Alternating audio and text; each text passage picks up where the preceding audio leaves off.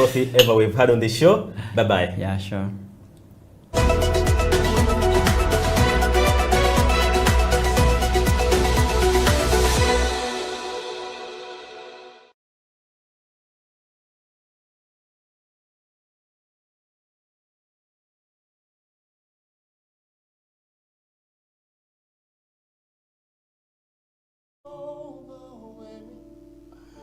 Never-ending, reckless love of God. It chases me down, fights till I'm found, and leaves the 99. I couldn't earn it, I don't deserve it. Still you give yourself away. Oh, the overwhelming, never-ending, reckless love of God. Yeah, it chases me down, fights till I'm found, leaves at 99. I couldn't earn it, and I don't deserve it. Still you give yourself away.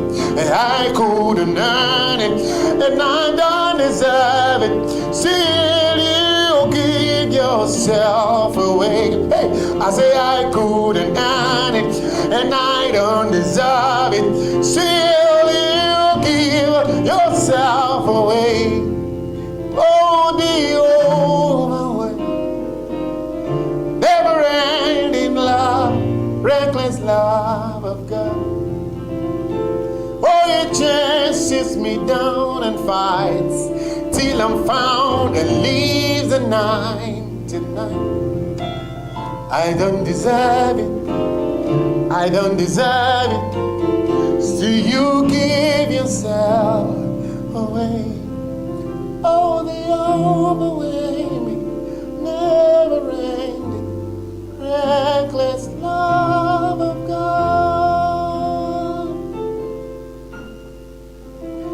Oh my God. Oh my God. He left the 99 and is coming after you. 99 he left is coming after you. He wants to make you that thing that he has created you to be. That is what he's doing. That is why he's coming after you. Get off from that bed of depression. Get up. Are you in the Western world, wherever you are, where the corona has hit so much? Why are you still alive? Because he loves you. Oh, the overwhelming, never-ending, reckless love of God. You see, that is the love that passes the love. Even your boyfriend would have told you today, hi, I love you. Maybe you didn't even have one that have said anything to you. Oh, the over. There's someone that loves you. Never-ending, reckless love of God. Oh, it chases me down, fights till I'm found, and leaves the 99. I couldn't earn it, you don't qualify, I don't deserve it, but he gave himself away. Oh, the overwhelming, never-ending, reckless love of God. I wanted to know that all things are working together for your good today. It's intentional. It's never failing. That's the plan of God for you and you and you and you. I keep emphasizing on you because I know you out there, God has something much, much better for you than what you think your life is right now. Get up and let's do this together. Because all things are working for my good. It's intentional, never failing. All things are working for my good. It's intentional, never failing. All things are working for my good. Ha. It's intentional, never failing. working for my good. It's intentional, never failing. Listen, say, I don't want to worry, God. It's working for me. It's working for me. It's working for me. 'Cause I don't want to worry, God. It's working for me. It's working for me, man, da. It's working for me. It's working for you. That I don't wanna worry, God. It's working for me. It's working. It's working for me. Oh. See, I don't wanna worry, cause it's working for me. It's working for me. It's working for me. I don't want you to worry. Don't worry. It's working for you. It's working for you. It's working for you. Oh.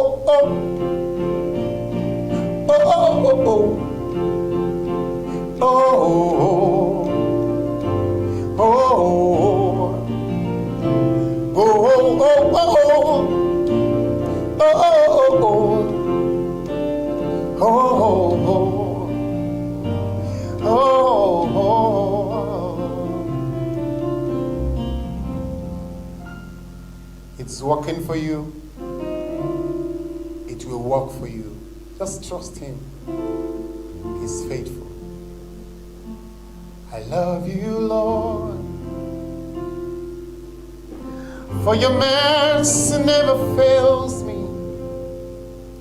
All my days I've been held in your hand. From the moment that I wake till I lay my head, I will sing of the goodness of God.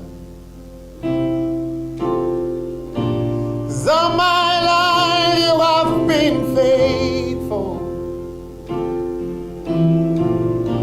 'Cause all my life you have been so good.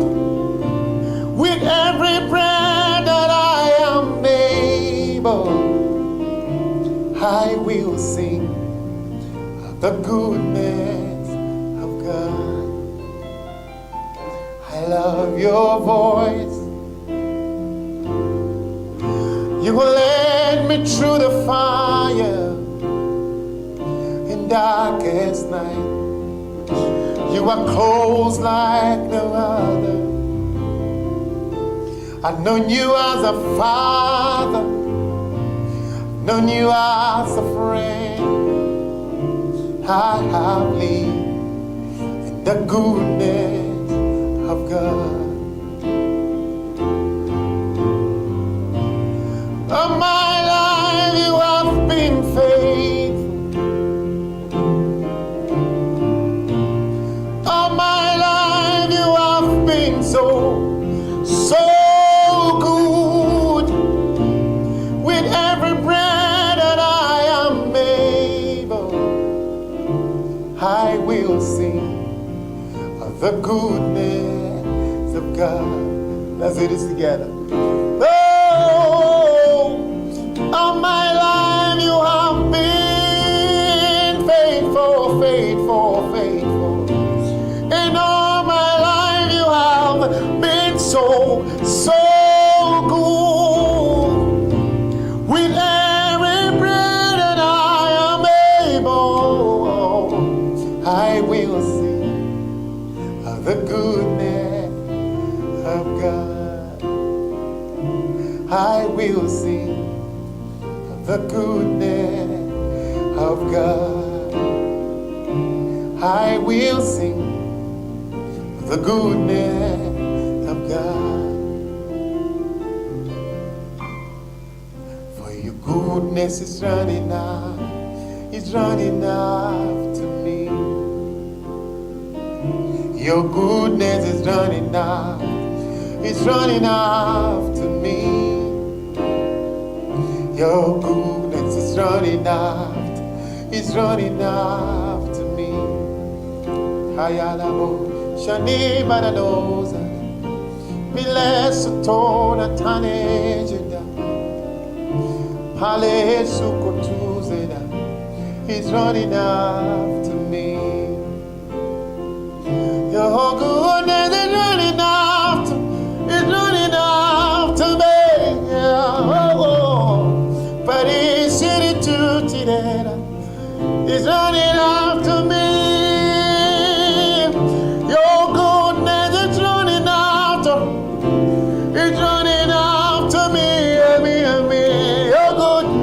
It's running out, it's running out.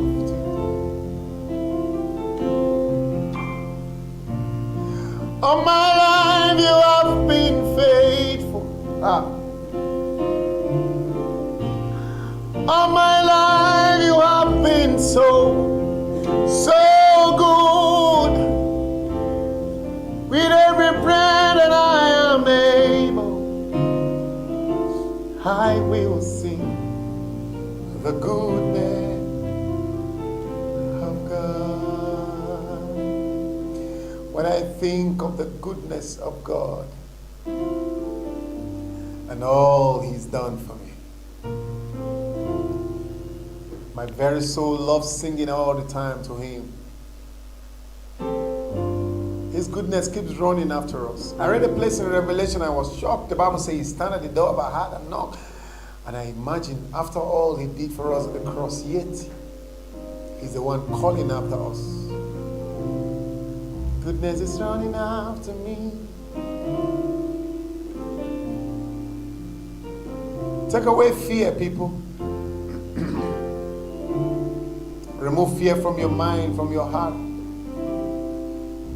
Put faith. Faith is the substance of things hoped for and the evidence of things not yet seen. He took away fear and gave you faith. Maybe why you are still there is because you feel He's a man that will help you. No, no, no, no, no, no. David said, I lift up my eyes to the hills, from whence cometh my help. He said, my help comes from the Lord, who makes the heavens and the earth. Is it not better to put your trust in the man that makes the heavens and the earth? Remove your hope from man. Remove your faith from man. Remove your trust from man.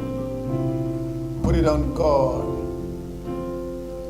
He's the one that can see you through.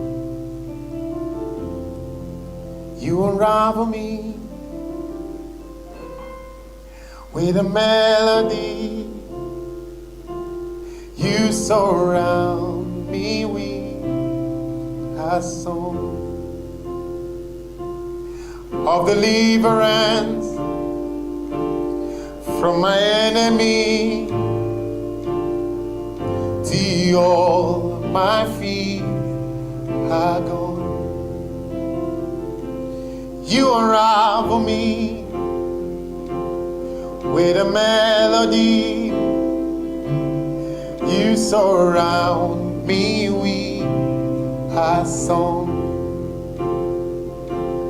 of deliverance from my enemy, till all my fears are gone. 'Cause I'm no longer a slave to fear. I am a child of God. 'Cause I'm no longer a slave to fear. I am a child of God. So I'm no longer a slave to fear. I am a child of God. From my mother's womb, you have chosen me. You've anointed me to sing song of deliverance from my enemy, all my fears are gone, 'cause I'm no longer a slave to fear. I am a child of God, 'cause I'm no longer a slave to fear. I am a child of God. I'm no longer a slave to fear. I am a child of God. The fear of the unknown, the fear of tomorrow, can be dangerous because it can keep you at the place. Put your trust in God. I've learned to put my trust in Him every day. I've learned to trust Him every day. He has taken away fear. I'm no longer a slave to fear. I'm no longer a slave to fear. I am a child of God.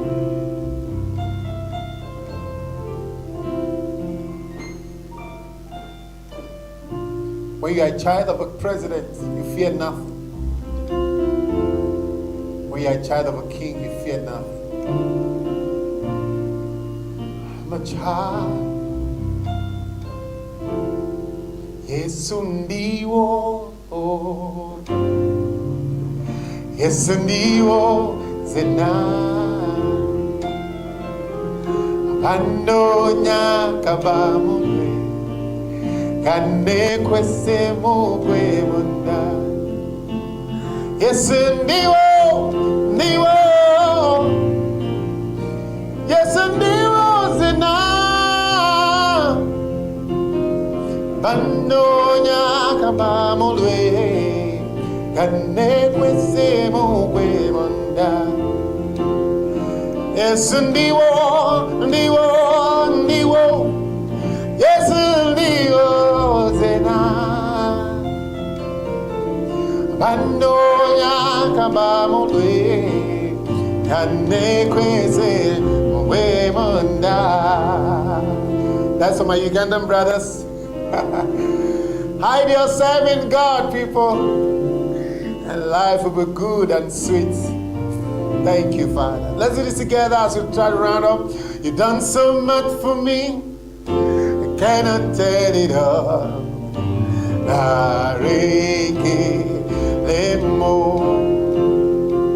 If I have 10,000 tongues, it still wouldn't be enough.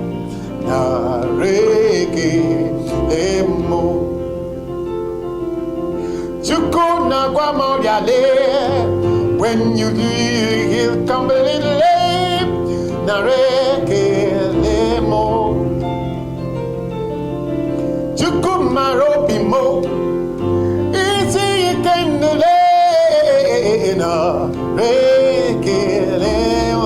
Everybody say, what shall I render to Jehovah? For he has done so very much for me. What shall I render to Jehovah? For he has done so very much for me. What shall I render to Jehovah?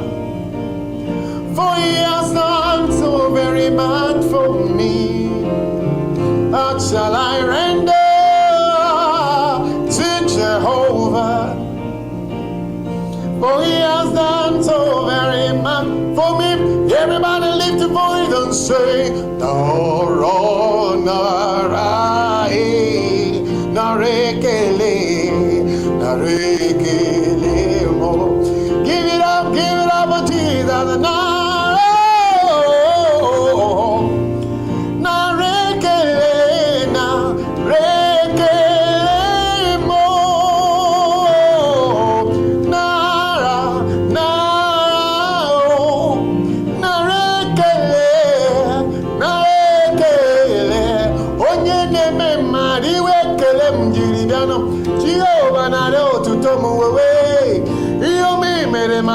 ye nare otuto ikukwa mano nyariwe kelemu o ezengeze Jehovah me chiku nare kelemu o nare kele lift your voice and give him glory na na na na na na na na na na nare kele na rekele ikosito mi palamonzi da de shededo mani mini boru de nanache kushana da da da pambe sitona na likibada bada bolo sudide pampurite mashula hanade yiye ala hosina nare kele mara nara nara nara nara na na na na na na na nara nare kele mo nare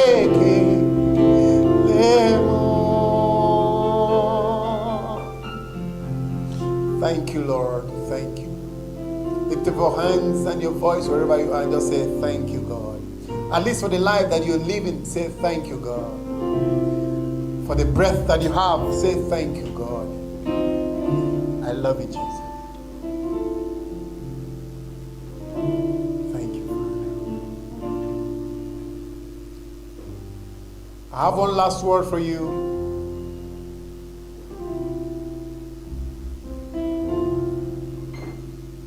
I believe someone in the Bible, that is why you keep hearing me talking about the Bible. The Bible says, he that keepeth Israel never sleep nor slumbers. And that is the God that keeps you. He that keepeth Uganda, America, Australia, Germany, Nigeria, all part of the world, never sleeps nor slumbers. He's watching over you. He knows your end from the beginning. He already knows where you're going to end. He says, my thought for you are thought of good, not of evil. I'm going to give you an expected end. That is an expected end. That very end which you want to be. That's what God has programmed and positioned you to be. Before you were born, conceived, He knew. He knows. Why were you not aborted? Because He had a perfect plan for you. Just put your trust in Him. I'd like us to do this one in Uganda together one more time. Na sinza ne me yange na sinza erinyanyo na vunama kunamurondo yo na sinza erinyanyo na sinza me yange na sinza erinyanyo na vunama kunamurondo yo na sinza erinyanyo. Covenant keeping God, dependable God, reliable God,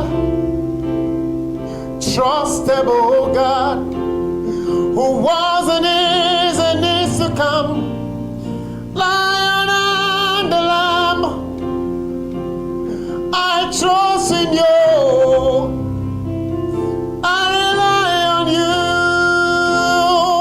I call you Yahweh, Yahweh, Yahweh, Yahweh. Only you can do what no man can do. I call you Yahweh, Yahweh, Yahweh, Yahweh. Only you can change what no man can change. Thank you very much. God bless you.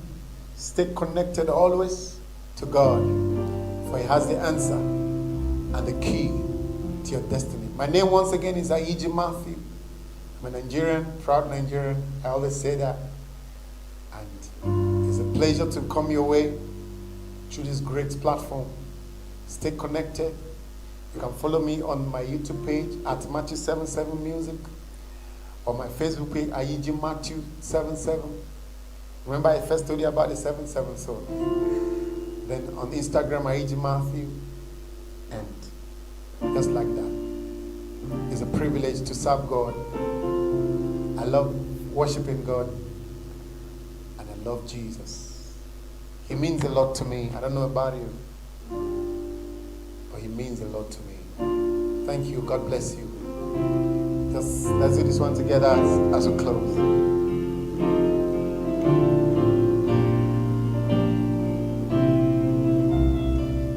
I'm deep in love with you, Abba Father. I'm deep in love with you, Lord. My heart it beats for you, precious Jesus. I'm deep in love with you, Lord. If you're in love with Him, help me listen. I'm deep in love with you, Abba Father. I'm deep in love with you, Lord. My heart it beats for you, precious Jesus. I'm deep in love with you, Lord.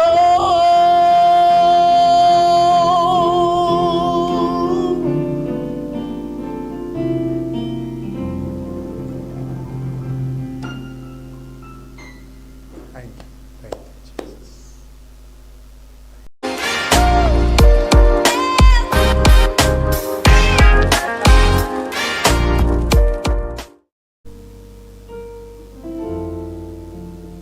Take your place and have your way, Lord.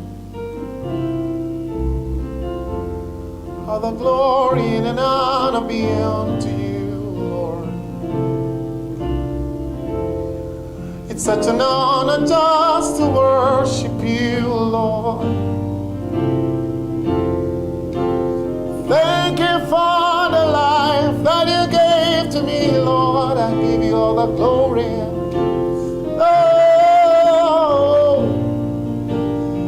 Take all the glory, Lord.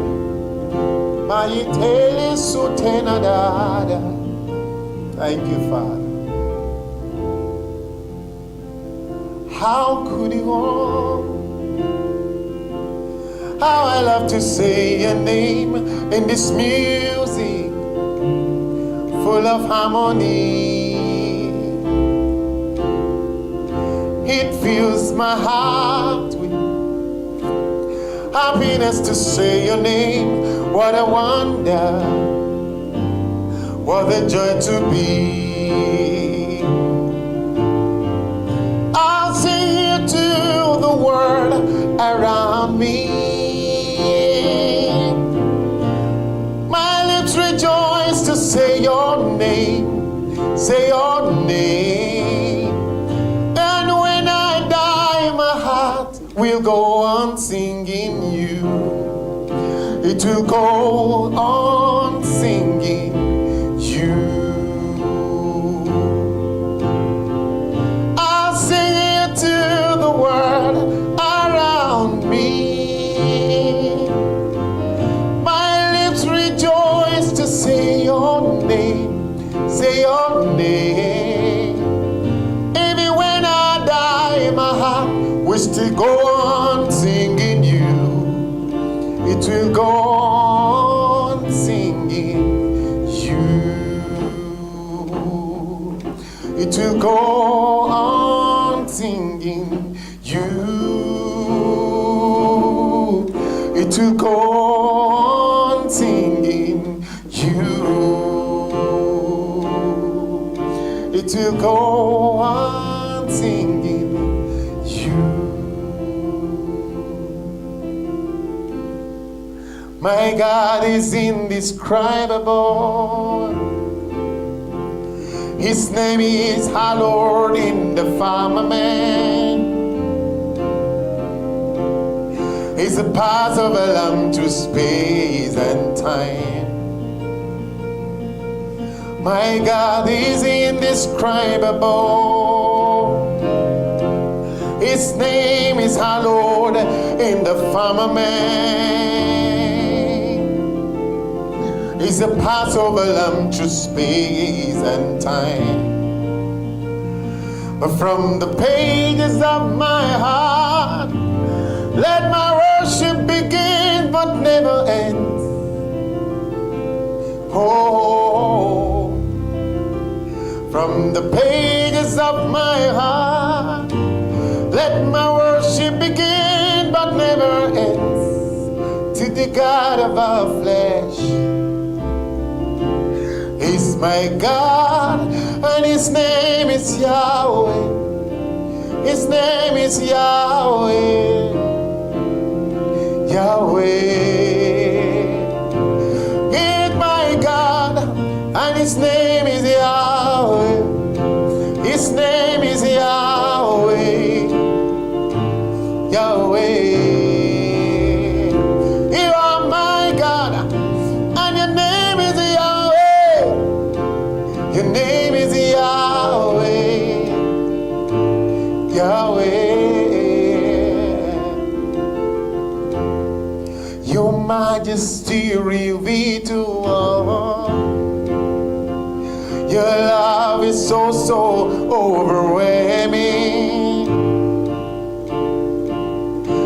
To your government there is no end. Your majesty revealed to all. Your love is so overwhelming. To your government there is no end.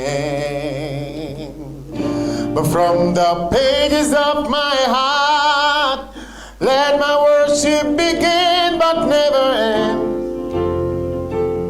Oh, from the pages of my heart, let my worship begin but never ends. To the God of our flesh.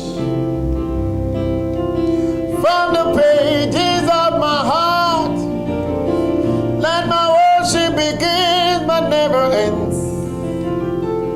Oh, from the pages of my heart, let my worship begin but never ends. To the God of our flesh. He's my God, and His name is Yahweh. His name is Yahweh. Yahweh. It's my God, and His name is Yahweh. The God that never fails. Yahweh. Yahweh. Yahweh. His name is Yahweh. His name is Yahweh. Yahweh. Oh, Yahweh. His name is Yahweh. Yeah. He is my God. His name is Yahweh. His name is Yahweh. Adonai. Yahweh. The Lion and the Lamb, the covenant keeping God. Your name is Yahweh. Yahweh.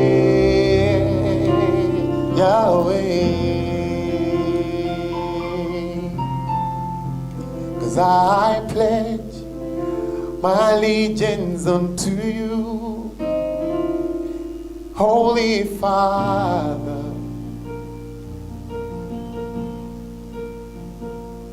I pledge my allegiance unto you, Holy Father. As long as I live, I pledge my allegiance unto you, Holy Father. I pledge my allegiance unto you, Holy Father. Lord, I pledge my allegiance unto you, Holy Father. All I've come to say, Lord, Siano Mela, Siano Mela, Siano Mela, Siano Mela, Siano Mela, Siano Mela, Siano Mela, O Mela, Siano Mela, Siano Mela, Siano Mela, O Mela, Siano Mela, Siano Mela, Siano Mela, O Mela, Siano Mela, Siano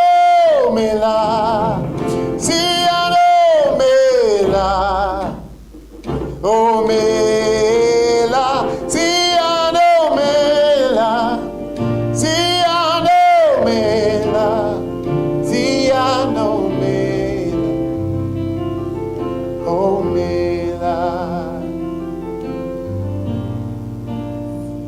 Thank you, Father. Give you all the praise, Lord. Thank you, Lord.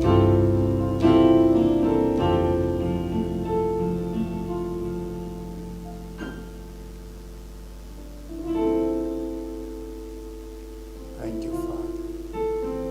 Give you thanks, Jesus. Hello, my name is Matthew. Yeah, my name is Matthew 77. They call me Matthew 77. My name is Matthew Aiji.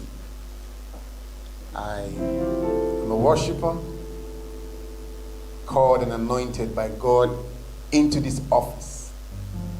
And it's a pleasure always singing, worshiping God in my own way, in my own style. Because when I think of goodness and His faithfulness and all He's done, all I got to do is just to worship Him. I've got nothing more to do but just to lift my voice and worship to God. And today we're here to worship together. We're here to just give God glory together. I've been in this for years. I think since I grew up to know myself as a young boy, I started doing this for God, and He has never failed, I can tell you that. He never fails, He has never failed, and He will never fail. I proved Him faithful in all ways. He's always been there for me. Like the children of Israel, when they were faced with battles, God just told them, go ahead and just worship. You don't need to fight in this war. And that is exactly what happens to me. Anytime I find myself in the midst of a thing, all I do is lift up my voice and just say, God, thank you. So, we're going to go on a break. We'll come back briefly. Stay connected. Thank you.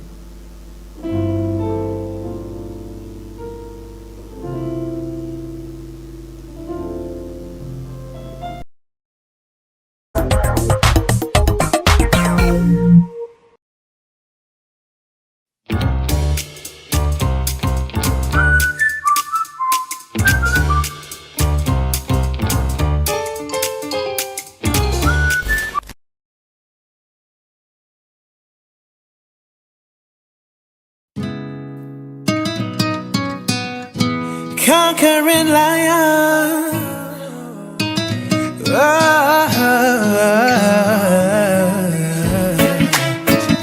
liberty, for the way I walk, giant, I lead my way. See, I know you've been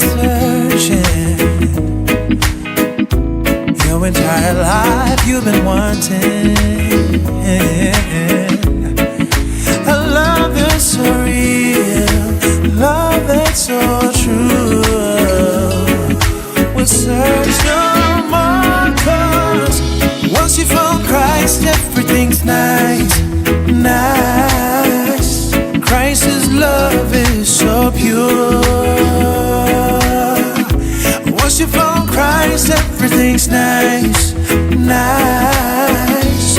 Christ's love is so true, so true. Oh, it's deeper than the sea, goes farther than only eyes can see. And he's a mystery, but it's from his majesty. It's true. Once you found Christ, everything's nice, nice. Christ's love is so pure. Once you found Christ, everything's nice, nice. Christ's love is so true, so true. Oh, no greater love than this, than that a man will lay his life for we. It beats my understanding. Oh, what a joy it brings to my heart. Your love is kind. Once you seek, you find.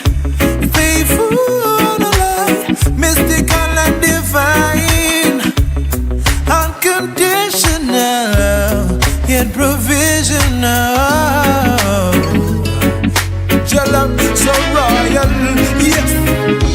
Once you found Christ, everything's nice, nice. Christ's love is so pure.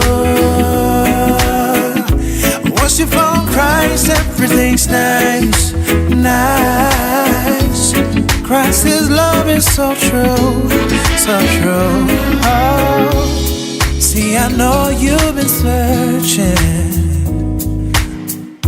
your entire life, you've been wanting a love that's so real, love that's so true. We'll search no more, 'cause once you found Christ, everything's nice, nice. Christ's love is so pure. Once you found Christ, everything's nice, nice. Christ's love is so true, so true. Oh.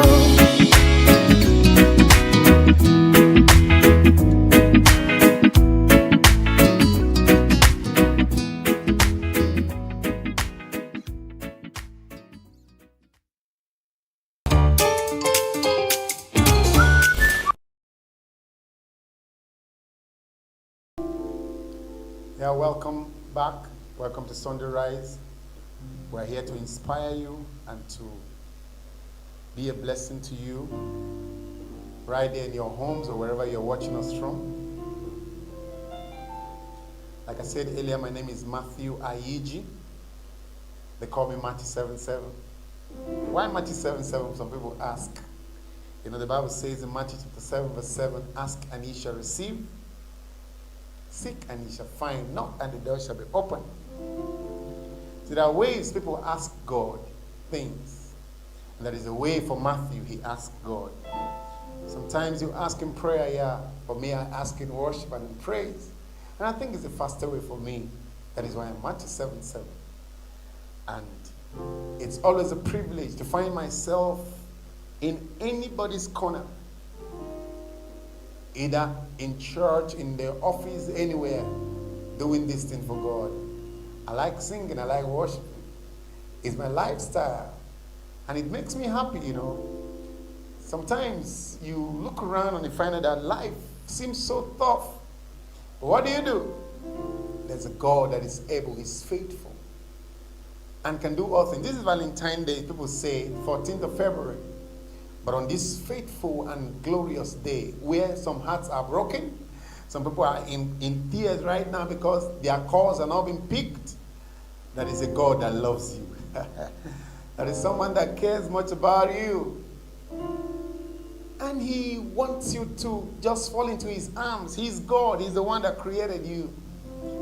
Your creation to this earth was not by mistake. He had you at the point of at the front of his mind. People say at the back of his mind. No, he has you at the front of his mind before he brought you to this earth. And I want to let you know, just put your trust in him. Love him. Because when you love God, he makes things work out for you. He makes things work out for you. We're going to do a song together. We love you, Lord. We love you, Lord. I don't know who you love right now. Is it that boyfriend? Is that girlfriend? Is that all that you love? It's when you love God first, then every other thing will fall in place. He said the fear of God is the beginning of wisdom. Whether you're a Christian, you're not a Christian, that is God in everything we do. When you fear him, that's the beginning of wisdom. And it gives you wisdom to now choose right in everything you do, in your career, in your life, everything. So join me as we do this song. We know it. We love you, Lord. We adore you, Lord. We lay our lives before your throne. We love you, Lord. We adore you, Lord. We lay our lives before your throne. There is none beside you, Lord. No other God but you. We lay our lives before your throne. There is none beside you, Lord. No other God but you. We lay our lives before your throne. We love you, Lord. I adore you, Lord. I lay my life before your throne. There's none beside you, Lord. No other God but you. We lay our lives before your throne. We lay our lives before your throne. If you watch God the way he created the heavens and the earth, he did it step by step. The next one is going to be one step at a time. You see, a lot of us young out there, people, youths, even the married, the people out there, they want to do things too much at the same time. The Bible says the first day God created the heavens and the earth. And like that, the second day, and he kept creating until he made you and me. Maybe why you are frustrated sometimes and you are so confused because you are not taking one step at a time. Learn to take one step at a time. Think and remember where God has brought you from and where he's taken you to at each time of your life. And you will know that you have either not failed it yet, because there is time and season attached to everything that we do here on earth. Maybe your time hasn't come. Maybe you are still just at the verge of entering into your time. But did you run away from it? Are you too in a hurry? I'm only human, 'cause I'm just a young man. Help me believe in what I should do and know that I am. Show me the stairway I have to climb, Lord, for my sake, just teach me to take one day at a time.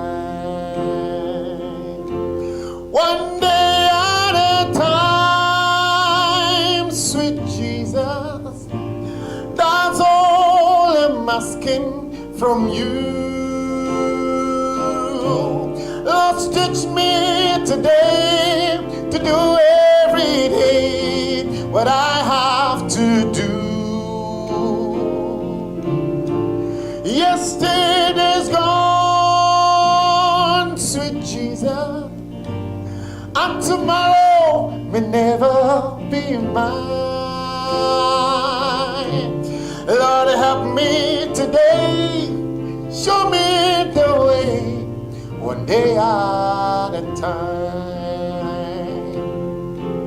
One day at a time, sweet Jesus. That's all I'm asking from you. Lord, teach me today to do every day what I have to do. Yesterday's gone, sweet Jesus, and tomorrow may never be mine. Lord, help me today, show me the way, one day at a time. Do you remember when you walked among men? Lord Jesus, you know, if you're looking below, is what's now than then. Stealing and killing, violence and crime. But Lord, for my sake, just teach me to take one day at a time. One day at a time, sweet Jesus. That's all I'm asking from you. Lord, teach me today to do every day what I have to do. Yesterday's gone, sweet Jesus, and tomorrow may never be mine. Please help me today, show me the way, Lord, one day at a time. Yesterday's gone, sweet Jesus, and tomorrow may never be mine. Lord, help me today, please show me the way, one day at a time. Always put your trust in God. He will help you. Yesterday is gone. Don't look behind. It is gone and it don't deal. Today is here. What are you making out of your life? There is a God that can help you. Put your trust in Him, because He makes a way. You know, when you look around and you see that your mates are making things and you're like, okay, this one just bought a car, this one just did this one is growing, this one has just built his house and all that. Ask for the story. Don't just conclude on the glory of sin. The car someone has today, the Range Rover he has today, the Lamborghini he might have today, might become a taxi tomorrow when your own car will come to be, you know. You might have the letters. Why kill yourself before the time? Put your trust in God, people. In the midst of the pandemic where people are crying every day, thinking life is done. Hey guys, some people just died. Did you know that? Your life breathing. So it's good news. What you need to do is just always hold on to God, because He made a way.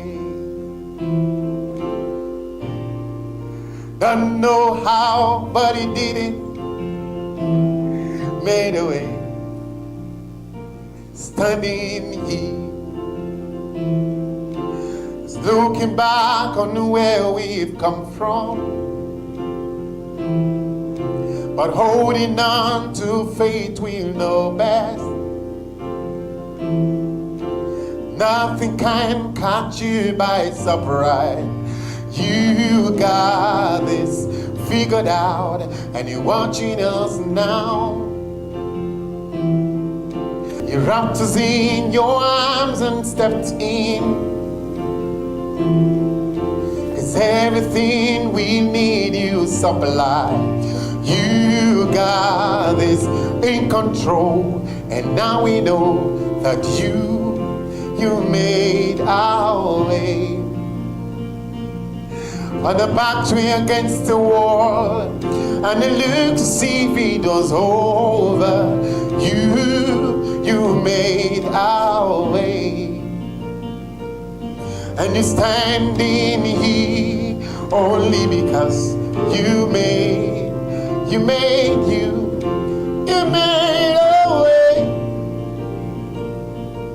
When the backs were against the wall, and it looked see it was over, and you made our way.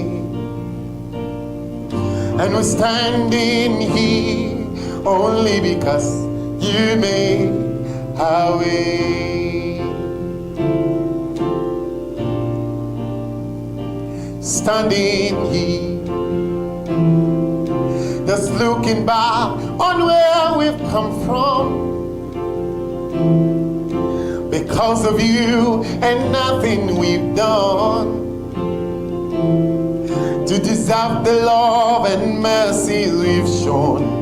Your grace was strong enough to pick us up, and you made our way. When the backs were against the wall, and it looked to see it was over, and you made our way. And we're standing here only because you made our way.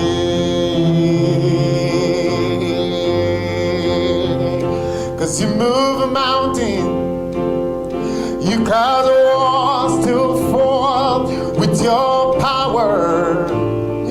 Perform miracles. There is nothing that's impossible. And we're standing here only because you move mountains.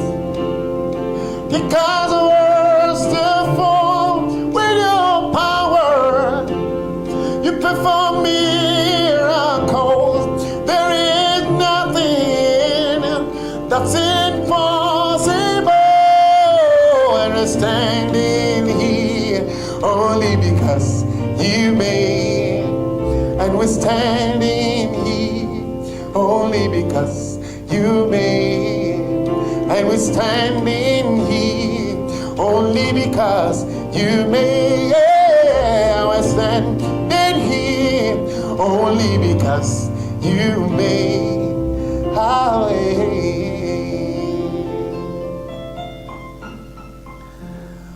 He's gonna make a way for you and you and you and you and you and you. I don't know who I'm talking to, but I know He's a way maker. He's a covenant-keeping God. He's a faithful God, you know. When He says, I'm going to do something, He does it. Maybe the problem is because you've not trusted Him enough. Put your trust in Him. The Bible says those that put their trust in God are like Mount Zion, that can never be moved. What is that thing that has been troubling you, keeping you down, you're low in the spirit? I got good news for you. God is going to make a way for you. I got good news for you. God is going to come through for you.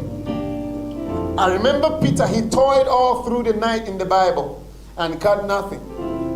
And Jesus showed forth and said, son, cast your net at the right-hand side. And that was it. The Bible says he caught a lot of net-breaking fish. God is about to show you where to cast your net.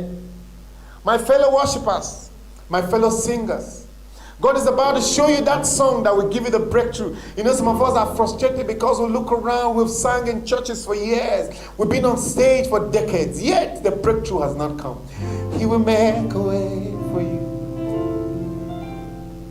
Let him be in front of you. Let him be the Lord inside of you. Let him be the one leading you. He will lead you aright. He will lead you aright. Put your trust in him. I'll put you in front of my melody. You're all that matters. You're all that matters. I'll make room for two. You and I, Jesus. You're all that matters. You're all that matters. I'll put you in front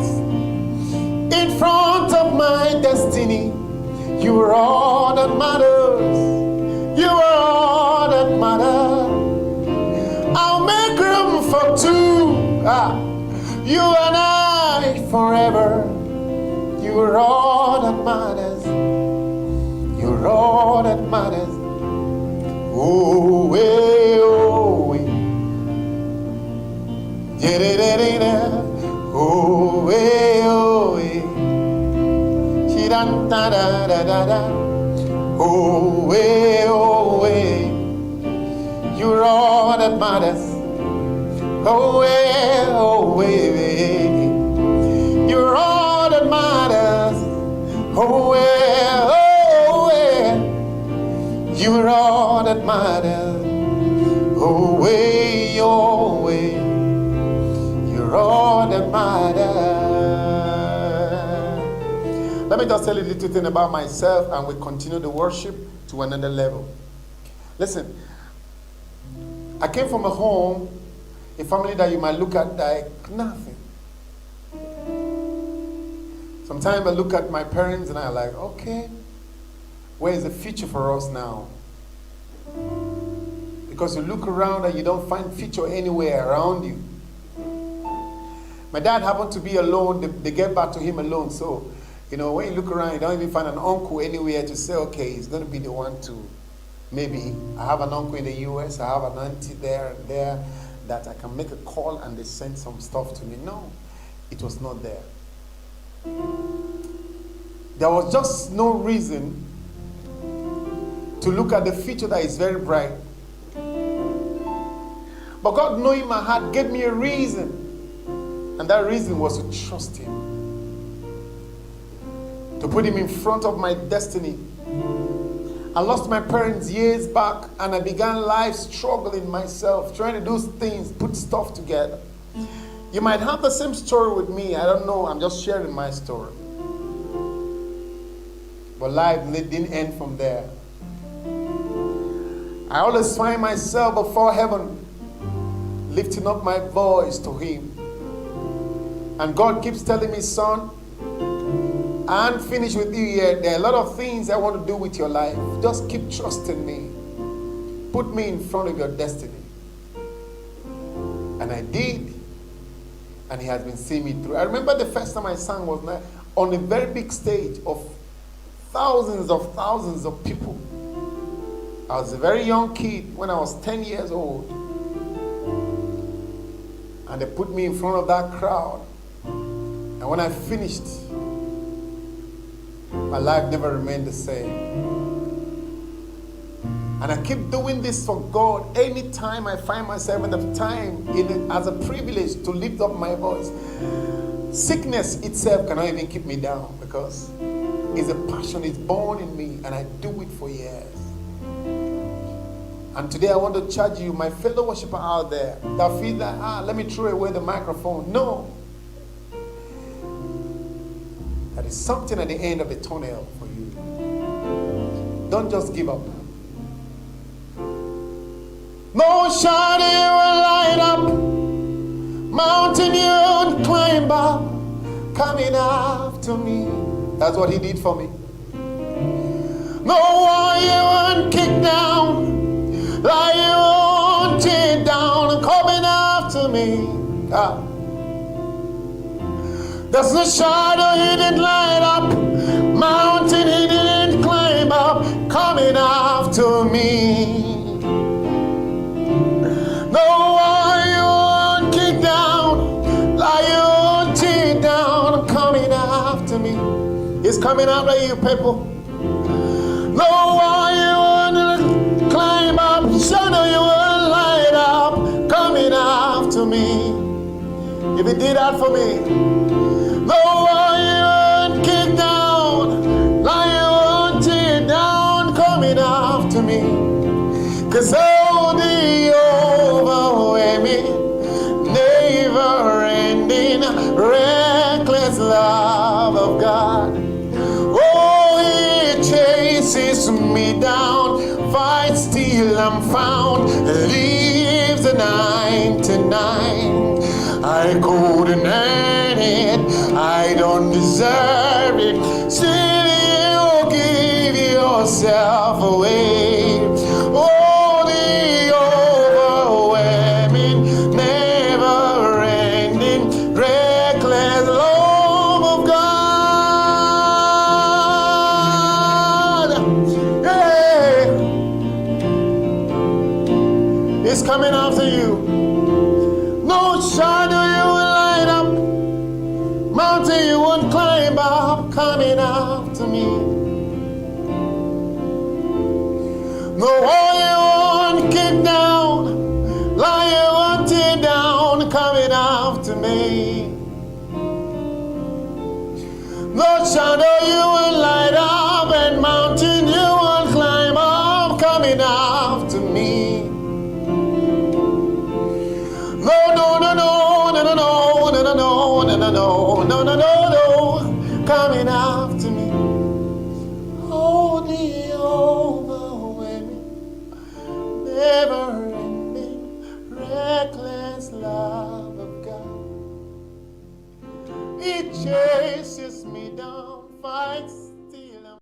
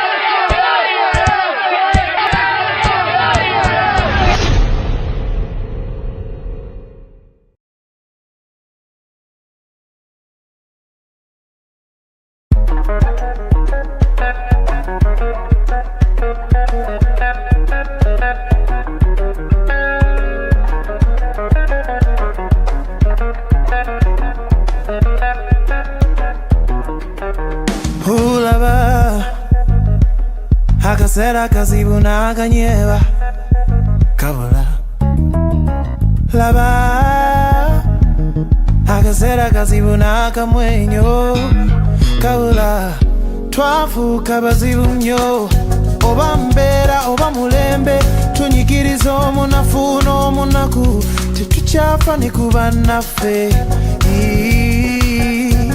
Mukama tukusaba otereze ebiro byaffe Mukama leero ebiro byaffe ulaba kyagala onjigirize okwagala kuba obutagala buzikiriza mwekubemu mu mitima wakoma ddigwe kufa koya kulinanye mwekubemu mu mitima wakoma ddigwe kufa koya atalina ebiro byaffe ebiro byaffe ebiro byaffe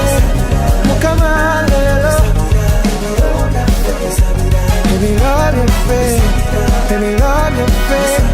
Hey. Baby, love your face. Baby, love your face. Come on, love. Baby, love your face. Baby, love your face. Hey, yeah. Jagalanda way. Ensi yange. Ngaturiba ufu. Ngatwagalana. Elanda way. Abantu bange. Ngatukolagana.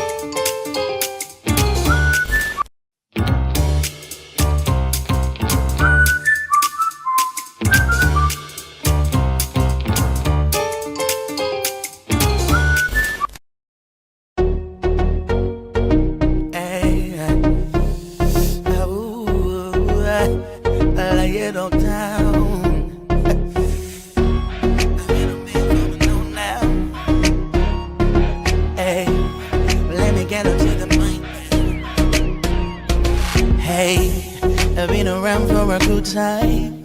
I don't mean to sound proud, but I know when it's coming right. And yes, I know when it's so tough. Sometimes I feel like I should walk away, this not the way. But yet I can't remember how far I've come, can give it now. Remember how far you've come, and just how far you have to go.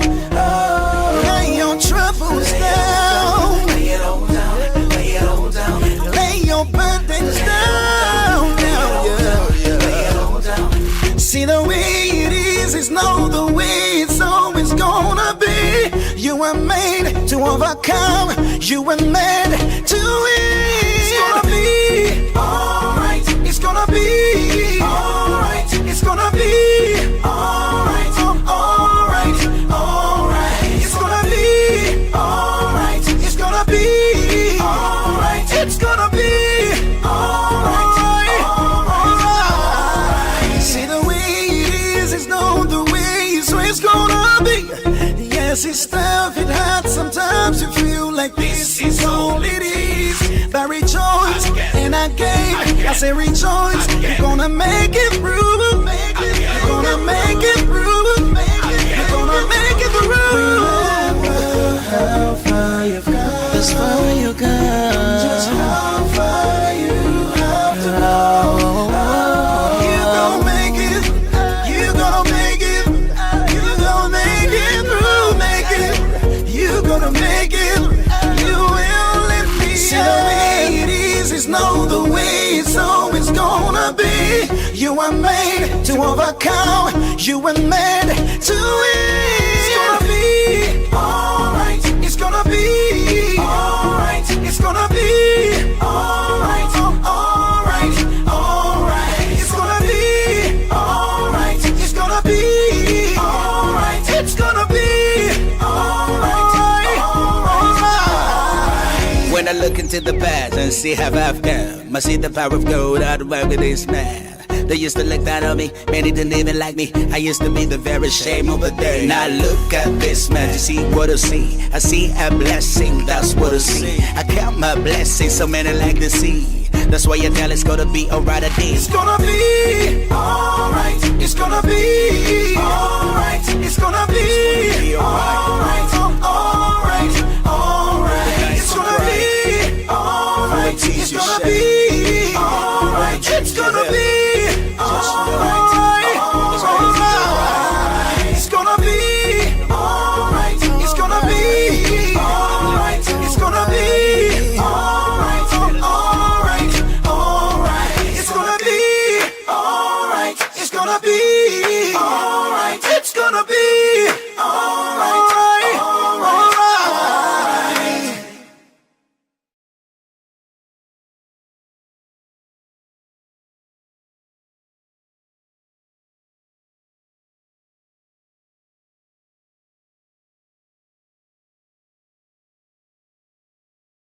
You have to know each equipment.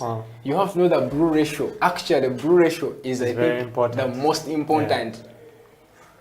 Brew ratio now most people may not understand. It is the ratio of the coffee powder to water, and the yield. Water in this article will bring us into the yield. If I put 10 grams of coffee into my portafilter, how much of it am I exactly? So if you don't master the brew ratio, oh, everything is going to turn out a mess. You understand? Even if you know that knowledge and you don't master the brew ratio.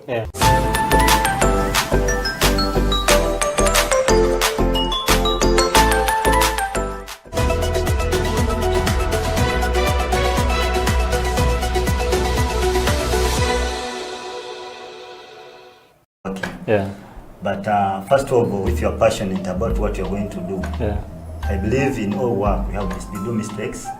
So my first experience at work was when I reached at work. You know, you have to be confident when you're doing something, even if it's wrong. In our industry, you have to be confident. Once you're confident, you give support of it. So my first cup to make was to a customer, and I made a mistake on it because the waitress came and gave me a cappuccino single. I said I made it and gave it to her. Then she told me, no, the guest wanted a flower on it. I will not make a flower. So I said, what I've given you is what is supposed to go. I cannot make another cup of coffee.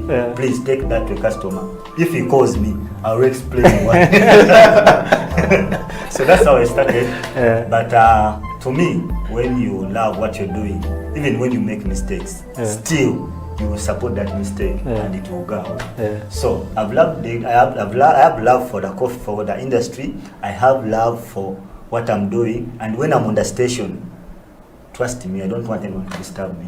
Even if you are home, even if you are the boss, once I'm in my bar, it is my turn. It's your area. Wait for my shift to get done, then you can bring the coffee. Interesting. If you're watching us, this is House of Talent, the coffee break. We are having some fun with Isaac and Charles here. You know, Charles telling us about his first experience, and he was supposed to make a certain cup of coffee, which he did not do, but these are the different experiences that we have. So if you're a barista and it's your first day on the job, relax. You got this. Have some confidence. We have you here at the coffee break, and we're going to take a break right now. But when we return, we still have that part of we're going to brew a cup of coffee, which I believe is going to be very tasty. And we'll also be talking about how can we set up a successful coffee business, which I think very many people are trying to get into right now. So we'll take a break right now. This is the coffee break on House of Talent Television.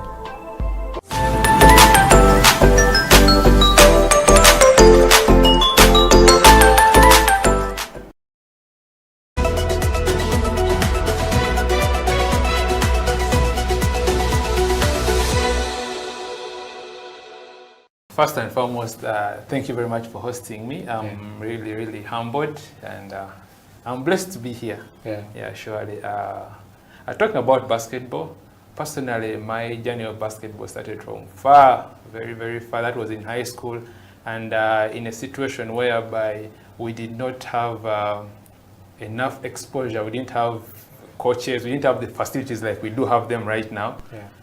although I'm saying this like there's so many years ago, there are not so many. That was about, I began knowing basketball in 2007. That was at KPC when I was in P7 vacation. That is end of 2007 actually, that KPC North. That's when I first touched the basketball. Then 2008, when I joined Namibia in Senior 1, I saw people playing. Actually, the people whom I saw there playing and inspired me were Sally of, he played for Chambogo Warriors. Do you remember him? The left-handed. Yes. And Omongin. Omongin, last I saw him playing for City Oil. Those were the guys whom I found in Namibia. I was in Senior 1. These guys were playing basketball at another level. And we would actually just go there to watch them. You know, for us by that time, they couldn't allow you to step on the basketball court that those guys are on, because they were senior 6s, you are a senior 1. You just, the best you can do is watch. Other than that, you don't step there. But nonetheless, that's where I started. Beautifully, or I would say lucky for me, that when I was playing with those guys, once in a while when they could see me about midday 1, when the sun is very hot, when they are still resting and waiting to come. So when we would go to court and, you know, try a few shots here and there, and then they would come and they meet us, they would see what we are doing, and, you know, they would identify talent. I don't know if I can use that word. So, in one way or another, they identified my talent. They realized I could at least throw in the ball. At any sport. They would just give it to me. Although I was weak, I didn't know how to bounce. They only told me one thing: throw in the ball. And throwing in the ball gave me an opportunity to play with them. When I was in Senior 1, Senior 2, but still, of course, I still had people who didn't believe in me, and it was challenging.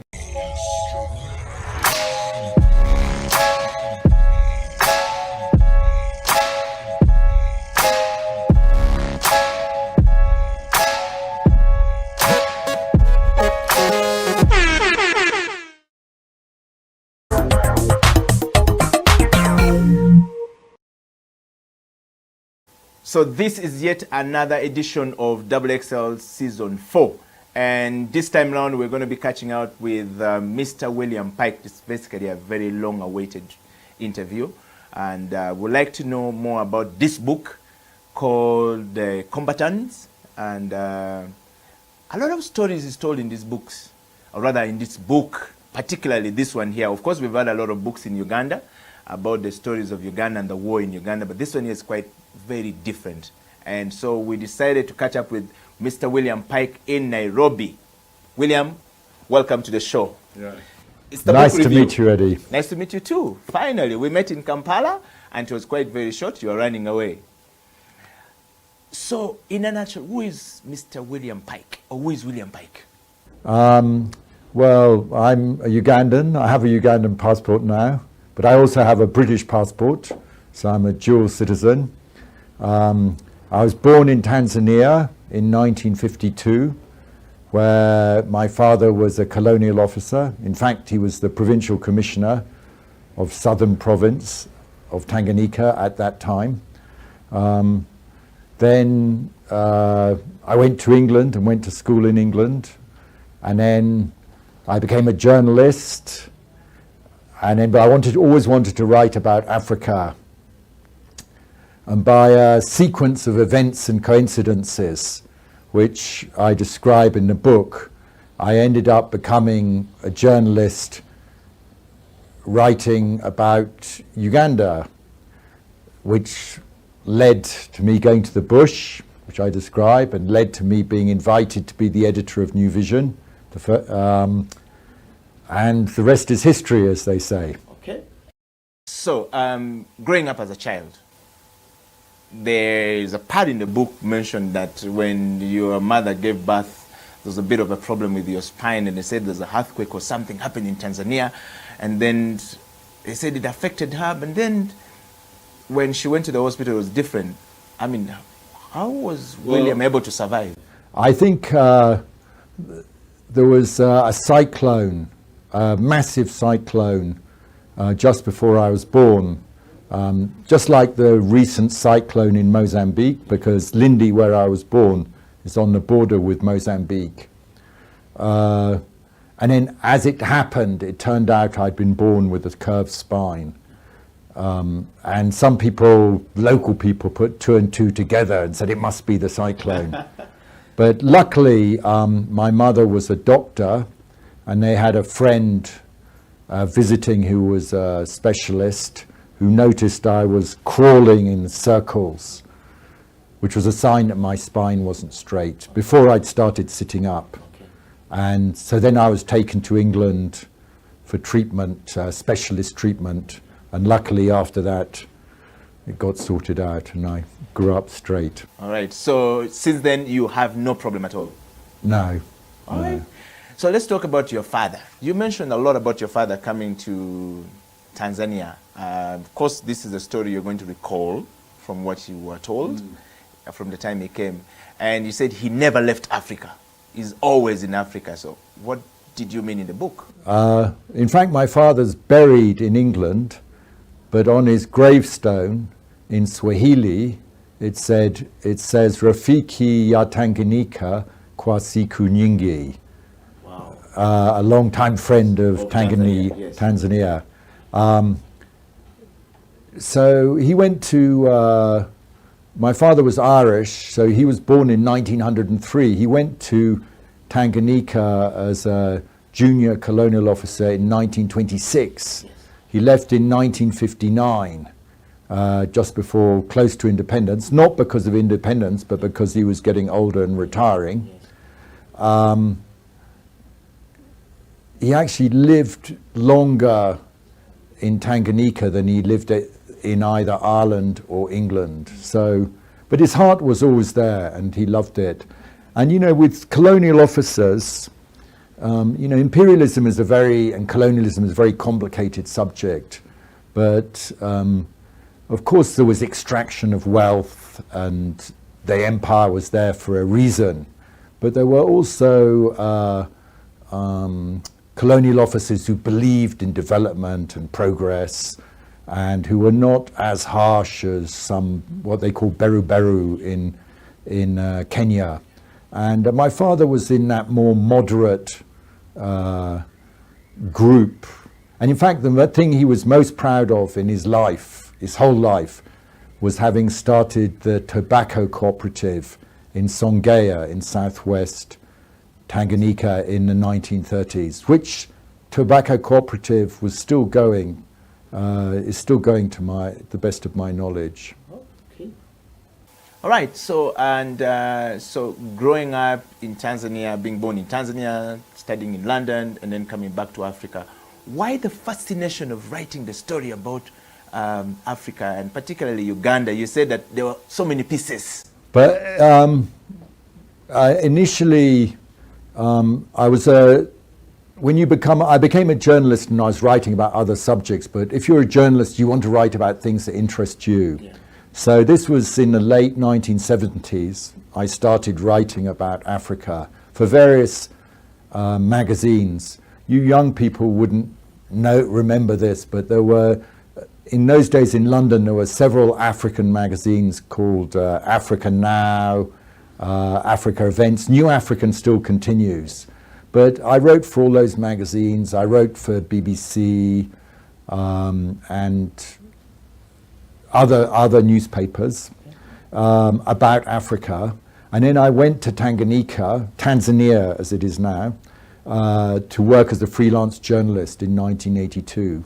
And I spent about 6 months there, but it was very, Tanzania was in deep economic crisis at the time, and it was very, very difficult, and people were very dissatisfied.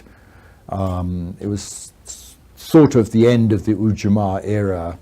And so I gave up being in Tanzania and came back to London, where I had a scholarship to do a master's in African Studies at the School of Oriental and African Studies.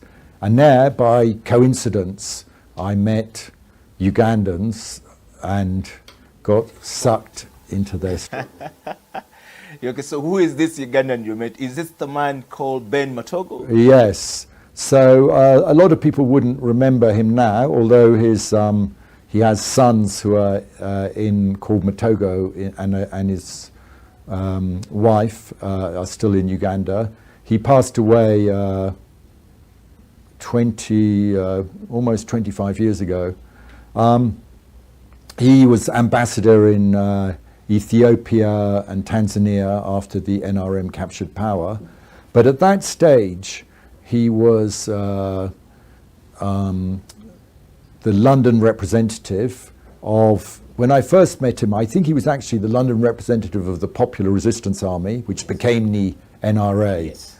But he was also studying, doing a PhD at University College London, because he was an exile, a refugee, and the refugees in London often went and did PhDs or masters, or so. But they all, in those days, the exiles, the political exiles in London, all used to come to the School of Oriental and African Studies.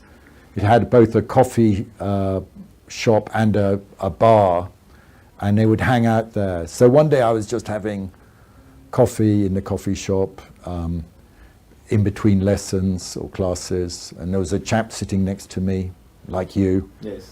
And I said, hi, Yes, who are yes. you, what?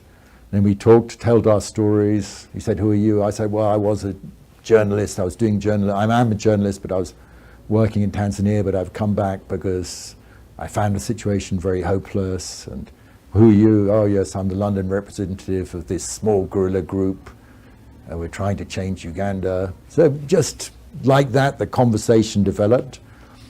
And to cut a long story short, it ended up almost 2 years later, me going to the bush to visit that little Guerrilla group. Yes. So you actually left London to visit them after 2 years? Yeah, so what happened was, in the book there's some summary of it, but in 1982 the NRA was doing quite well, but in 1983 there was a massive government offensive against the NRA, which almost put them under tremendous pressure, and that's when a lot of people died and a lot of people were forced into camps. But by 1984, or late 1983, early 1984, the NRA had regrouped, regained ground, and was looking for journalists to come and visit them. First of all, they went to Reuters, then Reuters decided it was too dangerous, then they wanted to get a ITV film crew from London, then they wanted to take too much equipment, then they wanted to take the editor of Africa Now magazine, who was a friend of mine, a British guy, and then his wife decided it was too risky for him to go. And I kept saying, take me, take me. In the back, you are not afraid of these things. By the way, that time Yes. I'd got to know Iria Katagaya, Rugunda, Kirunda Kivijinja. They'd all been to London. I'd met them, been drinking with them. So I said, I can go, take me, take me. And eventually, when all the other people dropped out, they agreed to take me. And I was I lived in a street called Westbourne Grove with my brother in London. And one morning, I got a phone call, and it was Iria Katagaya saying, we want you to be in Nairobi in 1 week. Wow. So I went to my office. By that time, I just joined South Magazine, which older people will remember, younger people won't. And I just joined them full time, and I'd made my condition. I'll join you, I'll come and work with you full time, but on one condition, that if I'm invited to go to Uganda by the NRA, I'll drop everything and go immediately. But you can have the story when I get back. Yes. So I went into South Magazine. I said, I'm going to be away. I think I'd only been working with them for a month. I said, I'm off. But when I'm back, you can have the story. Yes. And that was it. Yeah, and then I flew to Nairobi. Yes. And Katagai arranged to put me on a plane. And then I was met at Lake Vic Hotel in Entebbe by a clandestine operative, Aston Kujara. Oh. Yes, he is clandestine. Yeah, he was Very clandestine yes, name. yes. So let's get to this book here, and there are part of this book that I have enjoyed reading, and I want to take you straight to it. You've talked about, of course, Tanzania, and I think the story of Tanzania is quite fascinating. There are so many things you talked about in Tanzania, walking back to the house where you used to live and not seeing things the same way, and then they talk about the economy. So you talked about discovering Uganda. Just before you answer that question, let me take you back. What inspired this book? Well, what inspired this book is I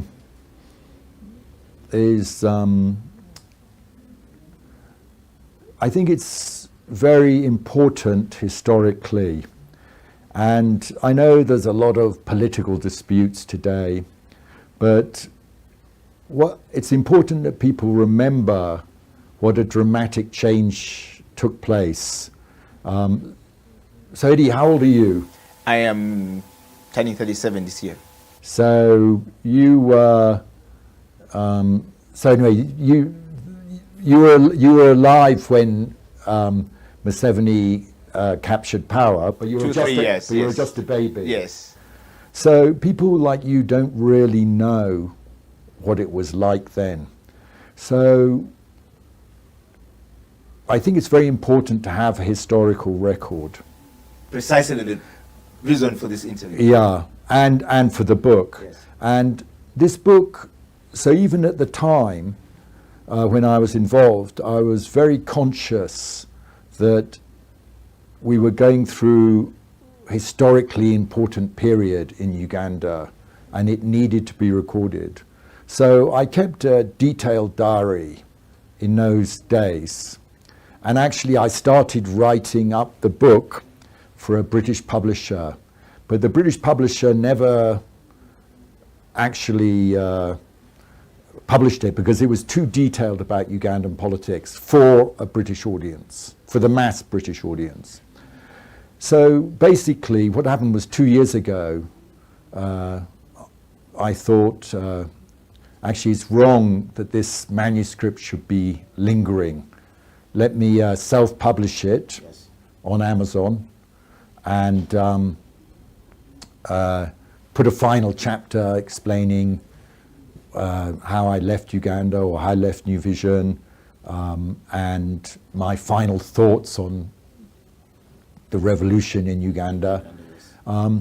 Again, I thought I can't let this manuscript be forgotten or lost, because actually it's an important historical record.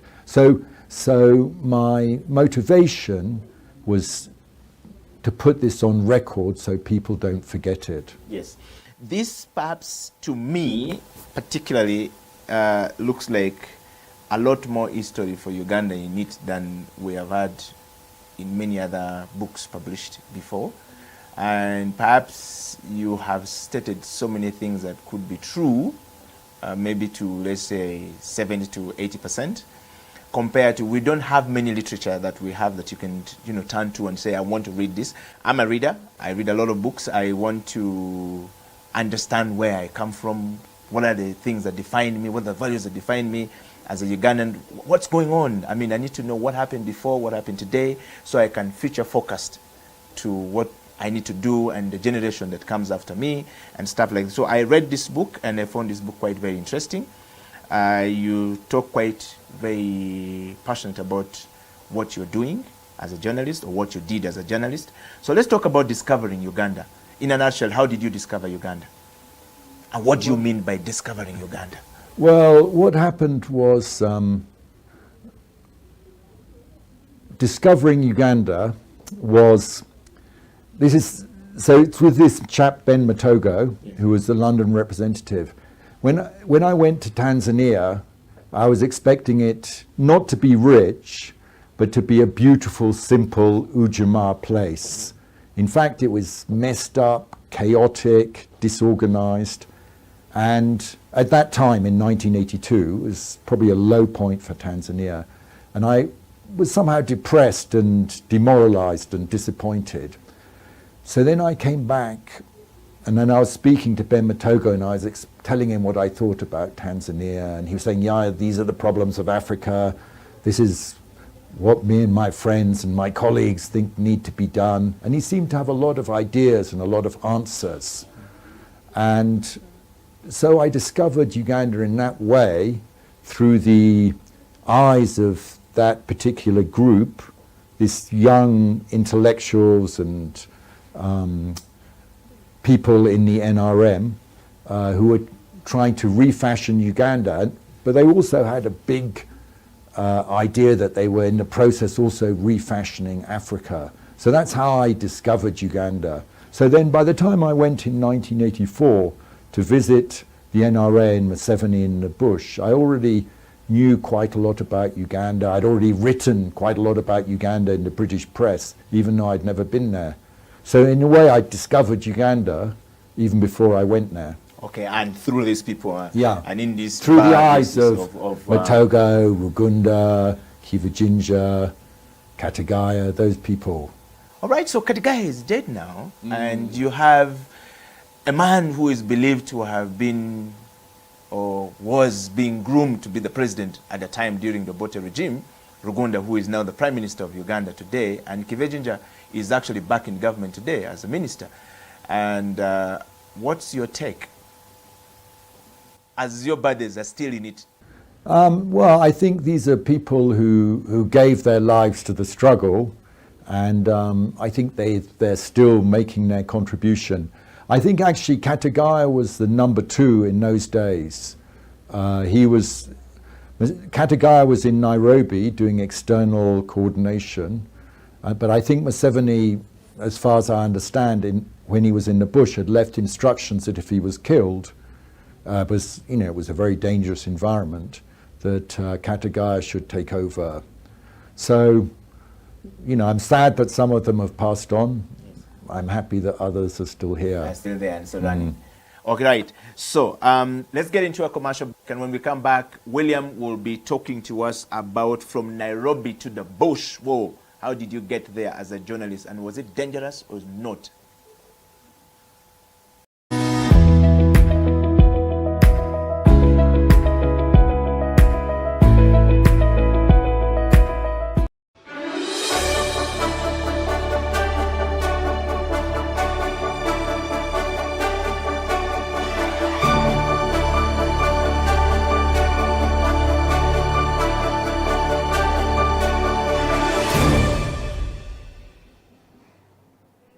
Welcome back from the break. This is the Creative Industry Talk. My name is Eddie Okila, and this particular show today, we're talking to a young man from PG, the central part of Buganda, who is a fashion designer. Ras Kasozi, aka actually known as Charles Kasozi, is a Ugandan boy who is a fashion designer.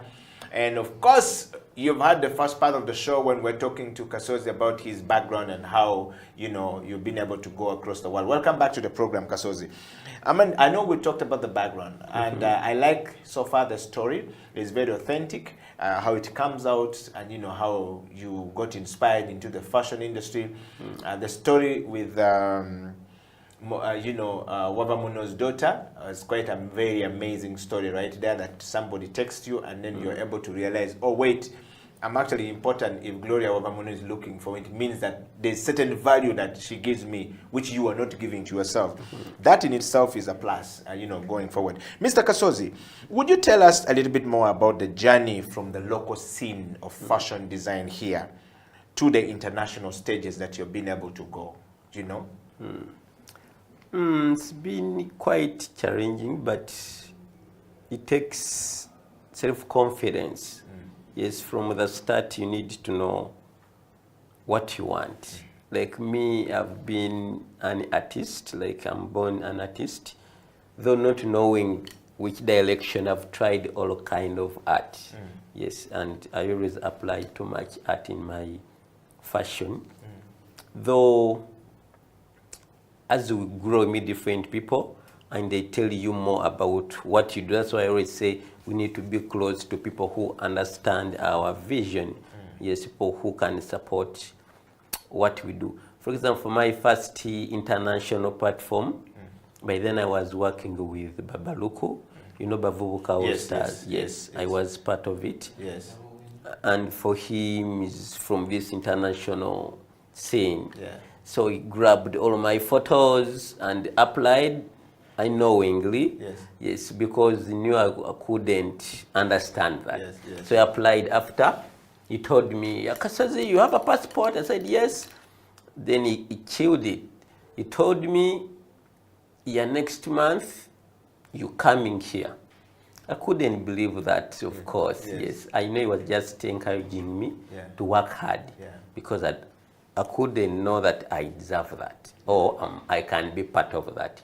Because I was even the first African to be to Vancouver Fashion Week. Yeah, and Ugandan, you get coming from the ghettos. I was working from this corner. You get like a smaller place, paying 50K a month. You get so that wasn't my platform. So when it reached to 2 weeks after working on all the papers, they told me you go to Canadian consulate and ask for visa fee. There, I got to that is. I think it was a month before, I started to panic that it was serious. And with that month, I had to spend 2 months from Kenya processing the visa. You know, in our mindset, too many visa tebazigabaye. And with art, you work with motivation. So every time I could try to get a piece of paper to sketch, I could get nervous, think of a visa, I failed. Till after the 2 weeks, I got my visa and I started sketching. I remember I did my sketches even from the bus as I was coming back from Kenya. When I reached home, I started sleepless nights, I made my collection in two weeks. That was 48 pieces. One person. Wow. And a miracle happened to me. I had to fly 3 days before the fashion show. And I planned to finish on that exact day. So accidentally, I didn't know, I left here the same date. I spent 18 hours on the way and I reached the same hours I left here. So I advanced like 24 hours. Yes. So I got that extra day. To finish my stuff. But that changed my mind so much because I reached to Vancouver and they always go through your work. If it doesn't reach that standard, you don't showcase. I was on a big panic. But models showed me that I've passed that. Models were grabbing, fighting for my pieces. I never even wait for from the the director. local stage in Uganda here. Yes. To now model fighting for you, and this was your biggest stage. How many stages have you been in Uganda before this opportunity to go to Vancouver by then I think I'd done two. I'd showcased to Silk and Bayimba. So first was Bayimba and then Silk. Yes. Then my third was international. Wow. And on that show, I tend to be among the top 3 designers. Yes. And I was showcasing with Michael Kors, So after that, people loved my collection so much. And I got another opportunity to showcase my collection again. I remember they were launching some electric car. Yes, they had produced. So I was their entertainer. So I loved the tour so much, and it changed my mindset because the love I got there, I never had it here. So I was like, why my home people convincing me? So I came back very tough with another mindset. Fighting for myself. I want to know from you, this is a very compelling story. If you're following the show, it's a Creative Industry Talk right here on House of Talent Television. My name is Edio Killer, and Kasozi is in the studio, or Kasozi Charles, who is Ras Kasozi. is on the program, and of course we're talking about his journey to the national, from the national here, from the local stages in Uganda to the international platform in Vancouver, Canada, and that's a very fascinating story right there. Again, earlier on you talked about we need to surround ourselves with people who will inspire us. I want you to take us back. You are now in Canada. You have been, loved, and you came back with a different mindset altogether. Did you earn money, or money wasn't a biggest motivator at that point? For them, it's automatic. It's the system. It's not about me. Yes. It's about the system. Yes. It's like however much you want to travel to Uganda without paying, the system is, they need your ticket in a bus, you get. Yes. So for them, they know the system, that fashion is a business. Yes. After showcase, for example, what happened to me after showcase, I thought, as usual in Uganda, after showcase, you pack your stuff in a suitcase, you go home. Yes. But for them, after showcasing, they had to announce my pop-up shop. Yes. Yeah, they got a big shop. I got a day. They put everything they had aside and display my stuff. Yes. So people came and purchased everything. And I love the way they did it. They were asking me, like I had a manager that time. Yes. She was called Christine. Yeah. She asked me how much this jacket, and then she had to teach me, now, in Canada, you can't sell something from the runway, $300. That's very cheap. Yes. Yeah, like expenses are here high, and also the platform, you get. Yeah. So it helped me, she helped me to price. Know the pricing, yes. Yes. Yeah. She did that, so I gave her the authority to do everything for me. And people were even booking before, they were testing us. Yes. I'm coming for this jacket. I'm coming for this skirt. Yes. You get. So it was really, really nice, and I sold everything.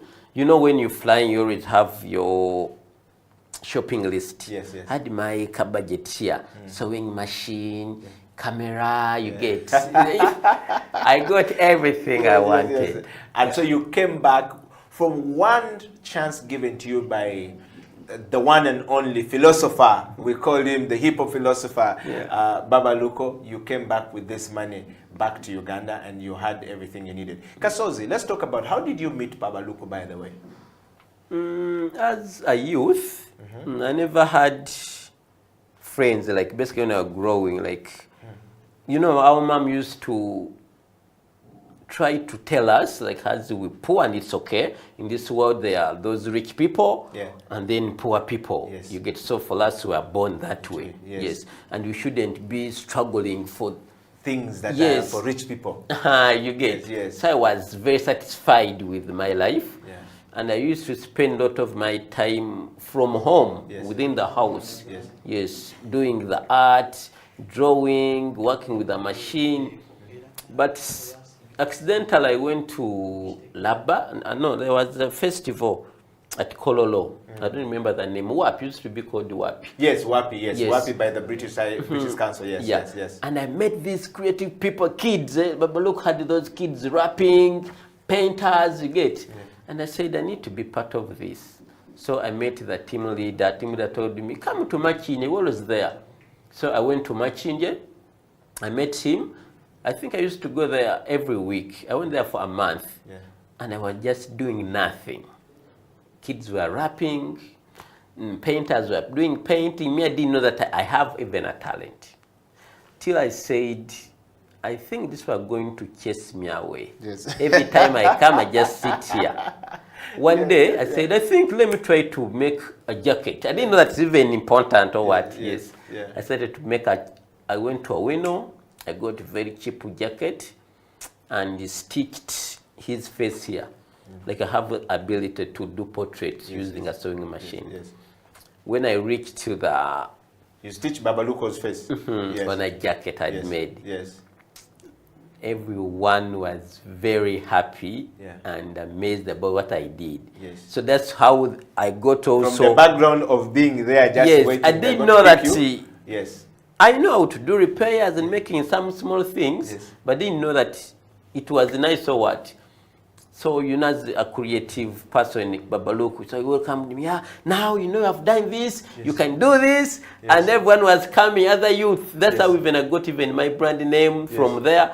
So we used to have someone doing graphics came and say, Kasozi, now you can swear. And let me make for you a logo. You get, and I got a brand name. Rappers used to come and tell me, yeah, you got to make for me shorts and stuff. You get, so I got the love and to know that yes, fashion is good, and now let me settle to this. Wow, wow. Yeah. Well, if you're following the creative industry talk anywhere across the world, Ed Yokila, Ras Kasozi here. We're talking about Ugandan fashion to the international fashion stage. What a story right there coming from Ras Kasozi. Charles Kasozi is his real name, as a Ugandan born, a Muganda by tribe, from the central part of Uganda. Your story is very fascinating, Kasozi. I'm enjoying the show with you today, and this is a very interesting creative industry talk. I want to just encourage everyone out there, go on there and share the story of Ras Kasozi far and wide,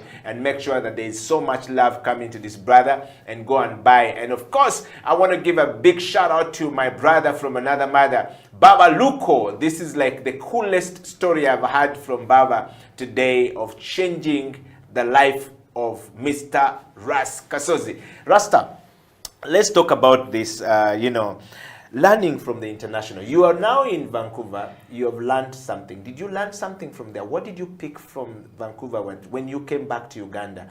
You were able to say, you know what?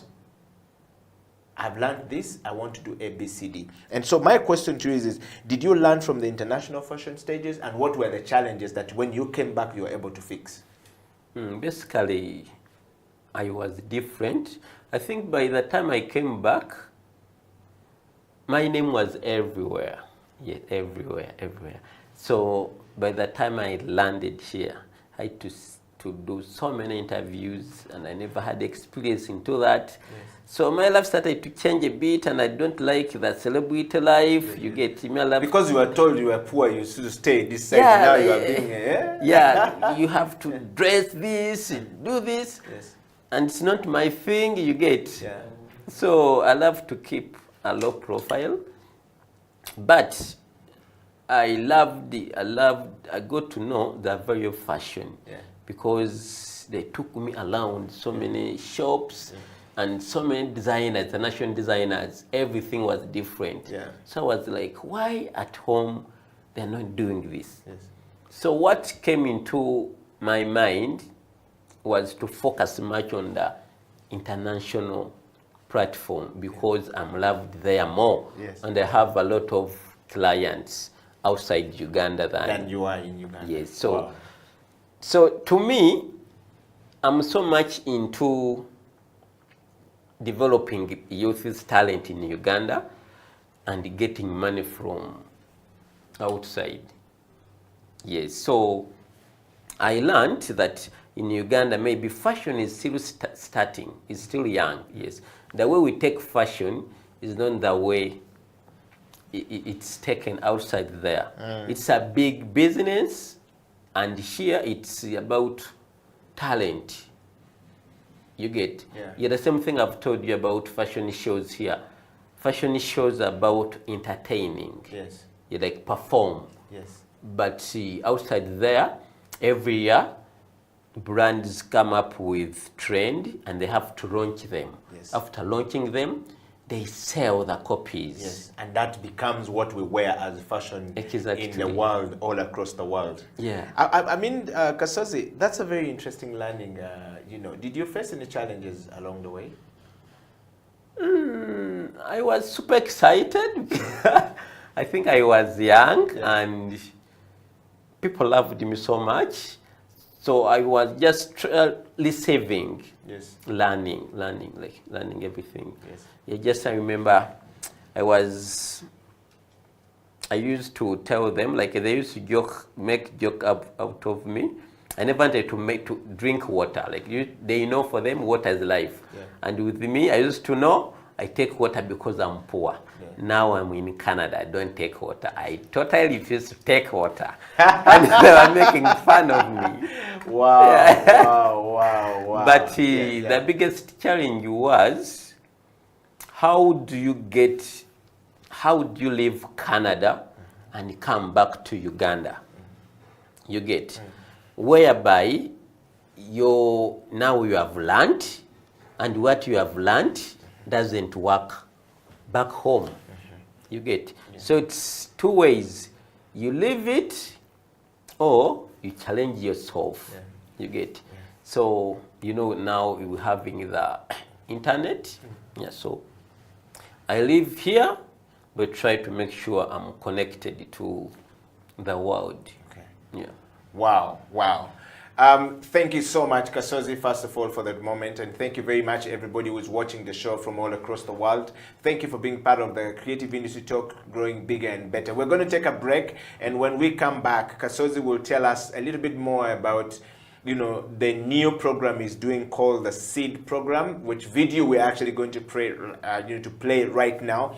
And of course, what are the advice that he can give to the young people who have not been able to, get opportunity like him, or were looking for such opportunity like, Baba Luko gave to Kasozi to go across the world. But also, we would want to know from him, which other stages has he been to since, the Vancouver, experience and the collaboration that have been happening. Stay right there. Creative Industry Talk. We'll be right back after this break.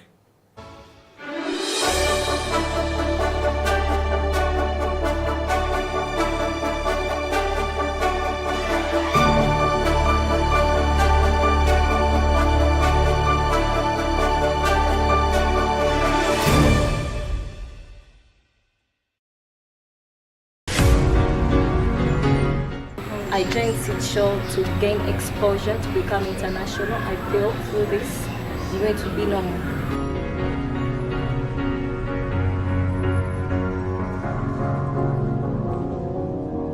Cause you're a sky full of stars.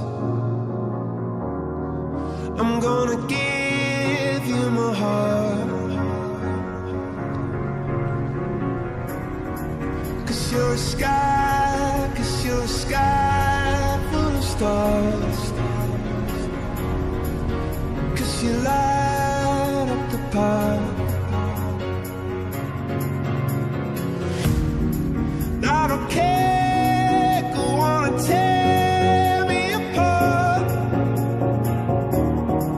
I don't care if you do.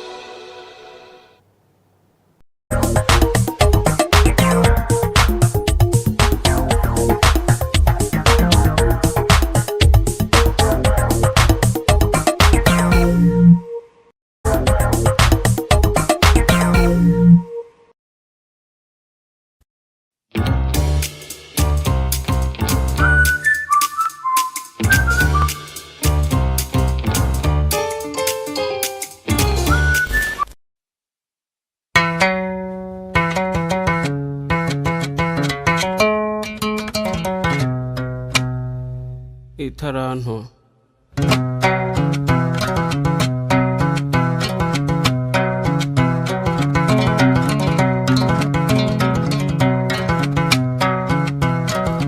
hariho umutware yaratunze cyane afite n'abagaragu kera kabaye agira uruzinduko mu kindi gihugu ahamagara abagaragu be maze abasigira ubutunzi bwe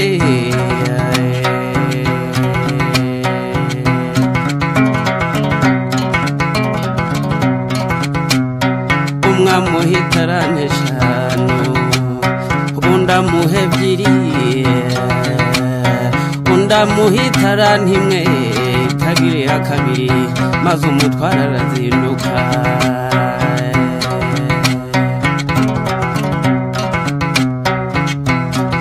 maze babagaragu batangira gukoresha za tarano nk'uko shebuja yazibasigiye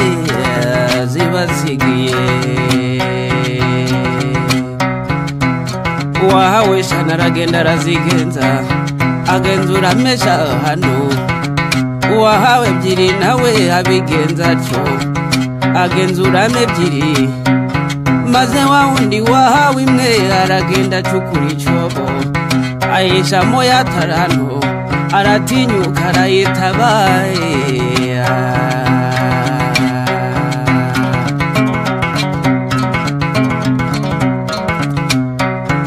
nuko imitsi irahitindi irataha maze shebuja mu kuzindukuruka abarana nabo ibyo yabasigiye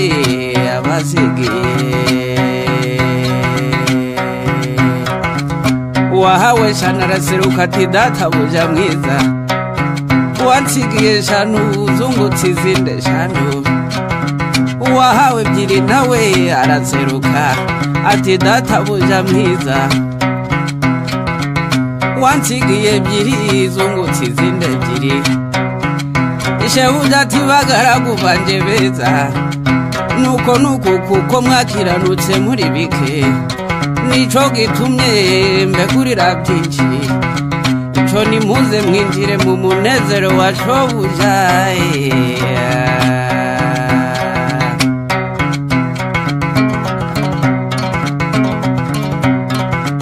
maze wa wundi wahawe itarane imwe itagiriye kabiri adatera hejuru azayibovota cyane ati databuja narinzi kuri umunyamwaga usarura utabibye na munagane itaranto narayitabye mu butaka dore ngiyo ufata ibyawe maze shebuja aramusubiza ati mbe mugaragu mubi niko wamunyabutewe esi ntiwari ukwiye kuyiha abagenza maze nkasangaho inyungu yayo nuko shebuja arayimwambura ayigabira wa wundi wungutse itarane 10 igiye mu zindi agira 11 kuko ufite wese azongererwa ariko udafite azanyagwa n'utwo yari afite maze wa mugaragu mubi baramuboha bamujugunya mu mwijima hanze azize ubupfapfa mbega agahinda we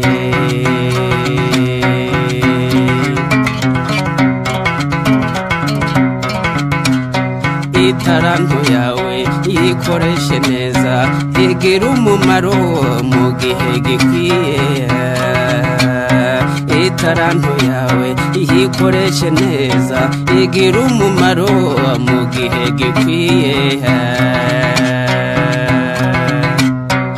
mbese gufasha abakene gusura abarwayi ibikorwa by'urukundo gushigikirana imirimo myiza igihe twahawe aya mafaranga nizo tarantu twasigiwe ngo zigire umumaro igihe tukiriho itarantu yawe ikoreshe neza igira umumaro mu gihe gikwiye itarantu yawe ikoreshe neza igira umumaro mu gihe gikwiye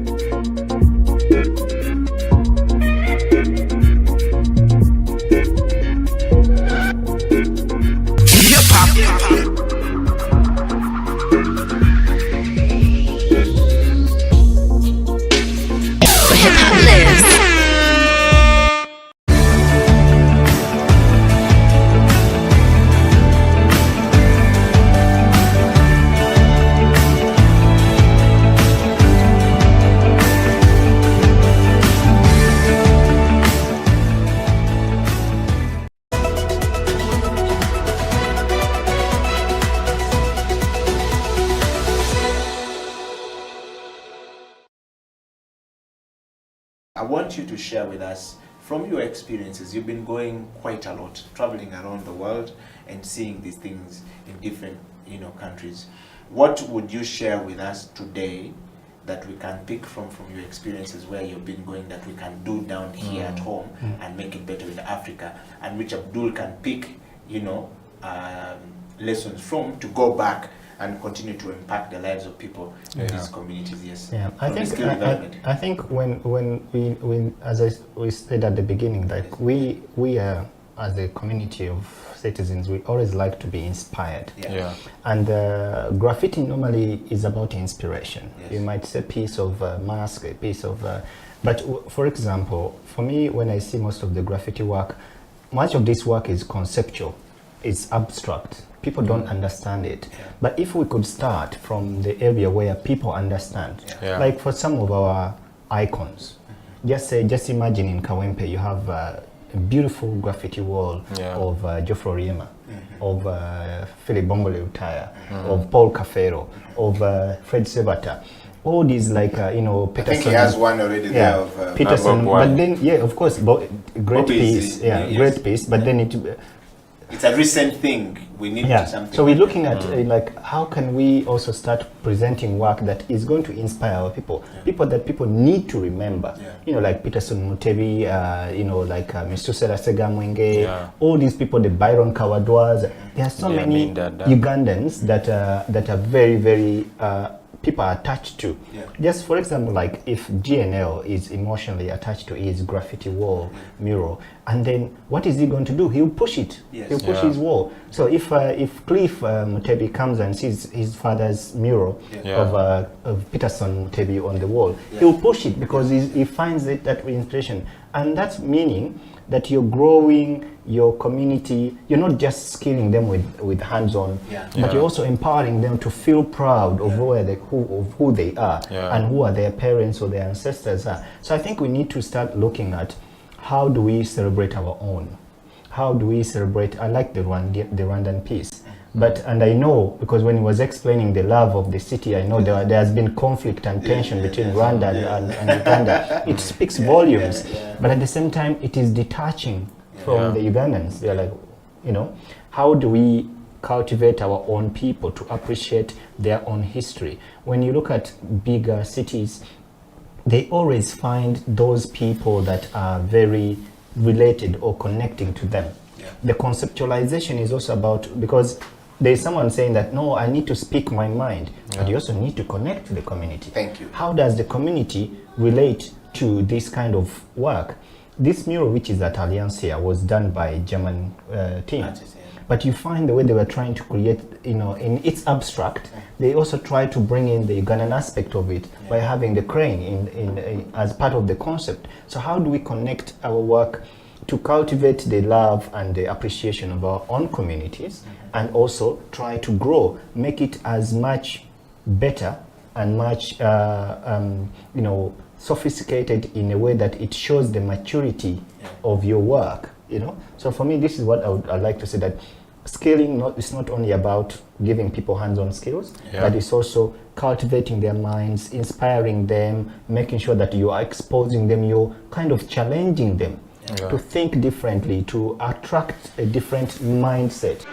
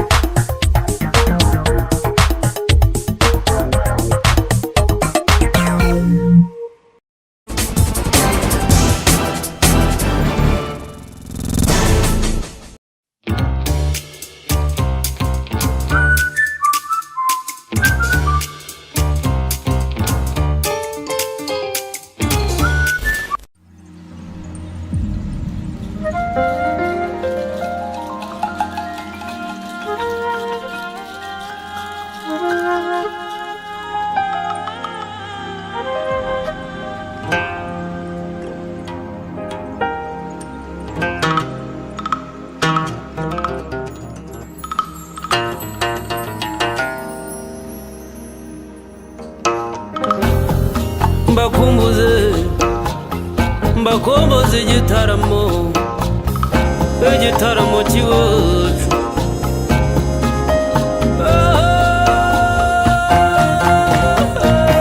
iwacu turatarama ngwino urare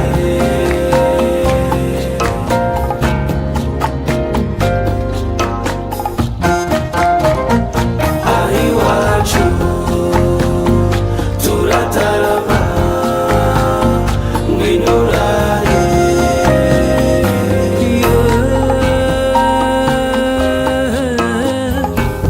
iyo dukoze ku nyamirya iz'ubuhuha n'inkomangano biratwizihira cyane. Mpamagare muhigirwa ni Nyaruguru mu muhamirizo w'intore, mu muhamirizo w'intore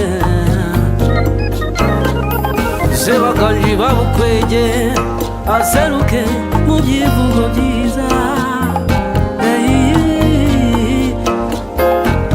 Mpamagare Sebatunzi ayihere mu miyuki akubwira inaha na batatu ya ruta mu kinyange cyarutiruka mu bakemba tugutaramire kandi uzagaruka iwacu turatarama ngwino urare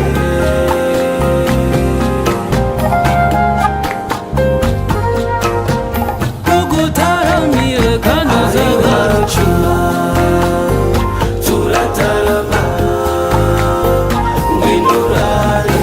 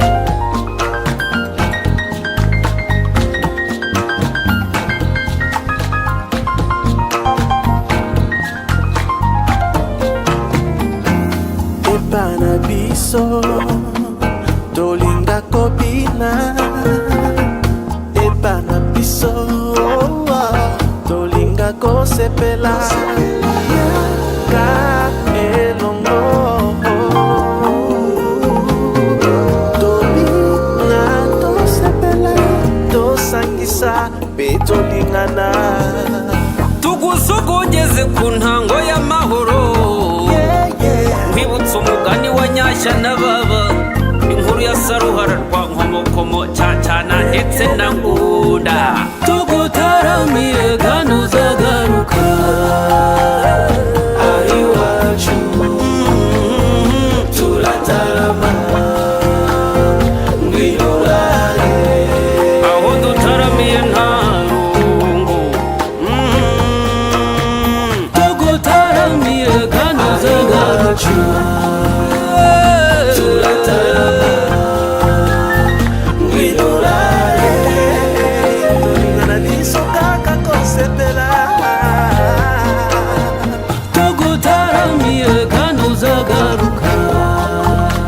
turataramiye ijoro tukarita hanze cya mbere wampaye inka cyuringanje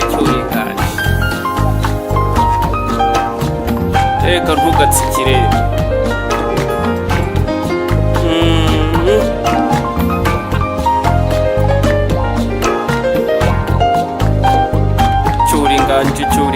cyuringanje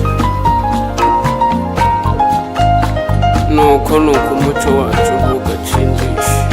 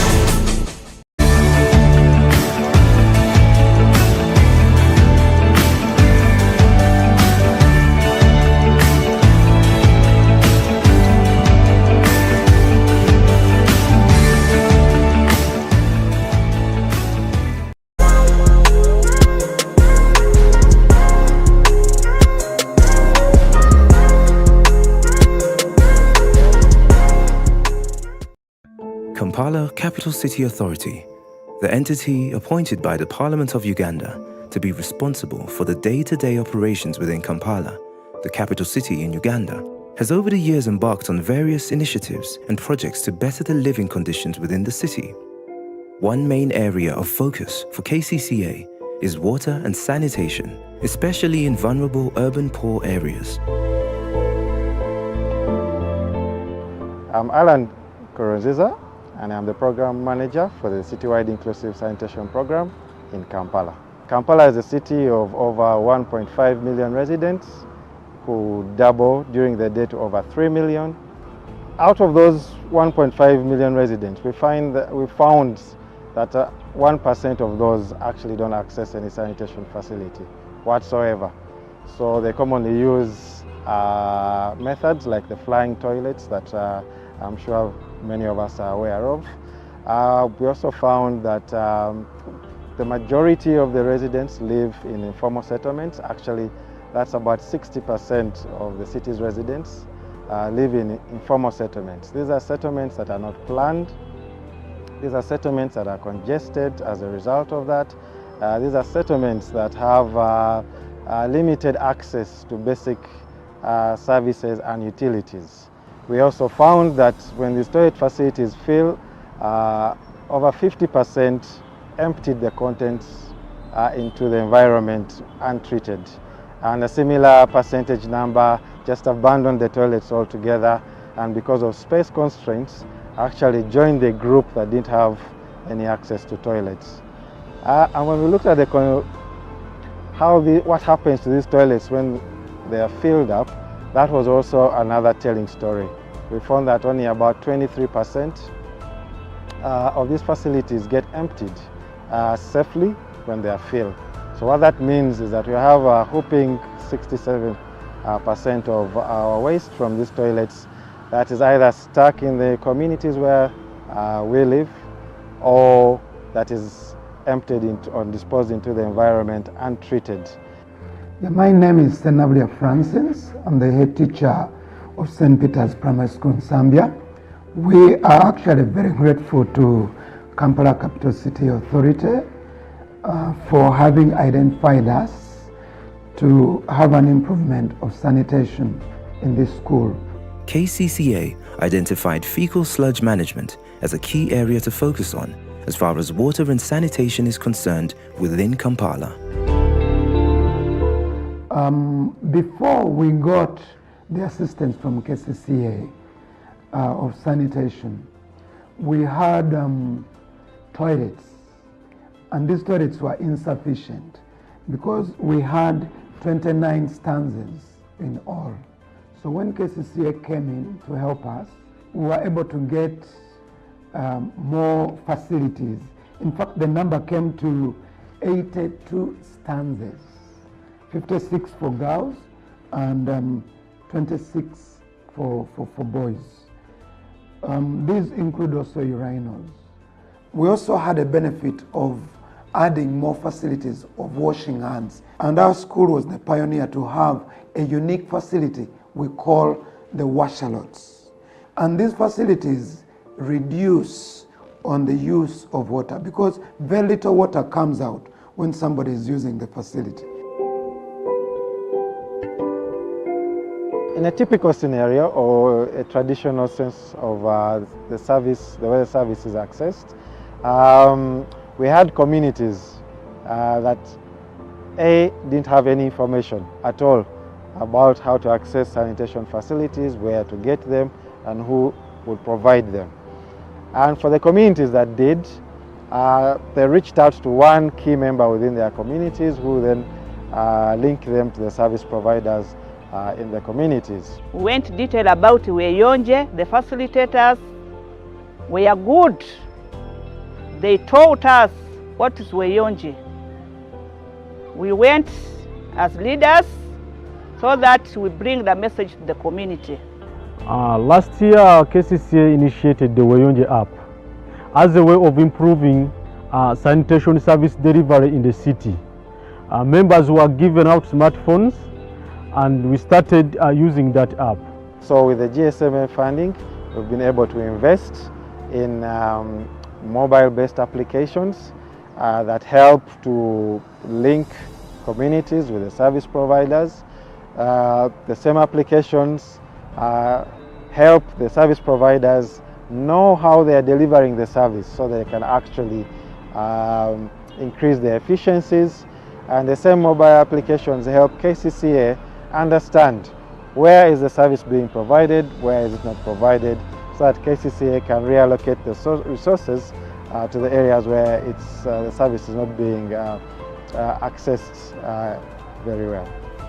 Okay, we've got a new job and he's having a septic tank with a flush toilet.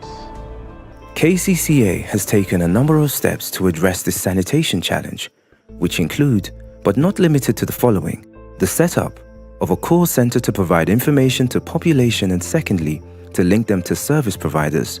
And now, with active involvement of the private sector-led interventions, things are looking up. And it's not just KCCA's commitment to a better Kampala and the strategic partnerships that is transforming fecal sludge management issues within the city. So what we're seeing over a space of 1 year, when we've started this approach of using the technology to actually address this service chain, is we're seeing a 20% increase in the amount of fecal sludge that is actually being evacuated from the communities. So we're actually seeing more toilets being emptied, we're seeing more service providers actually being employed or called upon to provide these services. So this GSMA funding has been very, very critical. It has been very helpful in actually tightening or linking that part of the service chain and ensuring that a citywide service is actually being delivered. The whole program, I can range it, it has been a success by 95%, because initially we were operating in a very informal way. Everyone was in his own. So we got trainings, we started companies. After starting companies, KCC and GIZ started also to legalize the sanitation business. Now members have licenses have acquired KCC environmental service permit. They have recommendation for national water that actually every fecal sludge you collect, you have to dispose it at its facilities, and the NEMA license, which is the last license that is required in rendering this sanitation business. So the whole process, at first we saw that maybe KCC has come to kick us out of the business, but we were far short-sighted. But in the due course, in the process, we saw that KCC want to shape our final destiny in this sanitation business, because we are given the priority such that we can comply with the city rules and regulations. If we fail, then they get other people to come and take over sanitation in the city.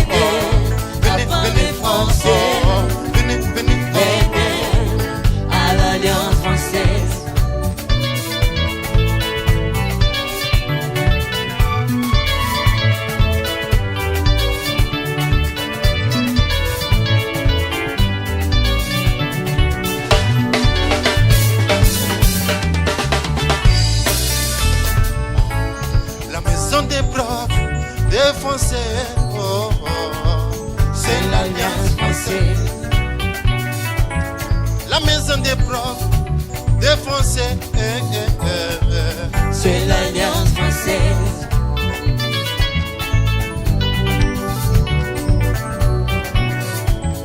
Une fille m'a posé une question, pourquoi prendre le français alors que je lui parlais de la radio Bonjour Kampala. Oh, venez, venez, venez, venez. Venez apprendre le français.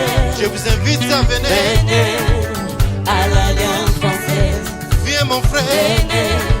Viens ma sœur. À l'Alliance française. Venez à l'Alliance française. Venez, venez. Venez apprendre le français. Venez à l'Alliance française.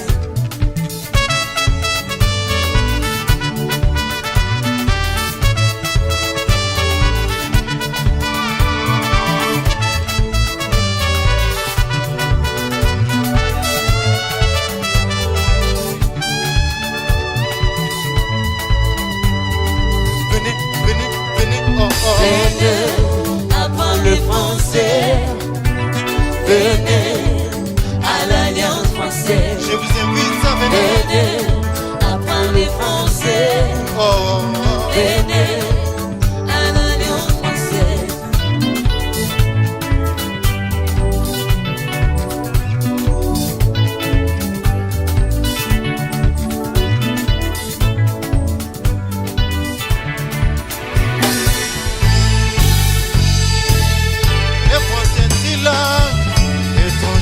La plus largement appris après l'anglais.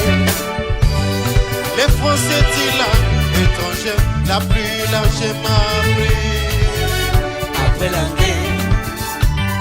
La connaissance du français ouvre des portes des entreprises en France comme à l'étranger.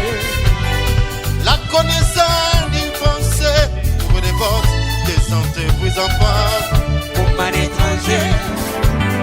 Le français, la langue de la culture, la langue internationale pour la cuisine, la mode, les théâtres, les habitués, la danse et l'architecture. Le français, la langue de la culture, la langue international pour la cuisine. La mode, le théâtre et les habitués, la danse et l'architecture. Oh, oh, oh, I love France. Oh, oh, I speak French. Oh, oh, I love France. Oh, oh, I speak French. I love France. Oh, I love France. I speak French. I speak French. I love French. Oh, I love French. I speak French. I speak French. Oh, I love French. Oh, I speak French. Venez, apprends le français. Venez à l'Alliance française. Venez, apprends le français. Venez à l'Alliance française. Venez à Kamocha. Venez apprends le français. Venez à l'Alliance française. Venez dans la grande famille. Venez apprendre le français. Venez mes amis. Venez à l'Alliance française.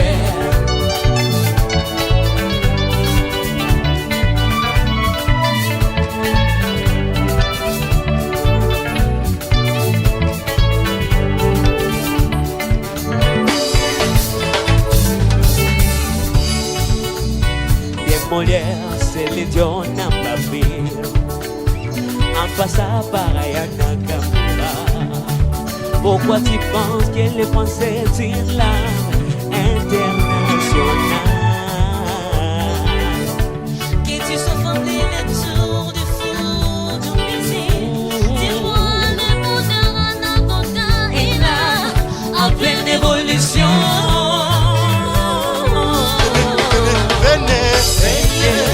Apprendre les français. Mes amis, venez. Venez à l'Alliance française. La langue française. Venez. La langue de paix. La langue de la courtoisie. Venez à l'Alliance française. La langue française. La langue de la courtoisie. La langue de paix. Venez à l'Alliance française. Venez dans la grande famille. Venez à l'Alliance française. Venez apprendre le français. À l'Alliance française. Je vous invite à venir. Venez mes amis. Venez, venez, venez. À l'Alliance française. Venez.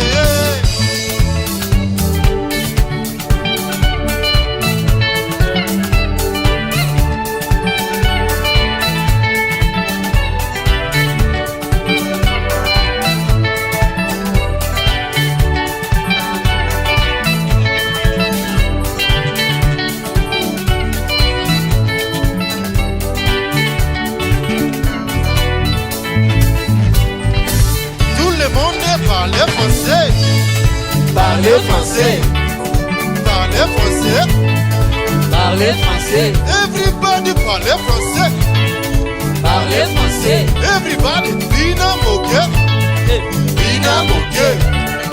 Bina moke. Bina moke. Everybody bina moke. Bina moke. Bina à gauche. Bina à gauche.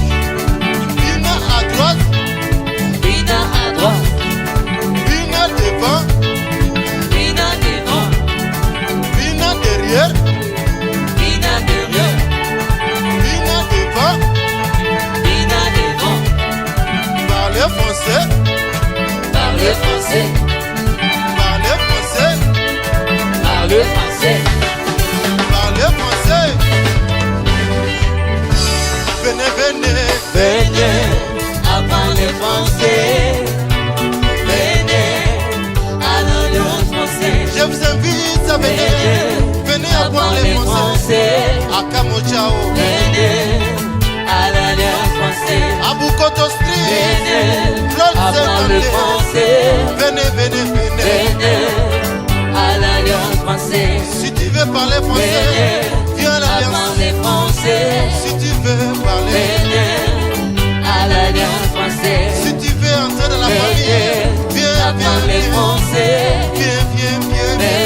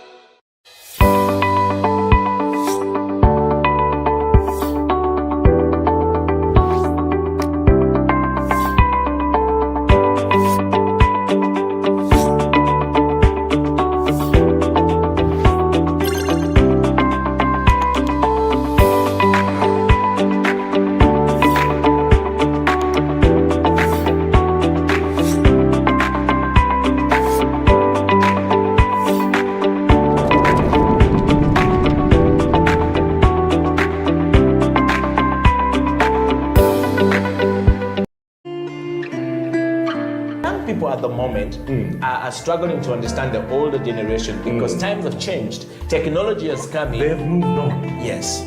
We're the ones sitting back and wondering, what is my child on to? TikTok has surpassed WhatsApp.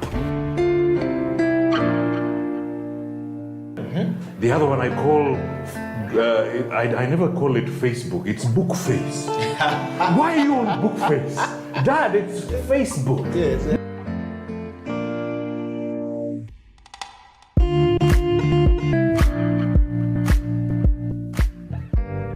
Me, I keep saying, I have a foot amongst the millennials. Yeah. And I understand the traditionalists. Okay.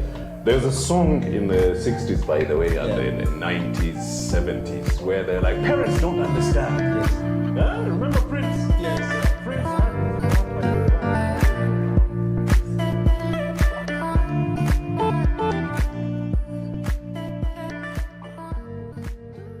Of Talent Television. My name is Ateng Emmanuel. If you haven't yet grabbed your cup of coffee, this would be a good time to do that. Welcome to the show that is all about coffee, where we get to talk about coffee, we get to explain things about coffee, where we get to brew coffee on the show. I don't think there's any other show in Uganda that is like this one. We have a lot of stuff planned for you guys today. At some time in the show, we'll be brewing coffee. For those of you who want to learn, those of you who have been on YouTube University, those of you who have been on Google trying to learn how to make a good cup of coffee, well, we're going to do that today. And with me in the studio, like always, we have the coffee messiah, Mr. Amon Mukisa. And it's always lovely to see that smile on his face every time we say the coffee messiah. Amon, you're very welcome to the show. It's good to see you. Thank you. You're looking all good. I see you on that beard plan, you know. I'm happy that I'm partially limited from the lockdown, so I'm enjoying everything. Actually, partially is a very partially good word. compared to Yeah, fully being it's locked better down. than what was there before. Man, it was worse. Well, Amon, it's very good to see you, and we have a special guest with us here today, all the way from Kuwait. We're getting international people. Ladies and gentlemen, welcome Mr. Derek Watiti. Derek, you're very welcome to the show. Welcome to House of Talent Television. Welcome to the coffee break. You know, this is a family that, you know, gets to talk all about coffee with the Messiah here. What we're trying to do is to convert people, you know. We're trying to convert people from, you know, just taking tea, from having a tea culture, you know, into a coffee culture. Okay, so you're very welcome to the show. I believe that we're going to have a very good show today. Thank you very much. You're welcome. And, very glad to be here. It's really good to have you. Now, knowing you, we know that you have been in Kuwait, okay, Yes. I think for 2 years. Yes, sure. All right. And we just want you to go through your profile, basically. We know you, but the people out there do not know who Derek is. Okay, so if you could just take us through your profile, who is Derek in a nutshell? Derek is a coffee lover. Yeah. Yes. Who was driven with a passion to learn coffee. Coffee is an art. So basically, you create. So I was doing some other things, but I loved seeing and watching people make coffee, and then, you know, decorating those beautiful coffees, and then, you know, someone getting to share with you about what coffee can do, and it was really very amazing. And I wanted to give it a try, and guess what? It wasn't disappointing. Yes. Okay, that's an interesting thing. So before you went to Kuwait, yes, okay, we believe that you had a life here in Uganda. Okay, how was your life here in Uganda like, and why did you decide to say, you know what, I think Uganda is not working at the moment? There's that saying that, you know, Kampala has refused. So what took you to that point of saying, you know what, Kampala has refused, let me go try out something else in Kuwait? Well, for me, like any other person, you know, who has plans, you know. Yes, at some point everyone has plans, you know, in this period of time. I want to, you know, have achieved something. I want to have, you know, done this and that. So that was what was in my mind before. But yes, much as, you know, some of those things were accomplished, I must say it is what I expected is actually not what I got. Yeah. Actually, what I wanted to get turned out to be, I think I would say, okay, I wouldn't say useless, but I would say more less valuable than what I got. When I say that, I mean the exposure, Yeah. and also the knowledge, and getting to relate with people, with coffee drinkers. Yeah. Yes, I have a very good friend of mine here, Amon, and he understands when I say that. Yeah. Yeah, that's very interesting. We'll take a short break right now and then come back with more of your story. Stay tuned to House of Talent Television. This is the Coffee Break.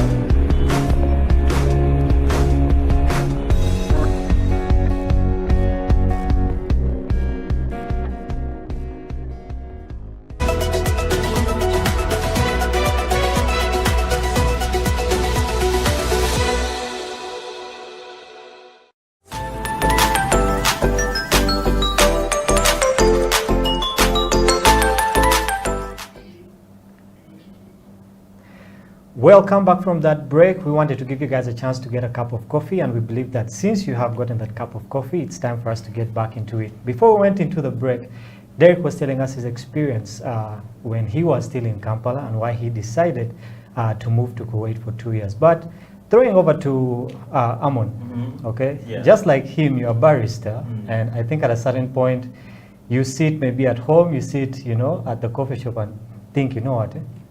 Might be about that time to leave Uganda, okay? If there was any country that you would leave Uganda for, in relation to being a barista, which country would it be? That's a hard one. Because I might mention that country, and unfortunately I don't go there because... You should have some faith. If I wanted to go to a certain country, as I was watching this, I'm like, but you said you want to go to this country only.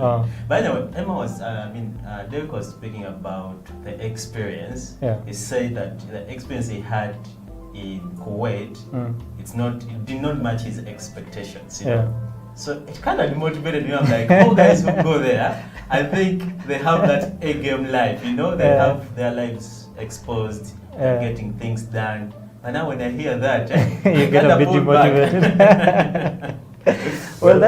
I think coffee is passion, yes, and coffee is art. But I think I would rather say coffee is love. Yeah. It is love. So when I don't know if this is okay, but when God created man, you know, He created and said He created something good. Yeah. He created something out of His own. He created us out of His own. Yeah. So basically, you cannot create something bad. You can't create something bad. To create something, that means you must be driven by something. Yeah. So to me, one of the things that I really look up to and I was like, oh, guy, I think I wasn't only there for, you know, for that money, kamani, yeah. but there is something that changed about me, like, you know, the way I relate with people, the way I talk with people, within, you know, where I was working, and then also with that clear picture and clear view of, you know, coffee in my mind. Yeah. Yes. So that's a very interesting perspective that you brought up. I mean, living in Uganda, okay, was Kuwait the first country in your mind that you knew you had to go to? Because, I mean, there's Dubai, you know, there are other countries in the UAE region that you could have gone to. Why was it Kuwait? And did you have any other option, you know? Yeah, well, to be very honest with you, I didn't have a clear country, you know, that I wanted to go to. As a matter of fact, I think I had about four offers. So that was really, it was a very tough decision for me, because I had an offer in Dubai, Abu Dhabi, I had an offer in Oman, I had an offer in Jordan, and then Kuwait. Okay. So, and then I don't know how it happened, but I mean, they all came in, you know, almost in the same period of time. So it was very hard for me to decide. But yes, away from coffee, I am a prayerful guy. I love to pray. Okay. So I think God directed me, and then that is where, you know, I had the courage to decide and then leave for Kuwait. So it was more of like a spiritual thing. God told you, no, this is the way you should go. Yes, He and gave that's me where you directives. went. Yes. Okay. Yeah. Amon, coming to you, if you had to make a decision, okay, on the countries you has mentioned, I say Dubai, Oman, Kuwait, let's say we can throw the USA inside there. How would you make a decision and say, you know what, I need to go here? Would you get down on your knees and pray, or you say this country has the best coffee and this is where I need to go to? You know, honestly speaking, I haven't been in a position to think that I would prefer going to UAE as a barista. Yeah. Because if that was the case, I mean, I would have put something in motion. But I would love to create something here. I would love to have something visible, something tangible down here in Uganda. So I don't think I would prefer going to any other country. I would love it here. So you'd be more of a homeboy. I would be more of a homeboy. I think actually many people in the coffee industry, many baristas should actually think that way, because people always think, you know, the grass is greener on the other side. And when you reach the other side, they have burnt all the grass. Yes, I mean, if you go abroad, we're speaking about the US, UAE, Italy, Norway, all those drinking countries, they have greener pastures. You're going to get dying, I mean money, you know. But the fact is, how are you going to get that money? First of all, you have to consider things like you're living alone, your family, you're living alone, things that matter to you a lot, you're just giving them up. I'm sure if he was to be honest with us, it was a difficult situation that took him there. It was actually, that is one of the most difficult decisions I've had to make in life. Do you regret it? Yes. Well, I don't think I really regret it. I don't really regret it. Well, the reason I would give as to why I don't regret is that, well, much as I left my family back home, but it gave me, you know, another picture, you know, of how to relate with people. Because, man, the other countries are very different. The people there are different. Everything is different. The culture, food, everything, totally different from here. I never heard you tell us about your basis of getting this knowledge. You know, like, did you go to a certain school?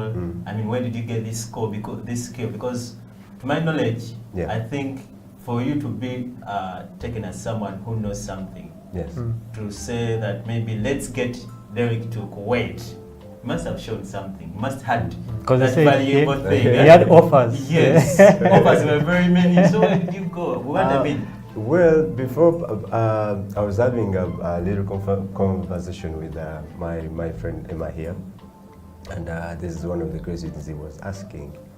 Well, I think just like I explained before, it started with passion and then the love, you know, that I had for coffee. Seeing these people, you know, putting nice cups, and then people telling me about coffee, what it's nice. Yeah. So I wanted to try it out. But the main thing I think was actually, I'm just seated to the main man here. This guy was calling you a coffee messiah, and he didn't lie about that. Yes. You guys are going to. So I joined a company that I won't mention a name. So I was working as a barman, yes, and then also dabbling as a barista. But the coffees that were made there were really mild. It wasn't that too much because it was just a restaurant and then a backpacker actually. So the coffee was for the breakfast for guests. But I mean I loved, you know, I don't know how and why, but I just loved, you know, operating that coffee machine more than, you know, mixing cocktails and then seeing people fall. So it was very nice. So can we say that your inspiration was a coffee machine to join coffee? Well, it wasn't a coffee machine, but I think the main thing was, you know, just like I said earlier on, was, you know, how people, the picture, you know, people used to paint, you know, about coffee. Yeah. It really drove me very much. Like it I don't know, there is just that, you know, that passion and that love it created in me. And then I just wanted to, you know, to try and well, see how you finally got it. Yeah, how it is like. And man, trust me, with that passion and the love, I came to, I joined another company. So from there, from the other company, I joined another one, and then this is where I met, you know, a lot of coffee messiahs, including me himself. And and I just loved how, you know, how he was, you know, handling himself, you know, with that cup of coffee, and then, you know, relating to people, talking to, you know, different people with different, you know, cultures, but then you could see that they were blending because of that, you know, that love thing that I explained before. Excuse me, that coffee, you know, creates in you. Yeah. So that also, you know, gave me a hype. I was like, oh man, I think I like what this guy does, because I joined as a waiter. Yes, I joined as a waiter, but I had, because of this too much passion that I had for it, and then seeing my main guy here, you know, decorating all those nice cups, I was like, okay, I think I need to give it a try. That was quite a transition, from being a barman to a waiter, then to a barista. That's quite a profile. Yeah, it's a very good profile. Yeah. Well, Derek, fast forwarding now, you've made your decision, okay? You've chosen Kuwait out of all the other options you had. Yes. Just run us through your first week or your first month in Kuwait, because I believe that must have been a cultural shock. You know, jumping from Uganda all the way to Kuwait. Okay, you're used to working in, let's say, the coffee shops here, and now I believe it's more commercialized in Kuwait, I believe. Okay, and you have to get into that environment. Okay, how was that first experience for you in Kuwait? It was a nightmare. Allow me, if I could say. Well, it was something tough. It was something tough to do, because basically everything was new. I was just, you know, getting. It is like introducing new food to, you know, to a toddler. It is very difficult. So you have a lot of work to do. You know, a lot to do with, you know, learning how to talk to those people. You know, learning how to relate with them, because yes, we are one people. Yes, but we have different cultures, remember. So the other guys have their own cultures that, you know, we do not have here in Uganda, and we don't even never think they will ever come here. You know, it's things to do like I want well, and a hot and then iced espresso. That was I was very confused. I was very Hot and confused cold. on hot and cold. Cold espresso, yeah. But then yes, that is what he wanted. Oh. It was really very hard for me. And then the other thing also is I think I'll talk about the weather. Yes, it was really very very tough. Yeah. Because I think I got there in March, and usually March 2019. So usually during that month the winter is still on. Yeah. And if it's cold, the other side, it is really cold. Yeah. If it's hot, it is extremely hot. Mm. So there is nothing that you wish, Yeah. you know, To have. let it come. Yeah. I want to have winter or summer. It is very difficult. Yeah. And then the other thing also is I think about food. Mm. Yes, it took me some time to get used, you know, to the food the other side, because most of the foods there are not really fresh, as you know, it is a desert country. Yeah. So everything, like most of the foods are actually packed, so you have to get used to, you know, to those. Yeah. Yeah. Yeah. That's a very it's a weird experience, because I know going out of the country and, you know, trying to get into a new culture is a very hard thing. But Amon, I'll throw this to you. You are a barista, and before you became what you are now, I believe that you had What am I now? I was a barista. You're Messiah. Now you're Messiah, senior You've one. acquired another title. Yeah, well, I believe that you also had your first experience, not really out of Uganda, since you want to stay here, in a coffee shop. Okay, how was that first experience for you? Was it a nightmare, or for it was like, man, this is just something I do on a daily? Man, the first experience when I remember that day. It was a Saturday. I can't remember. I can't forget that day. Yeah. So all these guys got sick. I was just training on station. You know, when you're done with school, the barista school, Yeah. it's not like having that real experience of handling maybe a shift or a station at work. So unfortunately, all these guys got sick. Yeah. So I was the only guy who was there to run that station. My bosses were like, you know what? We have no option. And those days, Saturdays, we were busy at work. Oh my God. So you'd get orders come through.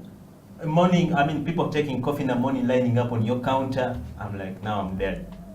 So I get to work. The first order I got that morning was a cappuccino shake. I'm like, how am I going to do this? How can a cappuccino be a shake? So I had to ask servers around. You know, that's one thing, by the way, about being a barista. You have to accept that maybe something that I don't know, someone knows it. So you have to seek out for help, because these people are working with you and they know some things. Given the fact that they go to clients, take orders, they explain to you the orders. Yeah. So they might not be knowing them like practically, but at least they have an idea. So as a person, if they give you an idea, you know how you can play around with it. So with my customer experience, the guy asked for a cappuccino shake. I don't know what I can put in a cappuccino shake until I called my head barista that day. After like 20 minutes of struggling, my friend, you know, shaking.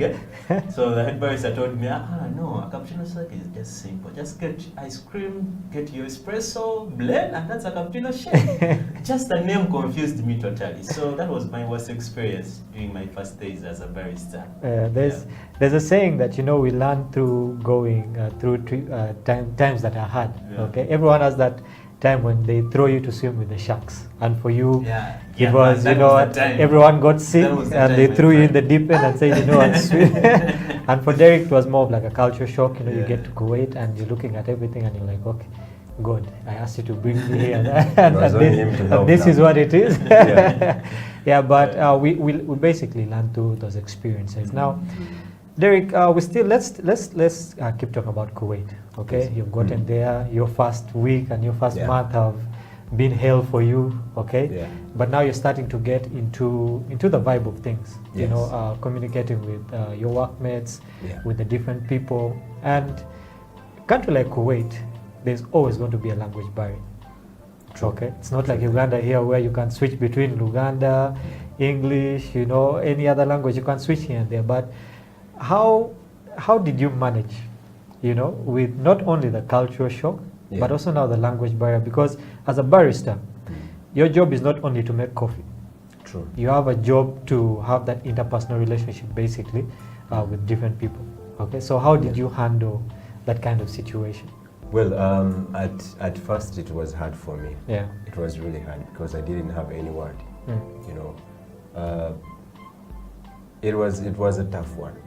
But with time, because those people when they are talking, you could actually think they're angry, you know, they're off or something like that. So it was really very hard for me. Yeah. But as time went on, I started, you know, understanding them. Or when he says, you know, this, so he means he wants to get this. Yeah. So slowly, not like speaking, but like, you know, getting to know what they want.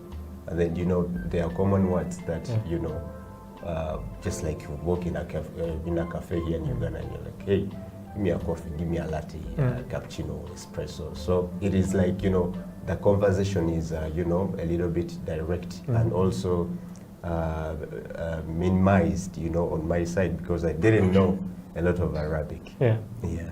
That's interesting. I like how you brought in the aspect of, you know, there are certain keywords that you need to speak when you go to a coffee shop. Whether you're speaking what language, there are these keywords. So, as we have two baristas here, okay? Let's say I'm a newbie, I've entered a coffee shop for the first time in my life, okay? I'm looking at the menu and it's like reading French. I really don't understand what's on the menu. What are some of these keywords that people should know when they enter a coffee shop? In Arabic. No. I mean, they should in us like learn different languages and ways of like asking for coffee in a coffee shop. Oh, so sure. I mean, if you can say it in Arabic, hey, well and good. I want to know how I ask for coffee. I know where you're going. So well, it is really when you want to say I want a cappuccino, you say Atna cappuccino. Give me Atna. Atna. Wahad. So Wahad stands for one. So Atna Wahad cappuccino. Like give me one cappuccino. Just like that. I know that. Atna. You know, when you said that, I could see his countenance just dropped. He's like, I don't think I'm going to quit anytime soon. Yeah, but still, on the same topic, like I said, I enter, let's say, Endiro for the first time, okay?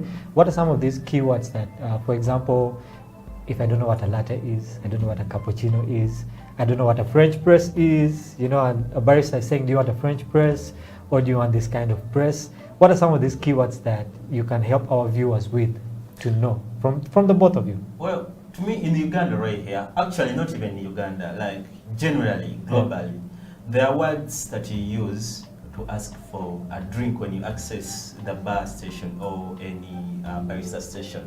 Simple words. You have to be polite. May I please? Can I please? So you have to be down so that the person you're asking for to give you that drink at least feels more respected, and when they feel more respected, they're going to carry that respect to that cup. And once you're enjoying that cup. So for example, if you come to my stationery, may I please get a double cappuccino to go or to dine in? You know, you see how they have constructed that statement compared to, hey, get me a double cappuccino to go. You get that vibe. So even me as a barista, I will feel disrespect. Yes, I'll make it because that's my job. But the way I make the other cup of coffee, whereby someone is a bit polite, is using those keywords, may I please, can I please get this to go, you know. And also there are those clients that come when they don't know what to say. They know what to have. Maybe they need an Americano or a house coffee or a French press or an AeroPress, but they don't know how to ask for it. So for example, someone might be wanting a house coffee, you know, and they're like, can I please get a single Americano to go or to dine in? Definitely you as a barista, you know that this client doesn't need an Americano, but they need maybe a regular coffee, which is a bit mild, which will be taken as a house coffee. That is why we call it a house coffee. I mean, we've mentioned it before on the show because it's mild and it's made in most of the homes. So that's why it came up with the name house coffee. So the moment that client asks that, you don't need to belittle them. You just have to understand what they want and you give it to them, because they used a certain word or a certain keyword that you as a person understands, but for them they don't understand. So if you want to take an initiative, politely, you just have to inform them that, okay, this is a house coffee, it's not an Americano. So maybe if they're mistaken, they need an Americano, then they will explain to you, no, I need more strong, I need it more strong. So you get to understand them. So that's the conversation you have to keep on having so that you can understand those keywords in a coffee shop. All right. Derek, before we go for a break, what are some of those types of coffee, okay, that I, as a beginner, should ask for? You know, there are different types. There's a strong, you know, there's a mild. So if I enter and I want to have a good experience, okay, what's the first that I should ask for? Well, I think a house coffee will do. Yeah. Because just like he mentioned, it's a very mild coffee. Okay. So it doesn't it doesn't have a lot of caffeine in there. So yeah, it's a good one for everyone. Speaking of caffeine, I think we have a myth, but we're going to go to that after the break. You're watching the Coffee Break on House of Talent Television. In the studio with me, the Coffee Messiah, Amon, and Derek Waititi, who came all the way from Kuwait. We'll be having more on the show, so just take some time, get a cup of coffee, and we will be right back. This is House of Talent Television, the Coffee Break Show.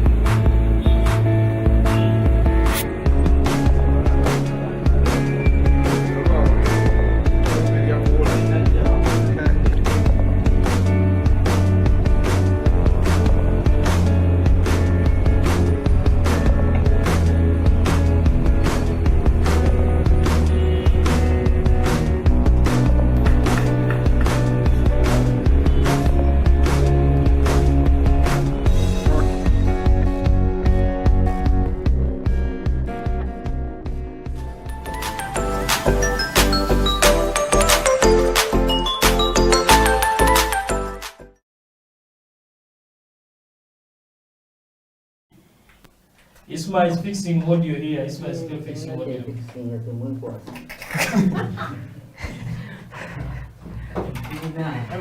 Welcome back to the Coffee Break. We hope you've gotten your cup of coffee. And still speaking about coffee, we're getting into the part of the show where we teach you guys how to make a good cup of coffee. Okay, and this is a tutorial all the way from Kuwait.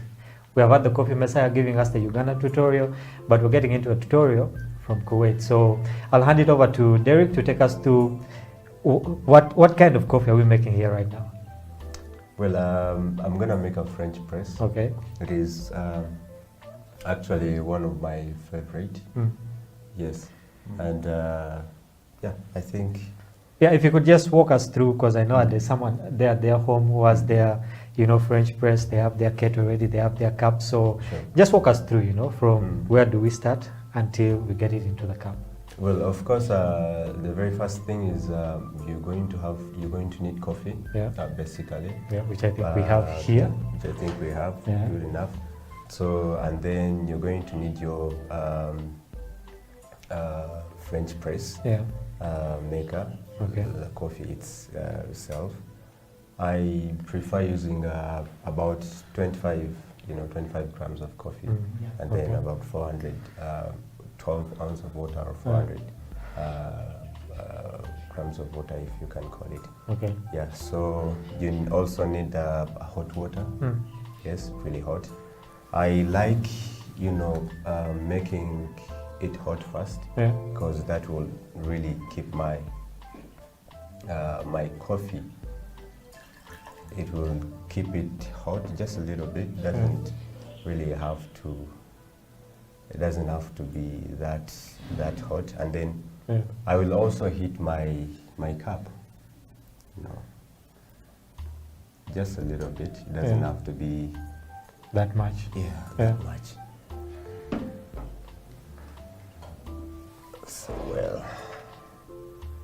So is it necessary for someone to have like a scale to really measure?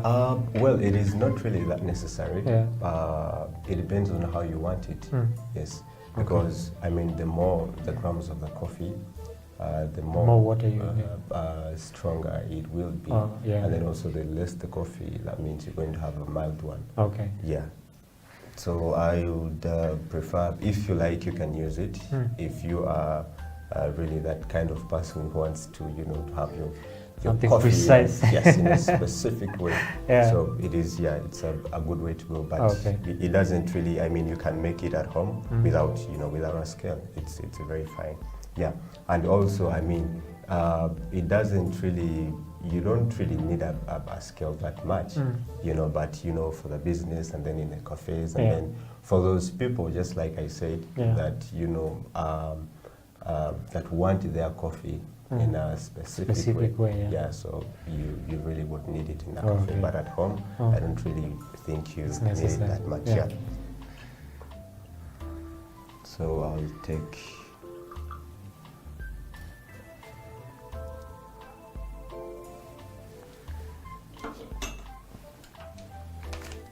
So we'll use, this is a coffee. I'll go for, it's like I said, I think I'll go for 25 grams of that. Yeah. I think Amon is watching and wishing. I'm learning, my friend. And waiting, honestly, for the cup of coffee to come out. This one is a coffee messiah. You can't be a messiah and then you one thing about coffee is you think of learning something else. You can never stop learning. You can never stop learning. Every day That's very true. Yeah, by the way, that is very true. Yeah. I've actually learned the last time we made a coffee here, we did heat up the press first. But the first thing we did was put some hot water in it and heat it up, then heated up the cups. So there's always something new to learn. Yeah. Okay. So why are you doing that? So I'm doing this because I must have a specific time for my coffee. Okay. Yes. And that also gives me a good taste. Now, why do you like pour in that circular kind of motion? That's why. Well, I'm doing this because I need to. I need all my coffee. I need the coffee, the whole coffee in there to brew. Yeah. Yes, because if I pour in some other parts, then I leave others. That means I won't have a balance. Yeah. There's something that's called the body of the coffee. Yeah. Yes, that is, you could talk of, you could term it as the thickness. Yeah. Yes, in a simple language for someone out there. Yeah. Yes, I need it to be strong. Yeah. Yeah. Yeah. So for all our viewers out there, you see the kind of way that he pours the water into the press. It's in a swirling motion, basically. So don't just get your water and pour it there, because you won't really get the best out of the coffee. So there is a way that it should be done. So how long does that process take? I mean, from getting your coffee, from maybe a pack of coffee, to measuring, to pouring in water, how long does it have to take for you to get your final cup of coffee? It will take you about 3 minutes to get a perfect one. Yes. So this is really something good, like in the morning when I'm, running to work and I don't want to take a lot of time. Very true. Making a very serious coffee. Yeah. And then I'm gonna have to, stir it. Yeah, stir it a little bit. Yeah.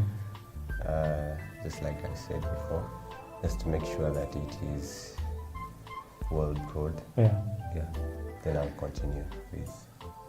So does that amount of water, the ratios of water to coffee affect the taste of coffee? Yes. On this exact French press? Or in any other coffee you're making? Absolutely, it does. Because now you used 25 grams of coffee? Yes, I did. So how much of water do I have to put in that? Just like I said, it really depends on how you want it. Okay. You want it strong or mild? You want it mild? Yeah. Yes. So I think the ratio really depends on how strong you want it and how weak you want it. Yeah. Yes. I can't wait to have this. It already looks like a very good cup of coffee. So yeah, I mean, but I'm done with this. Okay. So what I will do is take off, my coffee.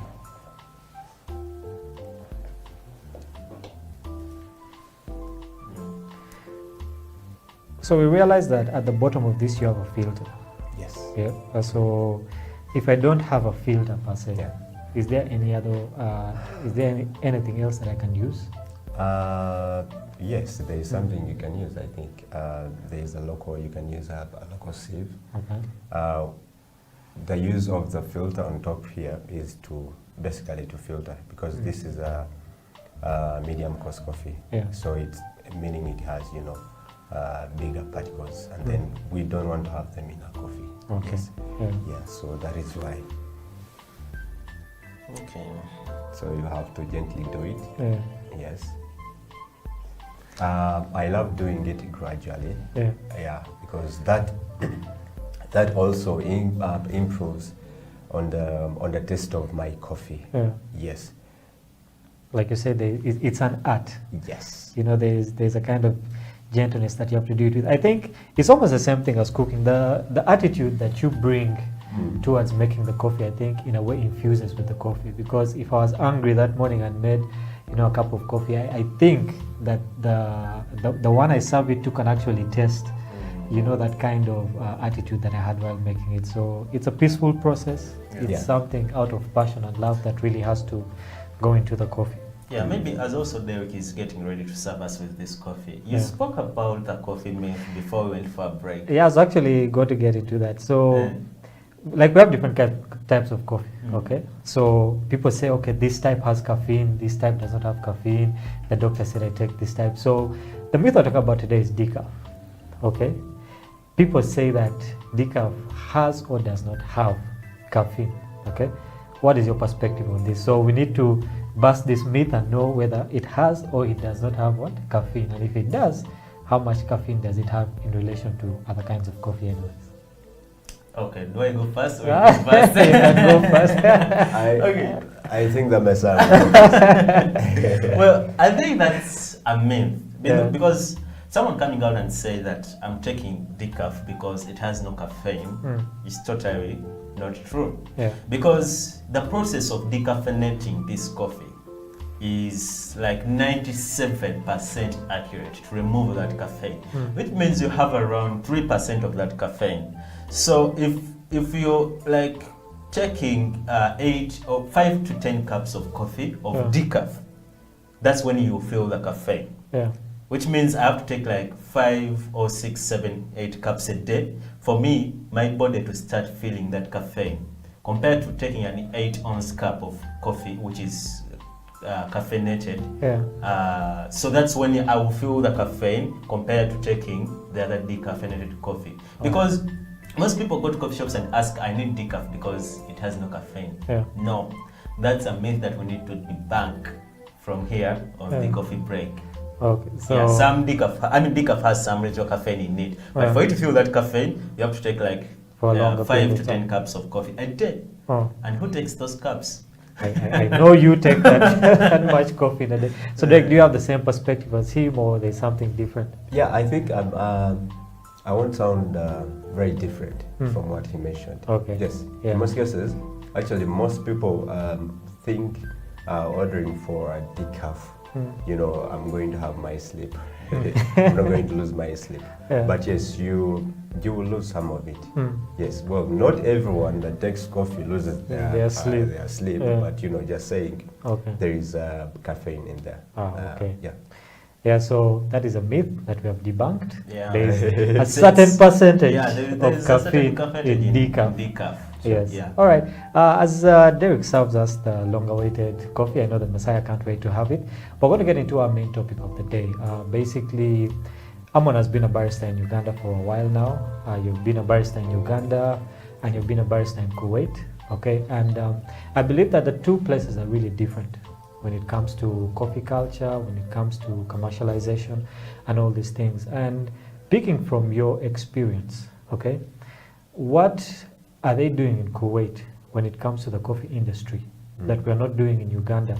And what are some of these strategies that we can actually pick up from them that will improve our coffee industry here? Yeah. It is business. To be straight to the point, I think in the other side, it is basically about business. Yes, even down here. I mean, of course, the main point of someone making a business is, you know, to generate some income. Yeah. Yes, but I think the main point, the other side, you know, of cafes, is making money. Okay. So that kind of like, you know, shifts them, you know, these coffee owners, you know, shifts them from making, you know, good coffee for the people, because also I want us to understand that the other side, true coffee drinkers are really very few. Yes, they're very few, to be honest with you. I mean, they prefer, you know, basically a well decorated, you know, cup, and then I will take my picture and then, you know, post on my Snapchat, on Instagram. I think, but yes, there are also some coffee drinkers, you know, some really, really good coffee drinkers that, you know, they would walk to you and then he would give you, you know, an order, and you'd be like, okay, I think this guy knows coffee, and then, you know, I'll have to make him my best. So I think it's more of business, the other side, more than it is right here. Yes, here it is business, but I think most of the coffee owners, cafe owners here also care very much about the coffee that they want to serve to their clients. Also depending on the fact that, you know, we get our own coffee. I mean, it's not like the other side, because we do farm it here. We plant it ourselves, and then we handle it ourselves, you know, and with care that it has, with the help of you know, coffee professionals, because I don't think, you know, cafe owners, you know, have the time to. Yes, some of them have, you know, that they go and then touch down to farms, and then, you know, get to tell, you know, the harvesters, this is the kind of coffee I need, which is not the other side, you know. So that is really different. That yes, much as it is a business here in Uganda, but also most cafes right here care much, yes, about the coffee that they serve. And if you agree with me, Uganda lately is improving, you know, as much as, you know, coffee consumption is concerned. It is really improving, and that's very good. You know, like what you said, here I was thinking that, you know, we should pick a leaf from Kuwait and, you know, try and put these strategies here, but I think it's kind of reversed now. Kuwait should actually pick a leaf from us and do some of the things we're doing. Over to Amon, we're talking about now commercialization. Basically, I believe that the business of coffee in Kuwait is better than in Uganda because of certain strategies that they do. Okay, the coffee culture really it's catching up in Uganda. Okay, And one side, yes, you have the passion, to serve people good coffee, but on the other side, you have to stay afloat as a business, okay? So what are some of those strategies that you think, okay, as a barista working in a coffee shop, that the CEOs or the government, at large should do to improve the commercial side of coffee, to a point whereby a barista can say, you know what, I'm going to become a full-time barista. This is my job. This is the money I'm making from here. So what are some of those strategies that can really boost the commercialization of coffee in Uganda? Well, I think with the rise or with the existence of COVID-19, it has hit almost every sector in this world. Let it be the small business enterprises, the big scale business enterprises, it has hit them, all of them. So I think the strategies that the business people have to take is, how best are we going to make sure that the coffee in Uganda stays in a good quality? Because being the second in Africa and the 8th around the world, I mean, that's a big thing. Yeah. So how best can we work around with our coffee that we have now in stores, that we have in circulation around coffee shops, and also that is in the farm? How are we going to make sure that it's being promoted well? Yeah. So that it gets the market that it wants? Because if it has the market, it means it's a good quality coffee. If it doesn't have the market, then it means that maybe something somewhere it's wrong. Yeah. So I think the farmers, the baristas, the coffee roasters, the coffee exporters, the people who are in the coffee business have to find out how are they going to maintain the good quality of coffee and find its circulation around the world. Yeah. So that's how I think we shall have to manage to keep our coffee above there. Okay. Speak about that. I believe that there's also a missing link, okay, that we have to talk about. Basically, both of you had to go through a system of learning about coffee, okay, of learning how to become a barista. With anything else, there's an education that you have to get to make you better doing something, okay? And of late, there are very many schools that are coming up basically to teach about the coffee business, to teach about different aspects like roasting and farming and all these things. How relevant, Derek, do you think these schools are? And do you think that they are teaching and giving the right information to baristas, to coffee roasters? And if so, is there a bright future, that the coffee industry has because of these schools that are coming up? Well, I think some of them, yes, some of them are doing a really good job. Yeah. Yes, but to be very honest, some of them I think are only about, I want to make some money. Yeah. And, I've got some, little skills. And then, yes, I want to acquire some money out of that. Yeah. But, yes, I appreciate all those that are doing, that are going, back, researching, making research, about the background of coffee, how it's handled, from the seed itself to the ground, and then, from the ground to the roastery, and then from there to the cup. Yeah. Yes, some of them are doing a good job, and then, they're trying to invest, with making a lot of research and also approaching coffee merchants, Yeah, and I think that is a really good one, and I think it's a bright future. Okay. Yes, it's a bright future if well handled. Okay. Yeah. I believe that Uganda is on the right track. It Okay, is. to getting to that place where the coffee industry needs to be. So we are running out of time. We're getting to that point whereby the show has to come to a close. But before we do that, our coffee has been brewing for a while, and I think that, it's about that time for us to partake of it. I know the Messiah can't wait to analyze what kind of coffee you have made. Yeah. So, Amon, what are your expectations? Since you seem to be a senior in this. Well, I think it's a nice coffee, because for the fact that a French press to be well brewed to give you that nice cup of coffee, it has to sit for almost 45 minutes. Yeah. I mean, it has sat I think for over it's been 60 minutes. about that time, yeah? We expect good results out of this coffee. All right. Yeah. So, ladies and gentlemen, we have been on the coffee break with Amon, the coffee messiah, and Derek Waititi, who came all the way from Kuwait.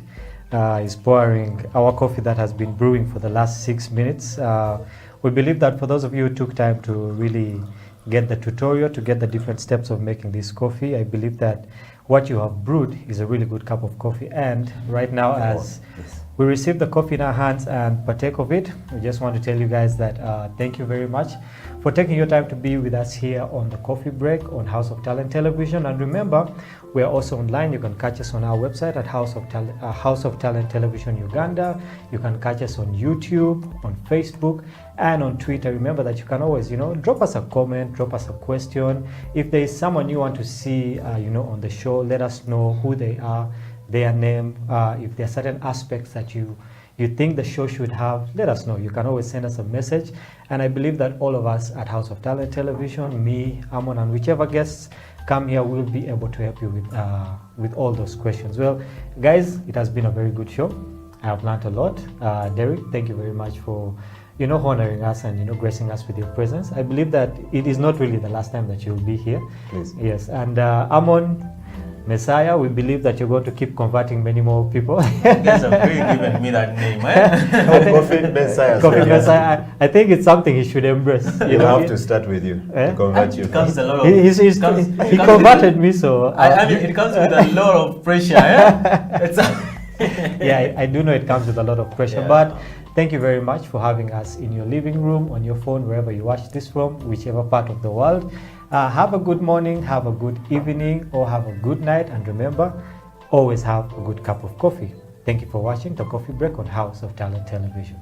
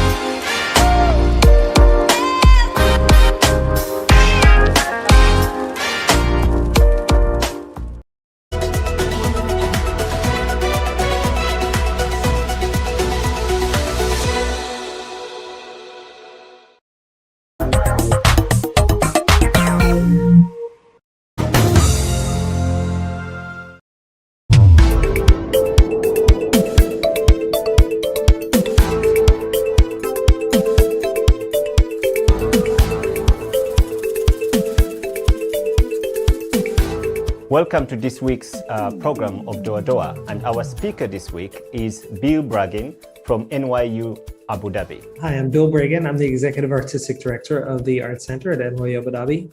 I have been here for 6.5 years, leading the founding of the Art Center. Prior to that, I've been a New Yorker my whole life. I came immediately from Lincoln Center for the Performing Arts, where I was the Director of Public Programming. Prior to that, I was at Joe's Pub at the Public Theater, at Symphony Space, at Central Park Summer Stage, and spent a lot of my time presenting multidisciplinary work from all over the world. I'm also a co-founder of Global Fest, which is a festival that takes place every January, tied into the APAP conference.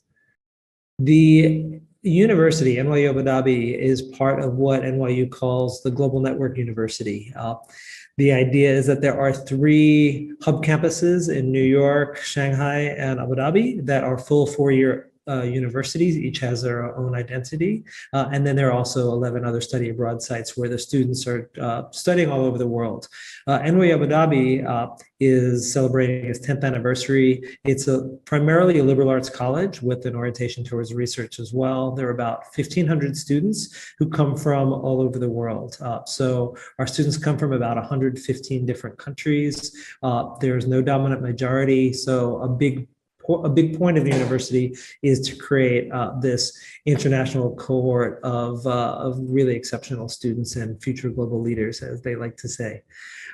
The campus is on an island called Saadiyat Island. It's about 15 minutes from downtown, which has been designated as the cultural district for the UAE. So we're just down the road from the Louvre Abu Dhabi and from Berkeley Abu Dhabi and the future Sheikh Zayed National Museum and the future Guggenheim. And that has been in place for about 6 years. And so the Art Center really started once the campus moved from downtown in a temporary location to Saadiyat. We have 3 primary venues. We've got a 685-seat proscenium flyhouse. It's one of the finest venues in the country. That's the Red Theater. We've got a black box, which we refer to as sort of our laboratory for performance, flexible space, 300 standing, about 225 as a thrust theater, about a 165 head-on. And we really reconfigure it almost every time. A lot of artists, both professional artists as well as student artists and faculty, all create a lot of work in there. We've got the Blue Hall, which is a 150-seat recital hall where we do concerts as well as film series. And then we also present outdoor performances on the plaza in front, as well as site-specific performances. Within the Art Center, it also houses all of the academic programs for the arts. So there's film and new media, theater, music, visual arts, and interactive media. And there are a lot of studios and maker spaces. So what's interesting is we're bringing multiple disciplines and maker spaces and learning spaces all under one roof. The Art Center's role is to take part in all of those activities. So we are presenting professional work from artists from all over the world. We are developing work both with students and faculty as well as UAE-based artists, and we're really integrating everything that we do within the curriculum of the university. But roughly in pre-COVID times, roughly 80 to 85% of our audiences actually come from the general public. So we really are a public resource for all of the UAE.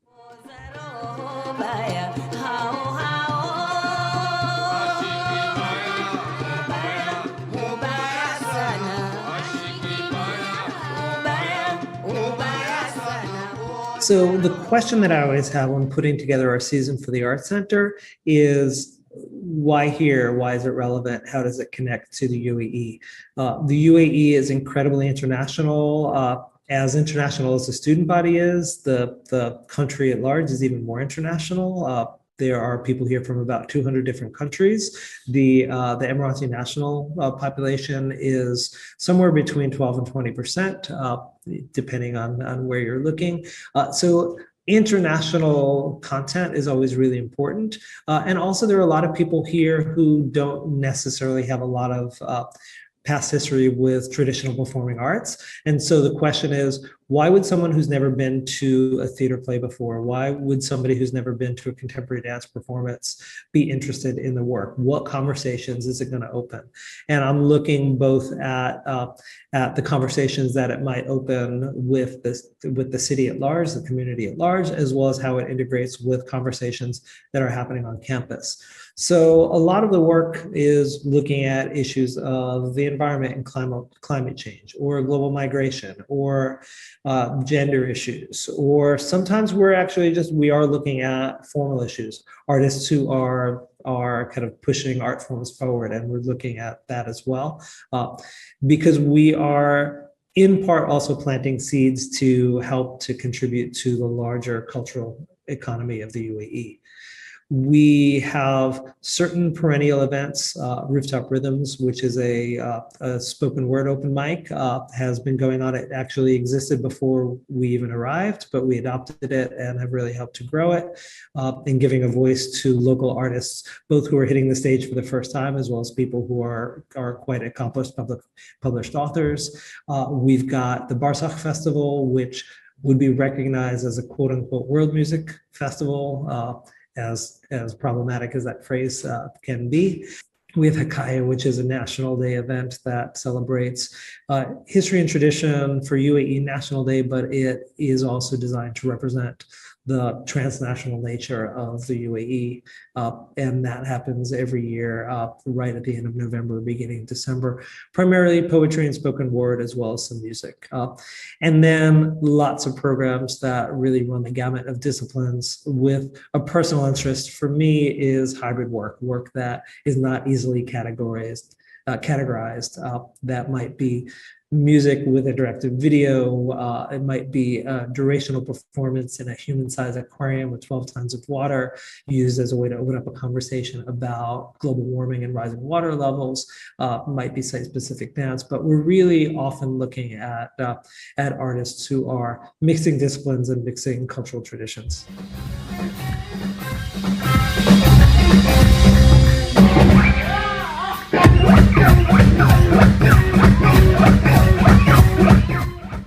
The traditional performing arts sector in the UAE is fairly new, but like all places, there's a very deep and long history of the arts.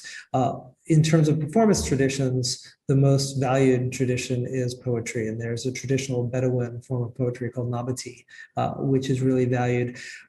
Because poetry is so important, that's one of the reasons why Rooftop Rhythms, the spoken word open mic, was created. Although it is in more of a Western slam poetry mode, the idea is really to connect to that tradition, and that is where a lot of young Emiratis are actually really kind of engaging in this contemporary performance. It also, of course, the poetic tradition really leads to theater, and we're doing a lot of work now to commission work by theater artists who might have their roots in poetry and spoken word.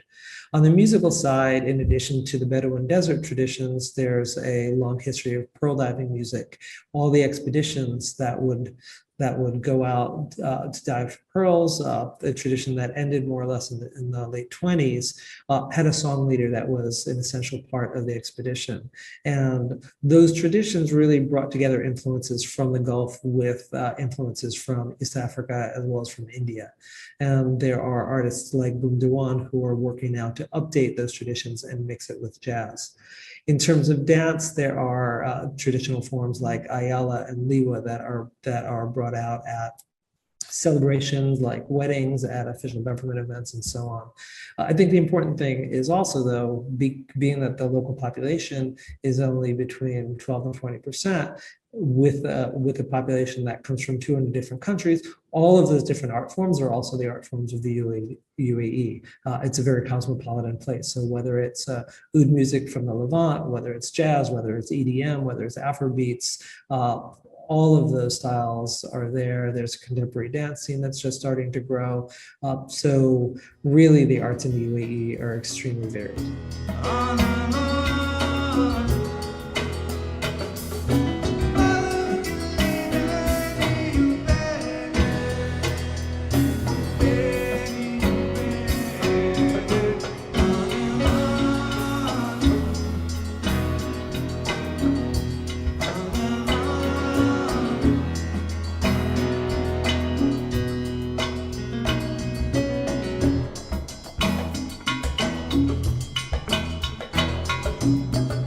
we primarily present using a residency model. We're not on a very typical touring circuit. So when artists come here, they're generally coming here for about a week, sometimes much longer, sometimes maybe a few days shorter. And over the course of the week, they're participating on a number of different levels. So they're doing public performances is often the center of that. We're also doing invited performances. We work a lot with local schools, both government and private schools, whether it's elementary or high schools. We also work with other universities.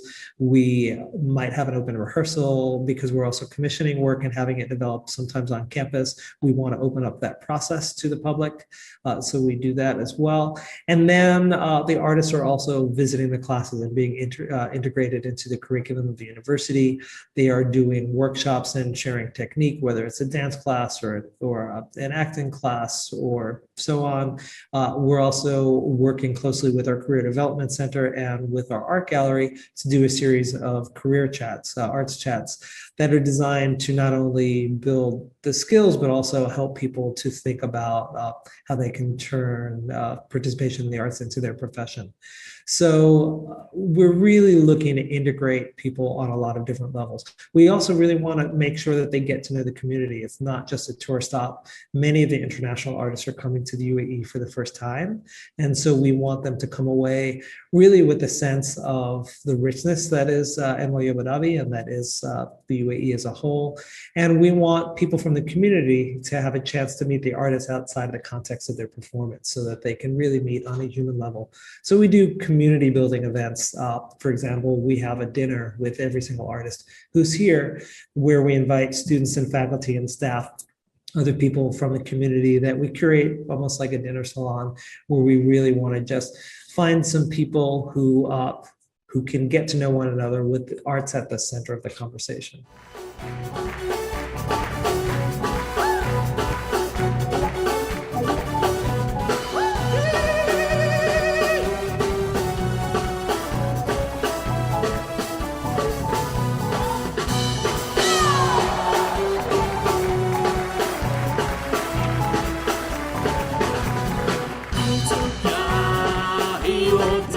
Once we're putting together a season, we are looking all over the world. We're looking to create a diverse season of programs throughout kind of every year.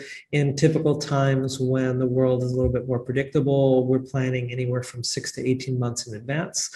And we're really looking at a global array of artists who are working in every conceivable discipline. We've had a lot of artists from East Africa. Actually, I'm recording this on the day that was the anniversary of a show in our pilot season with Just a Band from Kenya. It was our sort of pre-opening event where we were just sort of experimenting with what do all of these residency activities look and feel right. And they were in a lot of different classes. They also pulled together members of the community who joined them on stage for the show.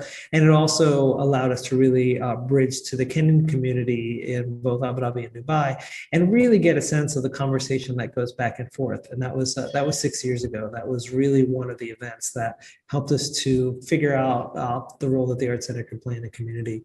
Beyond that, over the years, we've had the Nile Project, which is a multinational project with artists from all over East Africa. It was originally founded by Maklita Darrow and Mina Girgis. We've had from Ethiopia, Fendika, collaborating with the Dutch post-punk band, The X. We've had Dow Country's Music Academy doing a concert of Taarab music from Zanzibar. We opened the season a few years ago with Circus Abyssinia, and we've been working a lot with Boom Diwan, which is a group that mixes pearl diving music and jazz.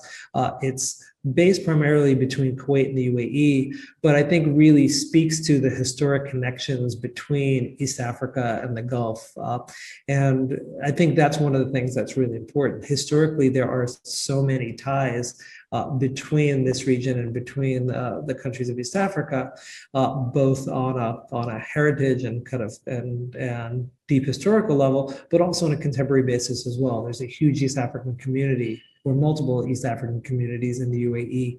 And so when we are looking to do international programming, we're both looking at how we can connect with the local communities of origin for the artist, as well as the fact that we are in a place that's got no dominant majority and that people are really open to discover work from cultures outside of their own.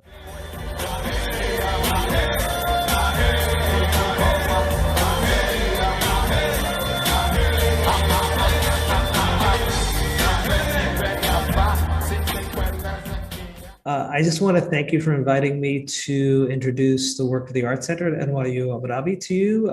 We are all over social media. You can find our website is NYUAD-Art Center, spelled the US way, CENTER.org. We are also on Twitter, Instagram, and Facebook at NYUAD Art Center. On our YouTube channel, we also have a lot of performances from our archives. We also have our career chats and some of the workshops from our Off the Stage series. Rooftop Rhythms or Open Mic is there. So if you really want to understand and get to know better what the Art Center is about and what our approach is, I encourage you to look at that, look at some of the mini documentaries that we've created around pieces that we've commissioned. And then we look forward to meeting a bunch of new artists from East Africa. Thanks so much.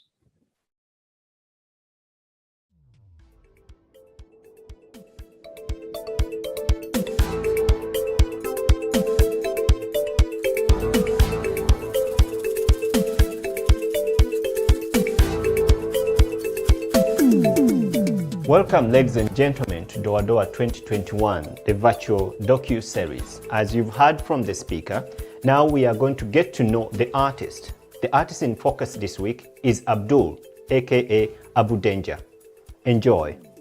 My name is Abdul Chinyenya Muyingo, also known as Abdanger, a movement artist, a creative who happens to be the founder of Batalo East, an arts organization that deals with having young Africans and artists who are aware of their identity and their cultures. Also one of the co-founders of Tabu Flow Dance Company, and one of the dancers and choreographers who has been dancing for about 17 years now.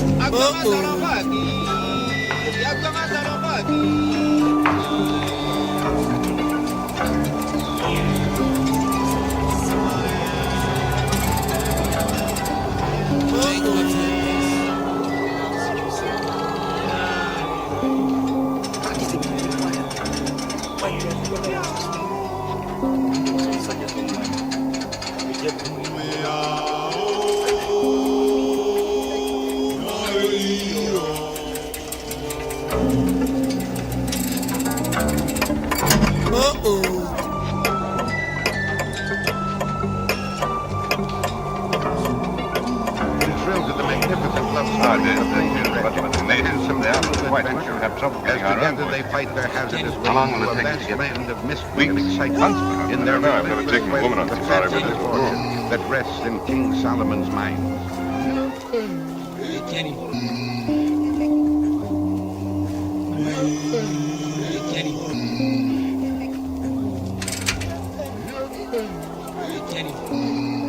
My dance journey has been very interesting because it's a journey that started in sort of a mistake. Because when we were young, we used to have music, dance, and drama classes in schools and competitions that were organized by the school's competition, and I happened to be forced to be one of the people that represents one of our houses because I didn't want to do it. I was more into swimming and football. But again, when I went into the dance class or what was, being selected, it so happened that the trainer that selected us really thought that I had a lot of talent, and I didn't really think I did.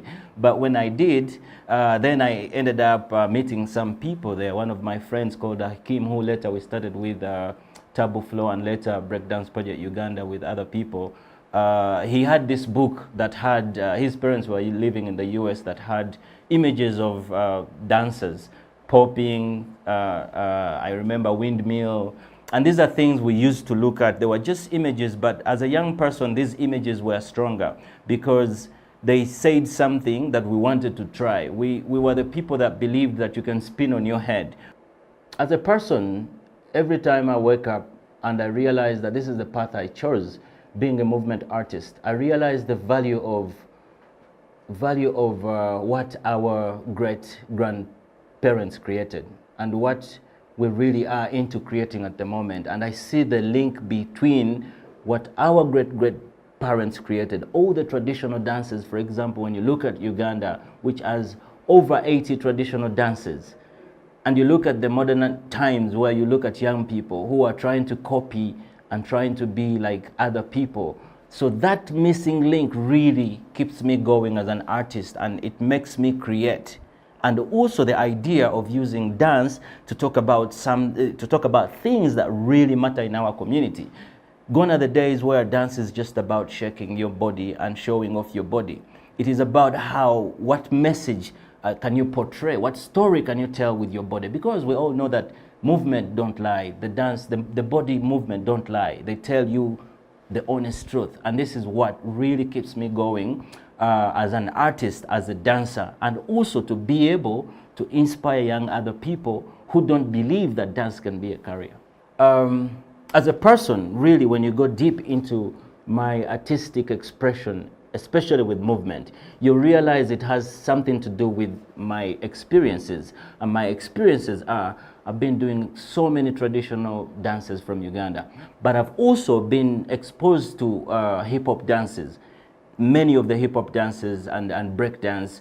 But also, as I grow, I've realized there's a contemporary expression to what we're doing. So the fusion and the mix of those different styles is something that really becomes my expression in terms of dance style. So right now, I can't tell you that I do a specific dance style because I'll be lying to you. What it is an expression, and what my focus is to evoke feeling from the person that is watching me. And for me, that is my style. Right now, I'm working on a lot of environmental related issues, because growing up in a city like Kampala, it's a city that could be really, really beautiful, but it's a city that beyond just the normal, the roads that you see, behind the markets, it's disgusting. And this really puts me in the mood of creativity. How can I use my voice? How can I use my movement to really express feeling, but also to communicate something? And this creative process starts in a way that I look at this situation and I am already thinking about it. Every time I meet somebody, I'm like, what can I do? What is this? And then, of course, if I have to put it on stage, that's a different direction. I need to prepare. I need to see, am I going to do it alone? Do I need backup people that can support me if I'm taking it to a theater? But these days, we're using a lot of course, internet, social media. So you're thinking, I need to work with a team of videographers, very well-trained videographers to express this. Then you meet them, you tell them your idea, but then there's a lot of changes. So it is a process that I believe doesn't involve you as a person, because I don't believe that as artists, you stand by yourself. What you see outside is a combination of different people. My spiritual take or spiritual belief is that I believe in spirituality, but it depends on how you interpret it.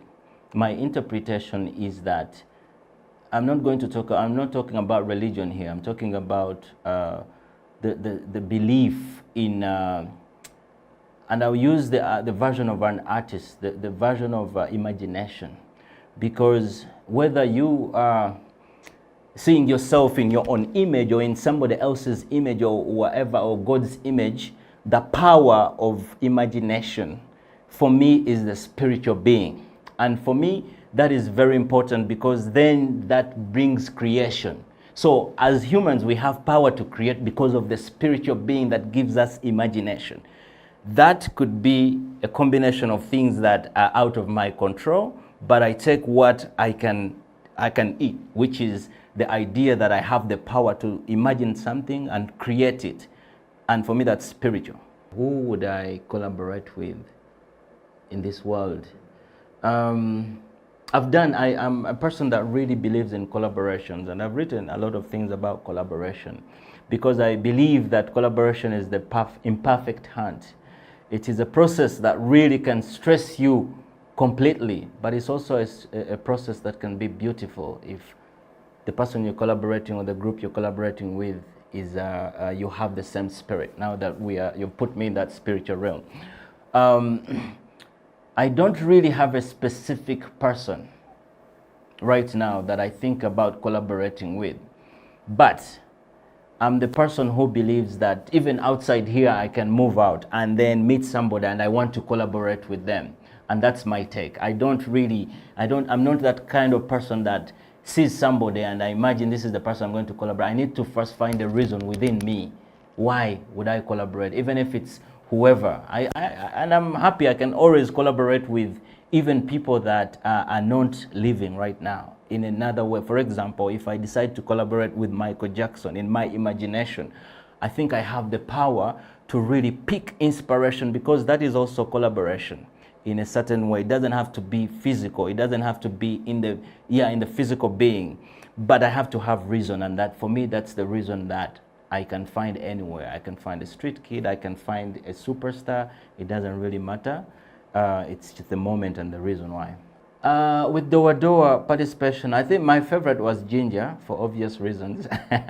I remember we collaborated with Santuri Safari, and I think one of the people I work with, Faiza Mostrix, we started the journey, I remember, from having a collaboration with the Isas, DJ from the UK, is it, I remember, and the venue was Ginger. I don't think I have a least favorite. We've been to the museum. I've been to the museum. Of course, I think it is okay, but you know, it is more about the program than the venue for me. Of course, Ginger is unique, and I'm biased, and I'll be honest, because I'm born in Ginger. Doesn't mean that I'm from there, but I was just born there. Yeah, so I'm biased. So Ginger is my favorite. Internationally, I would like it to be at the Times Square in New York, and I think Faizo can make that happen. No, but to be honest, if it could be in a place where there is so much traffic for art, like New York, and I think we are having, at this level, we are having conversations where we are looking at a global market. We're not looking at just the Ugandan market. As an artist, I mostly perform outside of Uganda. And I think New York is not one of the places that, it's one of the places that people should be looking at in terms of venues, in terms of theaters, and also us as Ugandans, we should be also looking at that, because we've done it in Uganda. Why not take it there and have it on that level? But also, one other interesting venue could be somewhere in Asia, because there's so much cut off from, in terms of creative artists, cut off from Asia. It's more business, China, all that. And I don't know, China, somewhere, Tokyo or something. It could be interesting to see how that blend can work. If I'm to open for an artist, the thing though is I see myself as an artist, so I'll open for myself because I believe that most of the times dance is being put in the background. And I think it's gone are the days when dance is the background. You know, when you look at social media, most of the things that are trending is dance. So even on these physical platforms, dance should take the forefront. So I would open for Taboo Flow, for example, one of those crews that I believe has an international status. So yeah. Well, there's so much coming up for Abdul. At the moment, one of the things that is exciting, we're working on a performance that I believe is going to be one of those great performances out of Uganda. And I'm collaborating with an artist called John Zidi, who is a resident artist at the Sadler's Wells Theatre, that's in London, one of the biggest theatres. And we're going to create a performance with East African dancers that is going to go on tour. That should happen in August, I think a few months from now. Of course, because of the situation, there are things that have been postponed. So that's something that is exciting. It's a performance about identity, about what people call Afrofuturism, what our imagination would be without the colonialists, what really, who we are according to us, not according to what people think, and we express that through art. Of course, there are other things that, as a person, I happen to work with a lot of other people, and Batalo East, which also has so many things coming up. Yeah, so there are so many classes, there's so many festivals that we're planning. We're not, this situation is not really stopping us. It just gave us a reset button, and to be honest, that reset button was needed because we pressed it and we saw how things are rolling back again. So we are now on to the next 10 years. We've hit the 20 years, now we are on to what's next, the 10 years. Well, right now where you can find Abdul's work is on social media, and I use Abdul, Abdenja, Chinyenya on all social media platforms, and also through some of the groups' works like the Tabu Flow. You can also check Tabu Flow on all social media platforms. Then of course I have a Vimeo account, YouTube account. You can find my works there, and you can hit me up directly. Yeah, ready for collaborations and ready to push to the next. This is Abdul, and you're watching Doa Doa 2021 virtual version. Please subscribe, and please share in your networks. Share Ugandan art, share everywhere. Share. Peace out. Thank you so much for joining this week's show, Doa Doa 2021. I hope you had some fun and got some inspiration. If you have any comment, please don't forget to subscribe to our YouTube channel and leave your comment, or our Facebook page, Twitter or Instagram. We'll definitely get back to you. We are very grateful, and until next week, I remain your host, Faizo Kiwewa from Bayimba and the Doa Doa team. Keep it Doa Doa 2021.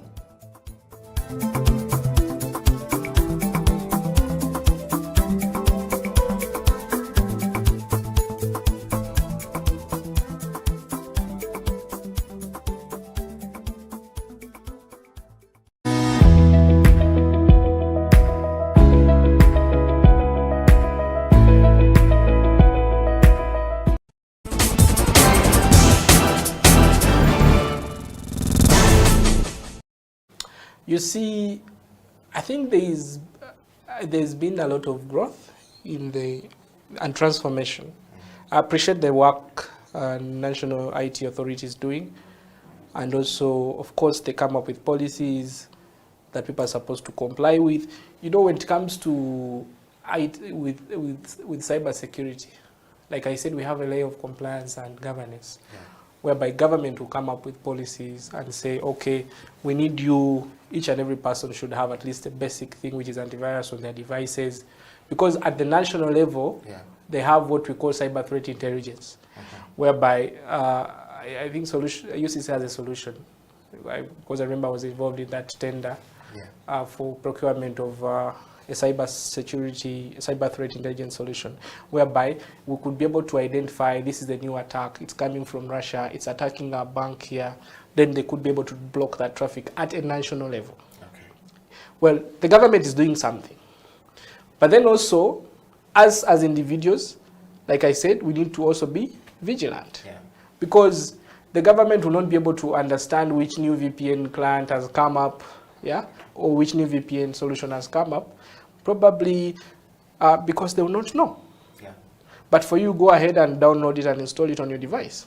And then you trust transacting. You actually go to, then you say, oh, I've stolen money from my account. Oh, my information was stolen. Oh, I see nodes on social media. People steal nodes from people's devices, and actually they ask for a pay. Yeah. Someone says, if you don't give me $100,000, I'm going to publish your nonsense on the cyberspace. You know, so people need to be vigilant. But of course, the government is also doing something.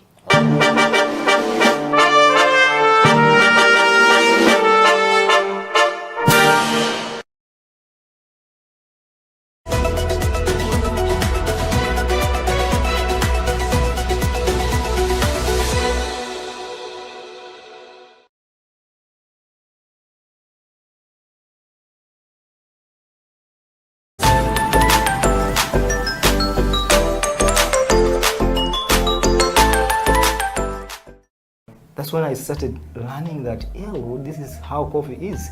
But why is it that we produce coffee here and just sell it when we don't take it here, we don't consume it here? So one time when I had just started my training here, I went back to Uganda. And then I went to a hotel, a very established hotel. I will not mention its name. Then I wanted to see if I have people that know about coffee in hotels, because I knew maybe probably big hotels serve coffee. So to my dismay is that I introduced myself as a barista, and everybody was like, "What's a barista?" So I said, a barista is a specialist that makes coffee, a person who makes coffee for people to, coffee like, cappuccino, different kinds of, coffees, and people were like very green. I said, this is a big hotel. I expected to find here a coffee machine, and nobody knows about it. So it's, I think, incumbent of us to really transform this entire community, the entire country, to coffee, to learn about coffee, and also to give them the advantages of coffee, teach them about coffee, and then later on they maybe consume it, rather than just selling it.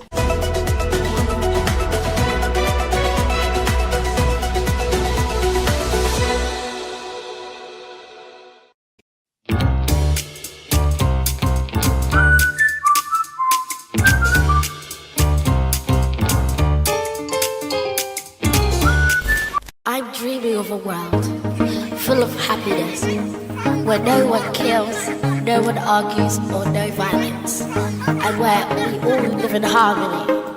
We all celebrate all the things that we have with our families and each other.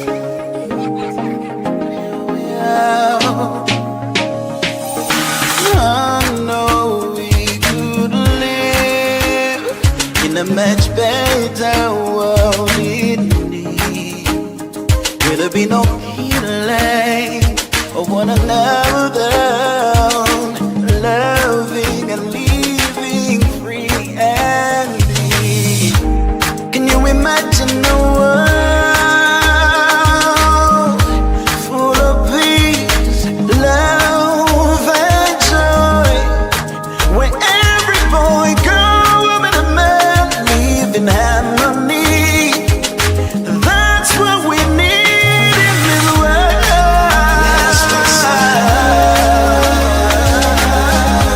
There is no need to fight. You and I are one. Let us get together now, and there will be a better place for us. Let us bring some love. Let us bring some love. There is no need to fight. You and I are one. Let us get together now, and there will be a better place for you. It is so refreshing where we sit down and solve our differences. We don't need to fight no more. We don't have to lose another life at all. We can work it out. We can get it right this time. Can you imagine a world full of peace, love and joy, where every boy, girl, woman and man live in harmony? That's what we need in this world. Let us make some love. There is no need to fight.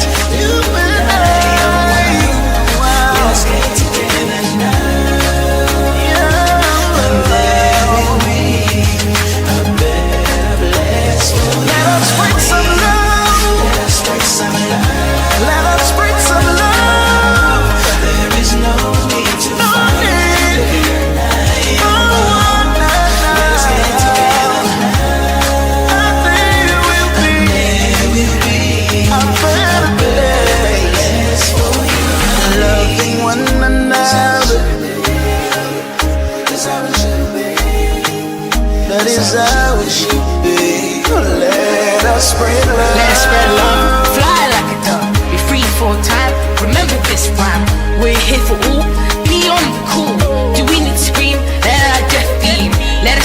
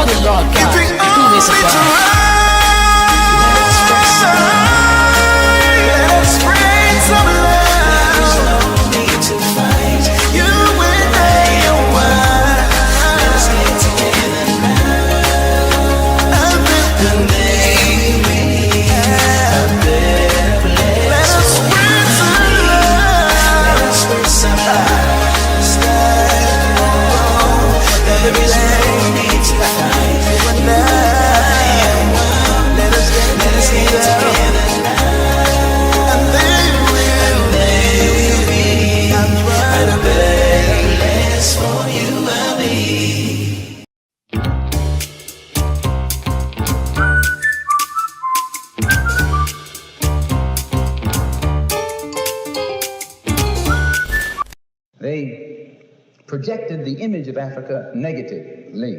They projected Africa always in a negative light.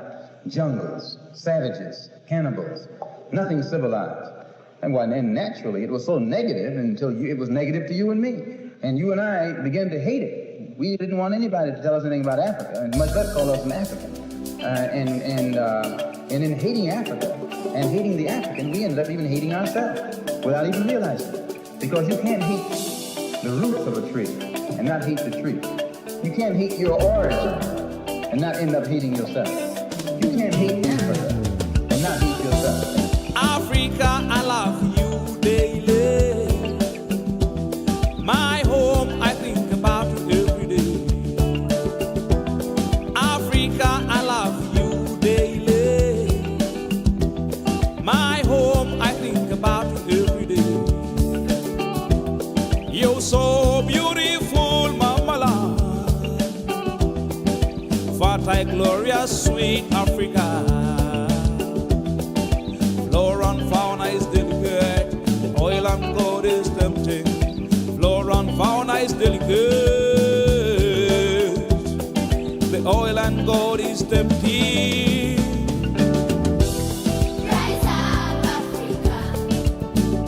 I love you. Viva Africa.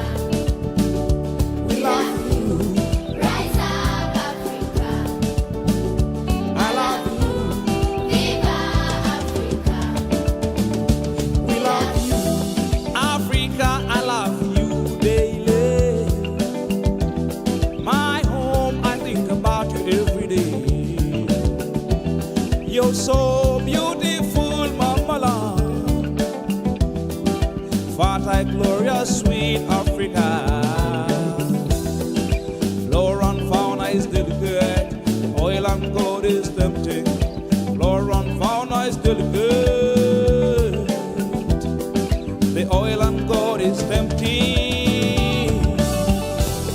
Rise up, Africa. I love you. Viva Africa. We love you. Rise up, Africa. I love you. Viva Africa. We love you.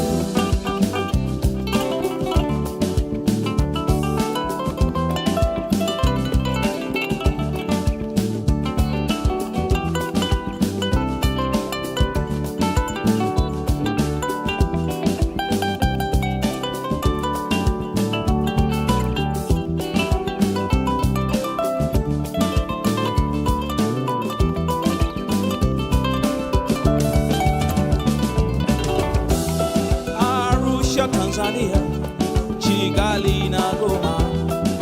Welcome to Africa, shining bright like a diamond, standing up your pyramid, shining bright like a diamond, standing up your pyramid. The sun is always out, the Nile flows so deep. There is no place like Africa. I am born in Africa. Rise up, Africa. I love you. Viva Africa. We love you. Rise up, Africa. I love you. Viva Africa. We love you. Rise up,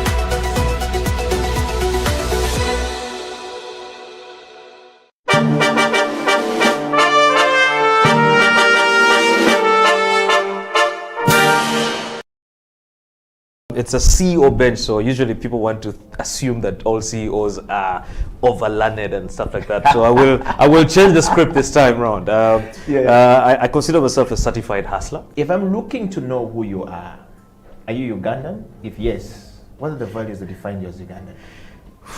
That's the easiest question, I think, to answer. I am a typical Lao man from a Rute North, in a place called Ogur, and where I will be laid to rest is in a village called Agweng. So if you go there and you just say Otoa Tony, they won't really know me because my father is also Otoa Tony. You have to ask for Junior, and when you're asking, you have to ask with an accent. Junior Tikwene, where is Junior? And they will identify me. But I'm typically Ugandan, only Ugandan, from Lira. I pride myself from being from Lira. Earlier on, I was joking and saying I'm the coolest Lago south of Karuma. When you cross Karuma, there are so many. But when you're down the south after Karuma, I think I'm number one. Wow. Well, now that you know Tony Otoa is Ugandan, and of course, what are the values that define you as a Ugandan?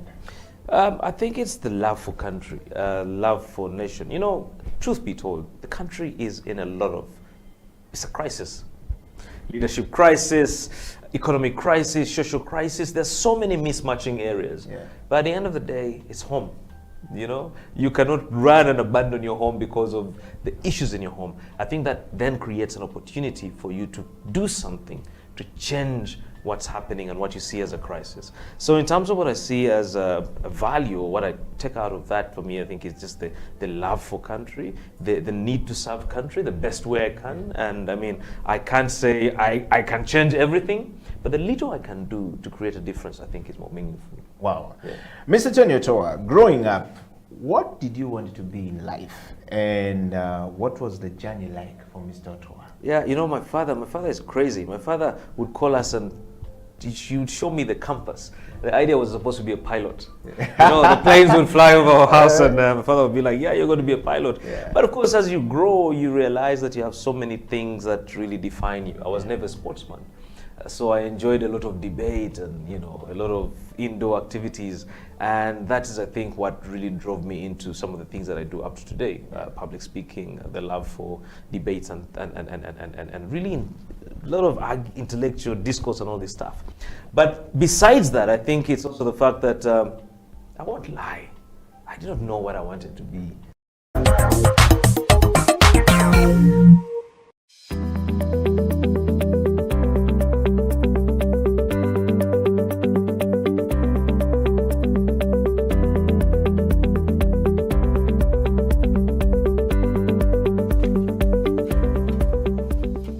Farmers around us here have no access to electricity, no access to clean cooking fuel, and no access to milling. So to mill their rice and groundnuts and maize, they have to drive miles away to Gulu. They have to pay for transport, they have to pay for storage and accommodation. Mandulis is an electricity company that uniquely also provides agricultural value addition. Farmers bring us their crops and we turn this into higher value products. This alone doubles their income. We're trying to create a way of generating electricity that delivers value to the local communities in which we operate.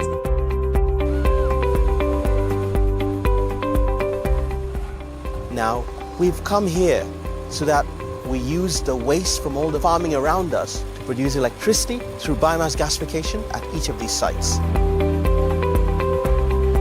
At the same time, that focus on biomass means we can not only generate electricity, but we end up with a byproduct, that biochar, which can be used to produce cooking fuel. Doing that means that we save nearly 1 million trees per annum. Technology is a thread that ties everything together. We combine the blockchain technology, AI, and Internet of Things to make sure that we can address critical bottlenecks that allows us to engage thousands of farmers. And the cost of settlement of electricity transactions go down significantly.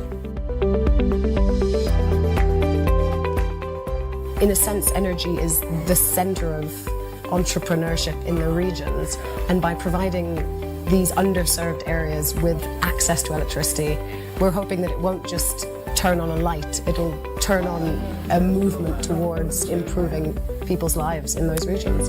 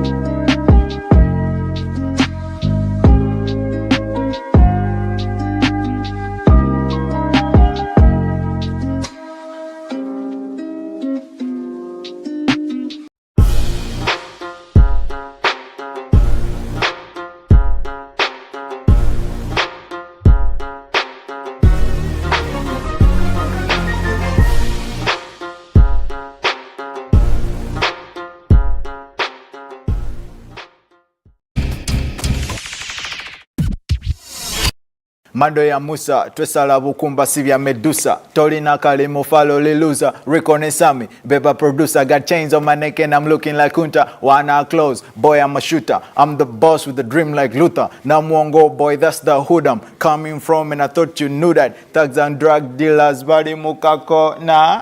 Why do I rap? I rap because I want to talk about stuff that other people don't talk about. I want to inspire people. I want to be the voice to the voiceless.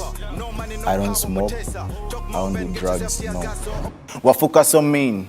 In fact, Osinga I mean. Chirabikori half man, half machine. Mununzira bakuburi street. Buri chimwe chicho cha gunpoint. My nigga, tell us the point. Power to the people. Tebicha kola kubanga nobulula baniga babubba. Ba good cop, baba kuba masasi. Our only hope, ne baba kwata. Ba MPs, baba kuba kalimo rufu na kalulu nebebaka. Katite muji kwata ko. This is Leo Rich, rated fresh on XXL. Ruba. Yeah. Leo Rich. Oh yeah. This is Uganda. This is Uganda. This is Uganda. This is Uganda. This is Uganda. This is Uganda. This is Uganda. This is Uganda. Wake up, go look for paper. No money, no power, Mutesa. Talk more and get yourself to your gas. So all we do is look for the pesa. Uganda Zabu, rest in peace Zakayo.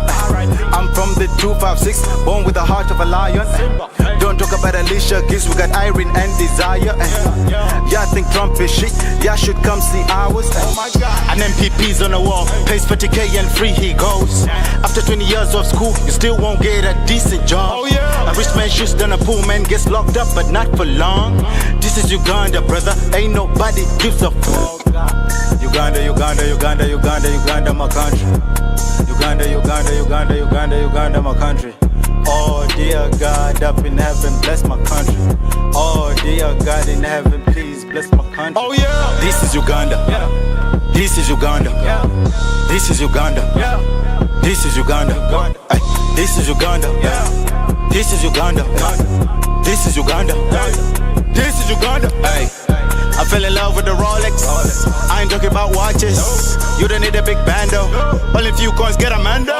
Yeah, back Kampala. Chino se chivuga chapafala. Smartphone ya kabitu jitwala. Do for the 256. Uganda. Can't touch my flow like a crested train. Dropped out of school, got a different brain. The eyes tell them that my future's faint. You and your stupid as claims. This is Uganda, part of Africa. Do what you wanna. Go to school, read your books, or else smoke marijuana. I don't care what you do as long as wainayojofanya. This is Uganda, this is Uganda, light up your fire. This is Uganda. This is Uganda.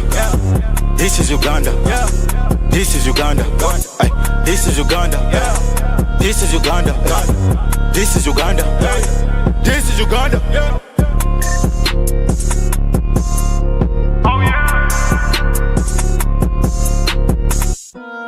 Uganda, Uganda, Uganda, Uganda, Uganda, my country. Uganda, Uganda, Uganda, Uganda, Uganda, my country. Oh dear God in heaven, please bless my country. Oh dear God in heaven, please bless my country. Oh yeah.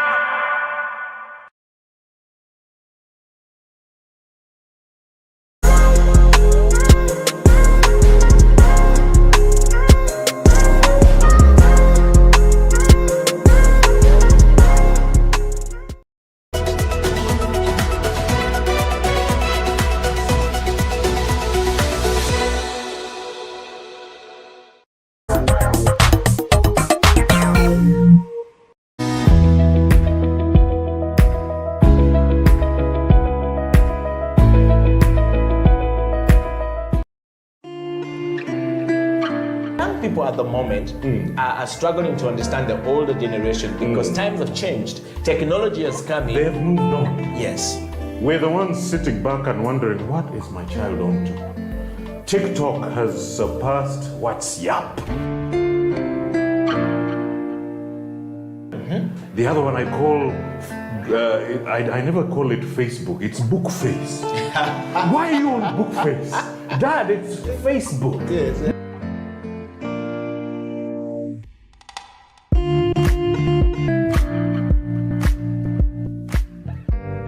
Me, I keep saying I have a foot amongst the millennials. Yeah. I understand the traditionalists. Okay.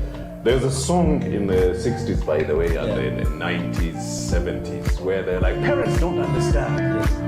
Remember Prince? Yes.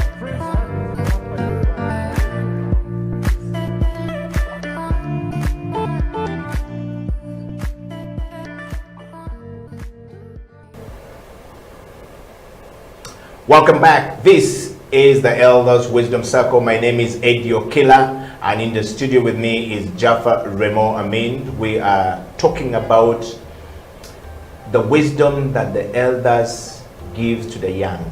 I use the word give because the elders have received from their elders when they were young, and they pass it on to the young when their time is up. And that is very important conversation all across the world. Elders must give to the young, they must mentor the young, they must make the young understand where we are going. They must paint the picture of where we are going. The mission is important. The vision is important. From an individual point of view, to a family point of view, to a father-mother point of view, children point of view, community point of view, and the foray into the nation is very important. And that's what we're talking about here on the Elders Wisdom Circle. Ladies and gentlemen, allow me to first of all welcome Jaffa Remo Idi Amin Dada back on the show. Thank you. He's giving us opportunity to learn so much from you. I would like to say thank you very much, Jaffa. Yeah. First of all, my heart of humility goes to you. One, for being one son of Amin who likes to hang out with the common person. But that was my father's indelible character. He was everyday people. Remember our first show? That's how I described him. And Muntu wa bulijjo. Yes. He did not have those notions of being a first family, His Excellency. No, for him, he was an ordinary people. And the irony of my autumn of my years is that I'm an ordinary person. We talked off air about the issue of mistaken sense of entitlement. I think that's the greatest disease amongst us. And that's the reason I chose this subject of restoring patriotism to our nation. If you're joining us from anywhere in the world, this discussion is called the Elders Wisdom Circle. It has the elder in the studio. It has the young in the studio. And we want to bring as many young people as possible. They are still scared. You know, when you start a conversation, people are usually scared to come on. But we want to encourage all of you. All across the world, send us your kisses and disses. I want to see your comments. We want to read your comments out. We want to hear your heart. We want to hear your thought. This will make you understand so many things that you have not been able to understand in your years. Please don't allow the evening of your time to come when you have not understood the things of the morning of your time. Or bequeathed what you know. Yes. The experience transfer. Exactly. It's very important. They're actually inheritances. Yes, yes. These are inheritances. And those are deep inheritances. My God. Because that's where it's the foundation upon which we build wealth. Yeah. We build understanding. And continuity. Leadership and continuity. Yeah. Which is what we call wealth multiplication. People often think that wealth multiplication is just a result of you've created wealth, or you've grabbed left a it, house, or stole it. And you're, no, we're saying wealth of knowledge, wisdom, understanding put together is what we're talking about. All right, welcome to the Elders Wisdom Circle, of course, and we're going to toss to this as we dive into our last part. To our mothers. We always say this to everyone. This is what the elders do with the young. Jaffa, thank you. I want you to put the topic up there for all of us to see. Please put the topic up there. And we want to take you through to what this is about. And this is the last part. We started the discussion already, and we're saying restoring and upholding patriotic values within the nation, within our nation of Uganda. Our sense of ownership. Sense of ownership. Please, Ugandans, I want you to read that one more time. The sense of ownership. Please put it our up there. Nation. Restoring and upholding the patriotic values within our nation. Okay, this is important for every African nation. Yeah. And which is lacking. Which is lacking in Uganda. Yes. It's lacking. It's lacking. In fact, it's important for every country in the world. Every country. I like what the Americans do. American is going to be. We watched a guy being arrested somewhere in Africa, and he started shouting, "I'm an American. I have the Fifth Amendment rights. I have my rights." But you are in Africa. You are outside. It's the law of the jungle. Yes. At that moment, it's a decision of a whim. Yes. A whim. Yes. Somebody just decides. Yes. But you see what I learned from him when he was shouting, when he said, "I'm an American," it's the sense of the patriotic values placed upon and the laws that govern. Governed. That when you hear it, you know it. The sense is this. What is that in our country? I want to put the number 10 out there. Please put number 10 up there so that we can see it, because we want to have this conversation when we're seeing the topic, when the topic is going up there, and I want everyone to know that this thing is very important as far as our conversation is concerned. Jaffa, let's break this thing very quickly. Restoring. What do we mean by restoring? The restoration is, they found us with our cultures. But apparently, if a small nation like Uganda, a super nation amongst the Ugandans, felt they had a 1,000-year culture, they didn't need to mix with others. A sense of nationhood never came. For me, it's a restoration because by 1962, when Pachu, the father of the nation, received the instruments of power, there was a lot of hope. There was a lot of aspirational thought amongst our people that we had finally achieved Uhuru. But then we fell into the trap, which I see today with the MPs.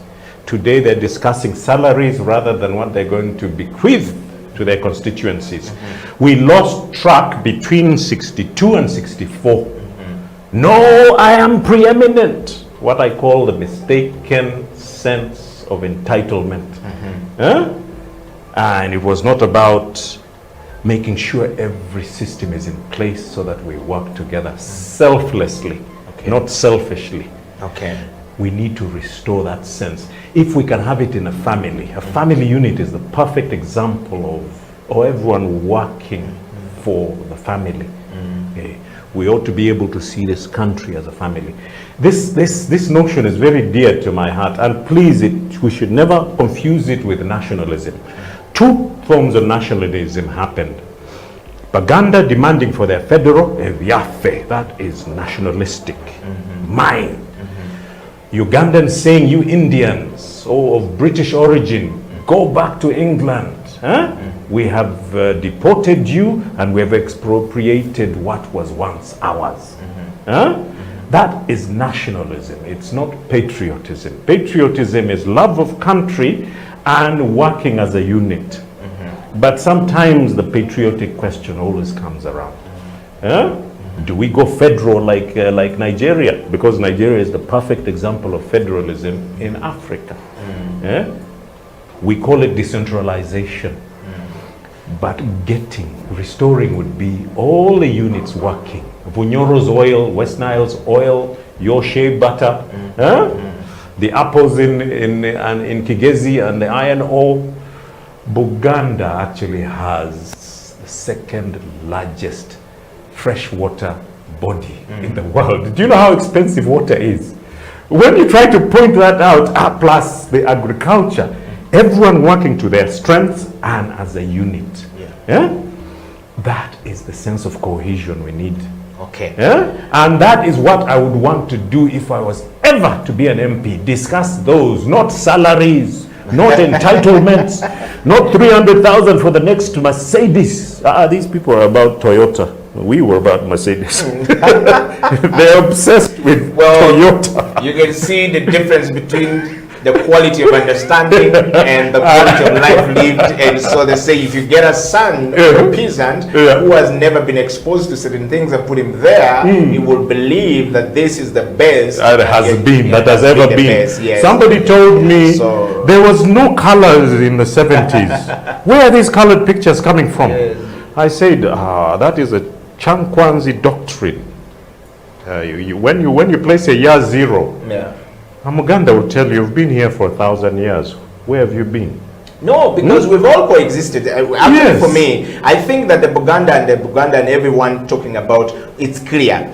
What you said earlier, which we understood from there, is that some people came in here for trade, found us organized, and used us. They used us. No, something happened because we are not very into it, but are we still allowing that to continue happening? It is. World Bank and IMF is simply the extractive industry in play. Since the time of the missionaries, since the time of Lugard. But somehow, you have to give credit where it's due. Our president today knows how to play the game. There's a game, an intricate game, and he simply knows how to play it. You can't continuously be winning like Man U in the 90s, getting me angry, Arsenal supporter, unless but that's the whole point for us. I was showing off that I have moves. Oh, my father's generosity could have been misconstrued. By paying $1 billion to the Indians, they saw that as extravagance or foolhardiness. Not foolishness, there's a difference. Foolhardiness is why spend $1 billion if you can stretch it like Museveni? He pays Seraure, the way my Basoga said. He pays Seraure.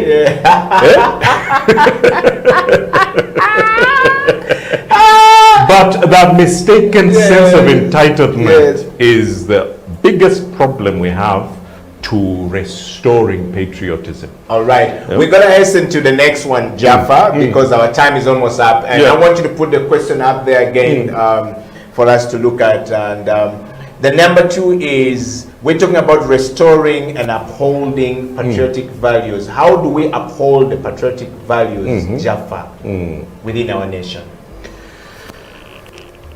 We have a judiciary that works. And I want you to speak to the old and to the young. Yes. We have a judiciary that works.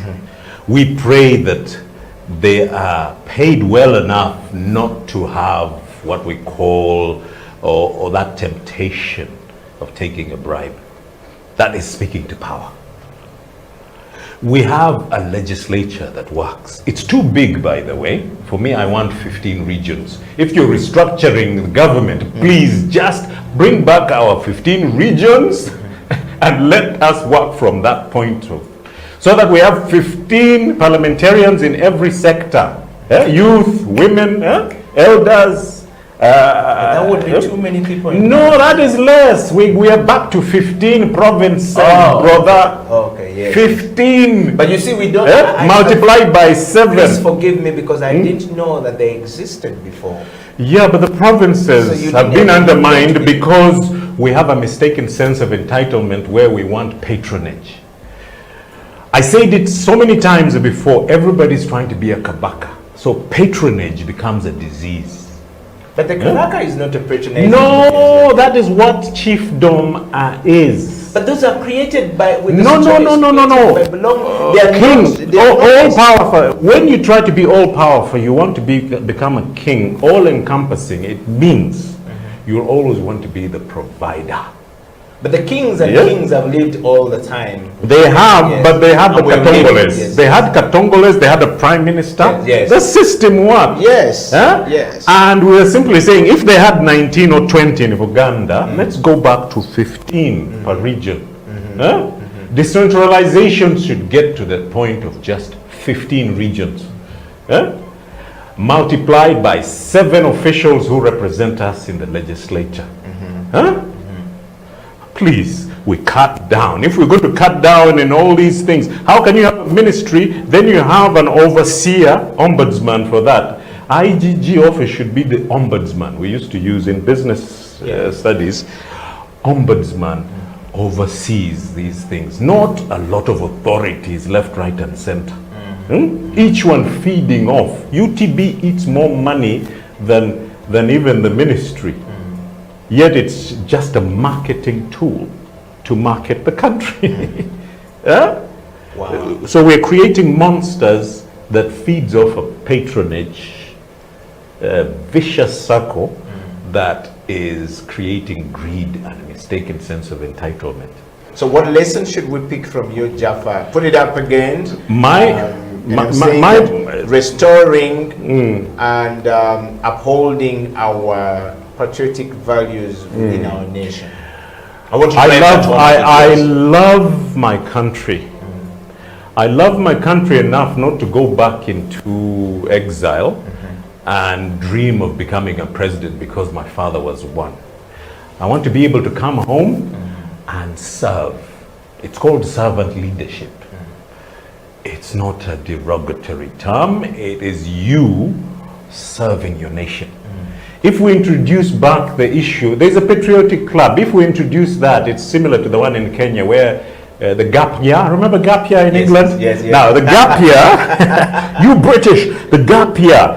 Kenya has a similar thing. They go and they learn about the values and they interact. And by the way, people of Karamoja would come and study in Uganda.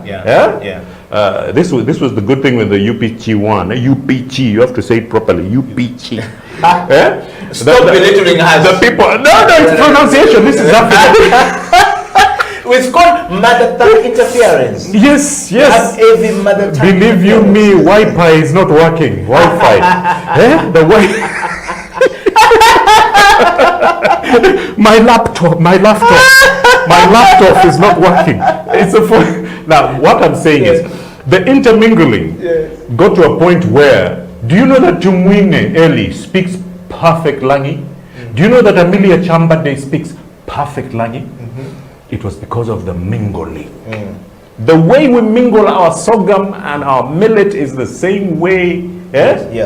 You bring a calosification of love amongst each other.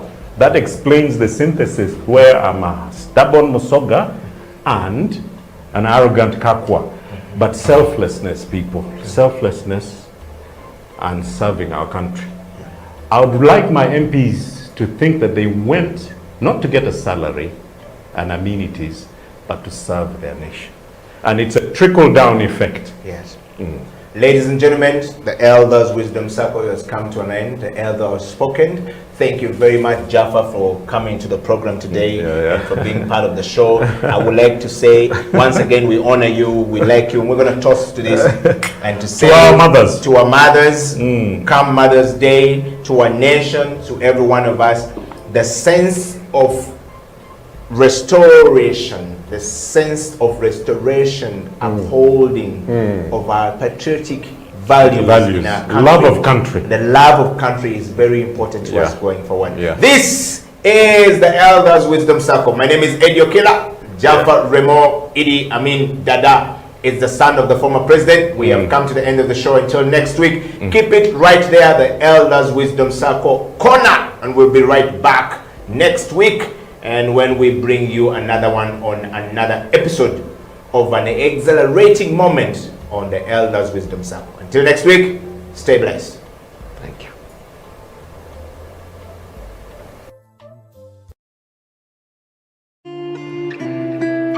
Young people at the moment are struggling to understand the older generation because times have changed. Technology has come in. They've moved on. Yes. We're the ones sitting back and wondering, what is my child on to? TikTok has surpassed WhatsApp. The other one I call, I never call it Facebook, it's Bookface. Why are you on Bookface? Dad, it's Facebook. Yes.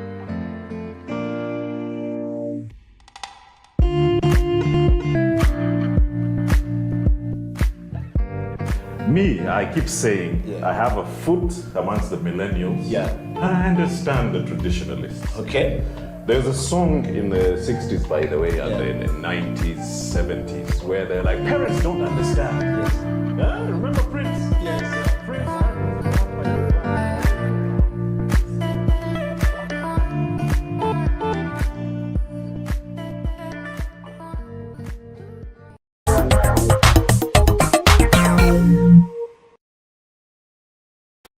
COVID-19 has tested our hope and faith as individuals, families, and the country at large. Besides destroying many aspects of our lives, the novel coronavirus has also affected our human rights in many ways. You and the Law, the COVID edition, is a 30-minute weekly television program that focuses on the impact of COVID-19 on human rights in Uganda. The program engages experts to explain the importance of rights-based approaches to the success of any public health response to ensure the respect, protection, and fulfillment of human rights amidst the challenges presented by COVID-19. You and the Law, the television program, brought to you by Legal Hub Uganda, taking the law to the last mile in proud association with I4C Africa Hub and House of Talent Television.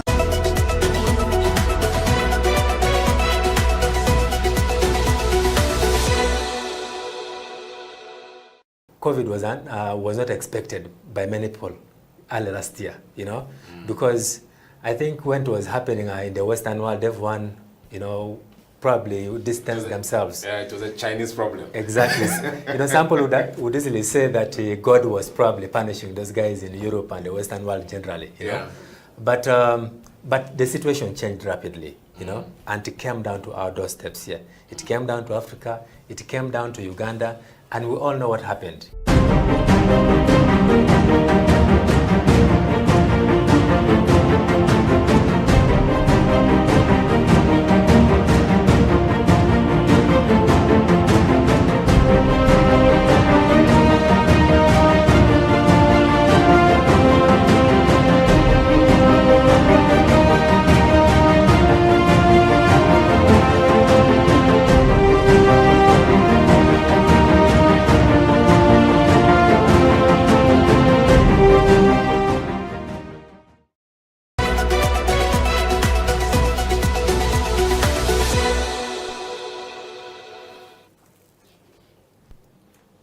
It's You and the Law here on House of Talent Television. My name is Jonathan Ochom, your host. You and the Law is simply what it says, You and the Law. It's a program that seeks to explain the law to people in this country, demystify the different concepts of the law, make people understand what the law is, how it affects their lives, and really to ensure that we keep ourselves on the safe side of the law. Because as you all know, ignorance of the law has never been and will never be a defense. So whether you're a teacher, whether you're a border rider, whether you're a doctor, whether you're a farmer, anything that you could be in your life, the law affects every aspect of our lives. So that's why we have this program to basically enable people to understand the law in its different formations and how it impacts on our lives. Today, we have a very interesting guest with us who will be helping us understand a couple of things about this program and the ideas that we are flaunting for you, the viewers of House of Talent Television. Our guest is a very outstanding and fairly young lawyer. He's a law lecturer. He's practiced law for the last 8+ years. He's taught law in different universities. He's been in leadership in this country, and he's best suited to steer this conversation today. Ladies and gentlemen, join me in welcoming the one and only Emmanuel Elau. Emma, you're welcome to You and the Law. Thank you so much, and thank you for the nice introduction. In House of Talent, we always have to do the fist bump and we spread the love. Yeah, it's just our way of trying to survive in these COVID times, because we're told that we can't be touching ourselves and stuff like that. Yes. So Emma, I know that you do so many things in this country. You teach law, you practice law, you run a startup. So I thought perhaps we could start by having a sneak peek into the work that you do, as a lawyer, as an innovator, just to set the ball rolling for us. Yes. Thank you so much. Well, I do all the things that you have mentioned. Yeah. Been a lawyer for quite a while now, since 2014. Oh. So quite knowledgeable about the law now. You're no longer a young lawyer? No longer a young lawyer. I'm off that bracket. Okay. But of course, always willing to learn and contribute to the society in different ways, like you've stated. And so that includes also, as part of the pro bono work, to to uplift people's understanding of the law, teach them what the law is, and this has been appreciated, in different quarters in this country, For example, last year, our organization, that is Legal Hub Uganda, won this LACON award. LACON, that's the Legal Aid Innovations Conference. Oh, yes. Oh, yeah. Yeah, so we're the best, that was in 2020. Yeah. Yeah, so the work is much appreciated now. You mentioned Legal Hub. I thought maybe you could spend a little bit of time to, understand, explain to us what Legal Hub is all about. Yeah. Well, thank you. Legal Hub Uganda is a non-governmental organization. Okay. This organization was conceived as an idea around 2017 and registered as a company limited by guarantee. And we went on to register as a non-governmental organization in 2019. So since then, we have been contributing to this country in different ways, using the radios, visiting schools, going into the community in different ways. We have, for example, utilized radio stations in this country, several of them, and I believe people across this country have heard about Legal Hub Uganda and what we have been doing. Yeah, I know that you also have a little bit of interest in innovations as an organization. Could you sort of try to shine a light on a couple of innovations that Legal Hub has been pushing across the country? Yes, thank you. So one of our biggest innovations, to date has been the legal podcast. Yeah. So if you're very common on Facebook, on different platforms, you're able to see that we're doing a legal podcast. I believe we're the pioneer podcasters in this country, at least in the legal sense. Okay. So this podcast has been recognized by The Hill. The Hill is the Hague Institute, for innovations of law. Yes, So we competed, and we came out as the best innovators in 2019. Okay. And as a result, we also represented Uganda. We're among the 3 that represented Uganda at The Hague. That's in the Netherlands. Very important milestone that you're raising. Exactly. So we're able to compete with the world, to showcase the world what we are all about, and things like that. And of course, we have kept the podcast running with support from different quarters of this world. So that's why I was saying earlier that we have been able to even win the LACON award. Yeah, which is very big, especially for the country. Yes, because it's so a national sort of system. Exactly, and of course, every day we continue to innovate ways that we can reach, different people in this country. And our major interest is the last mile in this country. Yeah. And that's what keeps us, moving forward to ensure that the last person in this country understands the law. Until we take the law to the last mile. Exactly. So that brings me sort of to this question around then you and the law, because clearly it seems to be a contribution to your mandate of taking to the law to the last mile. Yes. So you and the law, as a program that we're designing in partnership with the House of Talent Television, could you just sort of give us an idea what it's all about?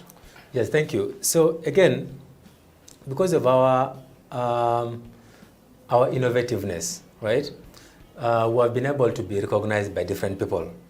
And recently, we were one of the winners, under the I4C challenge. That's Innovation for Change, So under that project, one of the things that we thought of was to bring the law to the TV audience, in this country.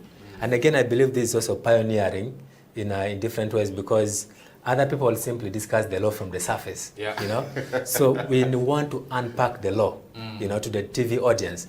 Because I believe the radio will be focusing more on the people in the last mile, But the TV audience is a bit. So if you come to Kampala, you realize that the majority of the people only listen to the radio in the morning when they're driving to work, and the evening when they're driving back home. And at that point, someone is a bit anxious, going to work and coming back. So they basically want to listen to music, So we want to see how we can take this television to their offices, to their homes, at their own convenience, So that's why this project comes up, And so we have designed a number of projects, a number of topics that we want to handle under this. So there'll be a COVID edition, but generally we'll be discussing other aspects of the law like you had rightly introduced. Yeah. So I thought perhaps, I know you've sort of given us a sneak peek into the future, but I thought we could maybe start by revisiting, you mentioned COVID. Yes. And I'm wondering, why is it important to actually have a conversation around, COVID and the law? Because this is you and the law, and then suddenly you're talking about, COVID. Some because, COVID is a medical issue. Why are we discussing it in you and the law? You should be telling us about theft, you should be telling us about murder and things like that. So could you sort of try to give us that intersection? Yes. Now, that's a good question. First of all, COVID was not expected by many people early last year, because I think when it was happening in the Western world, everyone, probably distanced themselves. Yeah, it was a Chinese problem. Exactly. Some people would easily say that God was probably punishing those guys in Europe and the Western world generally, know. But the situation changed rapidly, and it came down to our doorsteps here. It came down to Africa, it came down to Uganda, and we all know what happened, The country was closed down. Among the first times that the president had addressed the country, he reached a point where he closed the land, air, and all the borders, basically, in this country. So basically, So we're locked up. You couldn't go out. No entrance, no exit. Exactly. Yeah. And alongside that, they curtailed our movement at some point. They said, stay home, Workplaces were closed, People were staying home. I know that different kinds of problems occurred, Husbands and wives were staying indoors for 24 hours. So you can expect that there'll be domestic violence. I would expect them to bond. On the contrary, no. Because then you're seeing, you're confined to this house for 24 hours. Yeah. You're looking at each other. At least when you're working, you're able to go and cool off in case of any disagreements. So during that COVID period, and we're still of course in that period, there was a lot of domestic violence that was realized, for example. And that is a legal issue. People had mental issues. That's just a legal issue in some ways. Children stayed at home, and up to now as we speak, children are still at home, and so that means that their rights to to study, to education, which of course has its own technicalities, but that children are still at home and they are losing out so many months and years. Then on Sundays and Fridays, people can't go to. You can't go to church or to the mosque. That's also a legal issue. In the first lockdown in 2020, government had to step in and provide food, because people were no longer working. A majority of our people, especially here in Kampala, they live hand to mouth. So these people go to town, they work the money, go home with a kavera. Those kaveras were no longer coming, A kavera is a polythene bag, just exactly. in case some viewers may not understand. Yeah. Yes. So that means that the right to, to food, was affected. You couldn't move. Your right to movement is affected. The government came up with regulations saying that, for example, you can't spit in public, and indeed those regulations are still here. If you spit in public, you're committing an offense, I wonder how many people know that. Exactly. So COVID has impacted life in ways that we didn't imagine, Basically, there's been a close fusion between COVID and the law. Exactly. And it appears this situation is not likely to change even after we recover from the pandemic. Because in some places you've heard them talking about COVID passports. In Europe, in South Africa, yesterday I was seeing they're trying to introduce the COVID passport. So that means if you want to go to the market, you should show that you've been vaccinated. So what is the implication of that on your daily life? We'll pick on from there, because clearly I see that you've tried to marry COVID-19 and the law. So we'll pick on from there after the short break. Stay right here.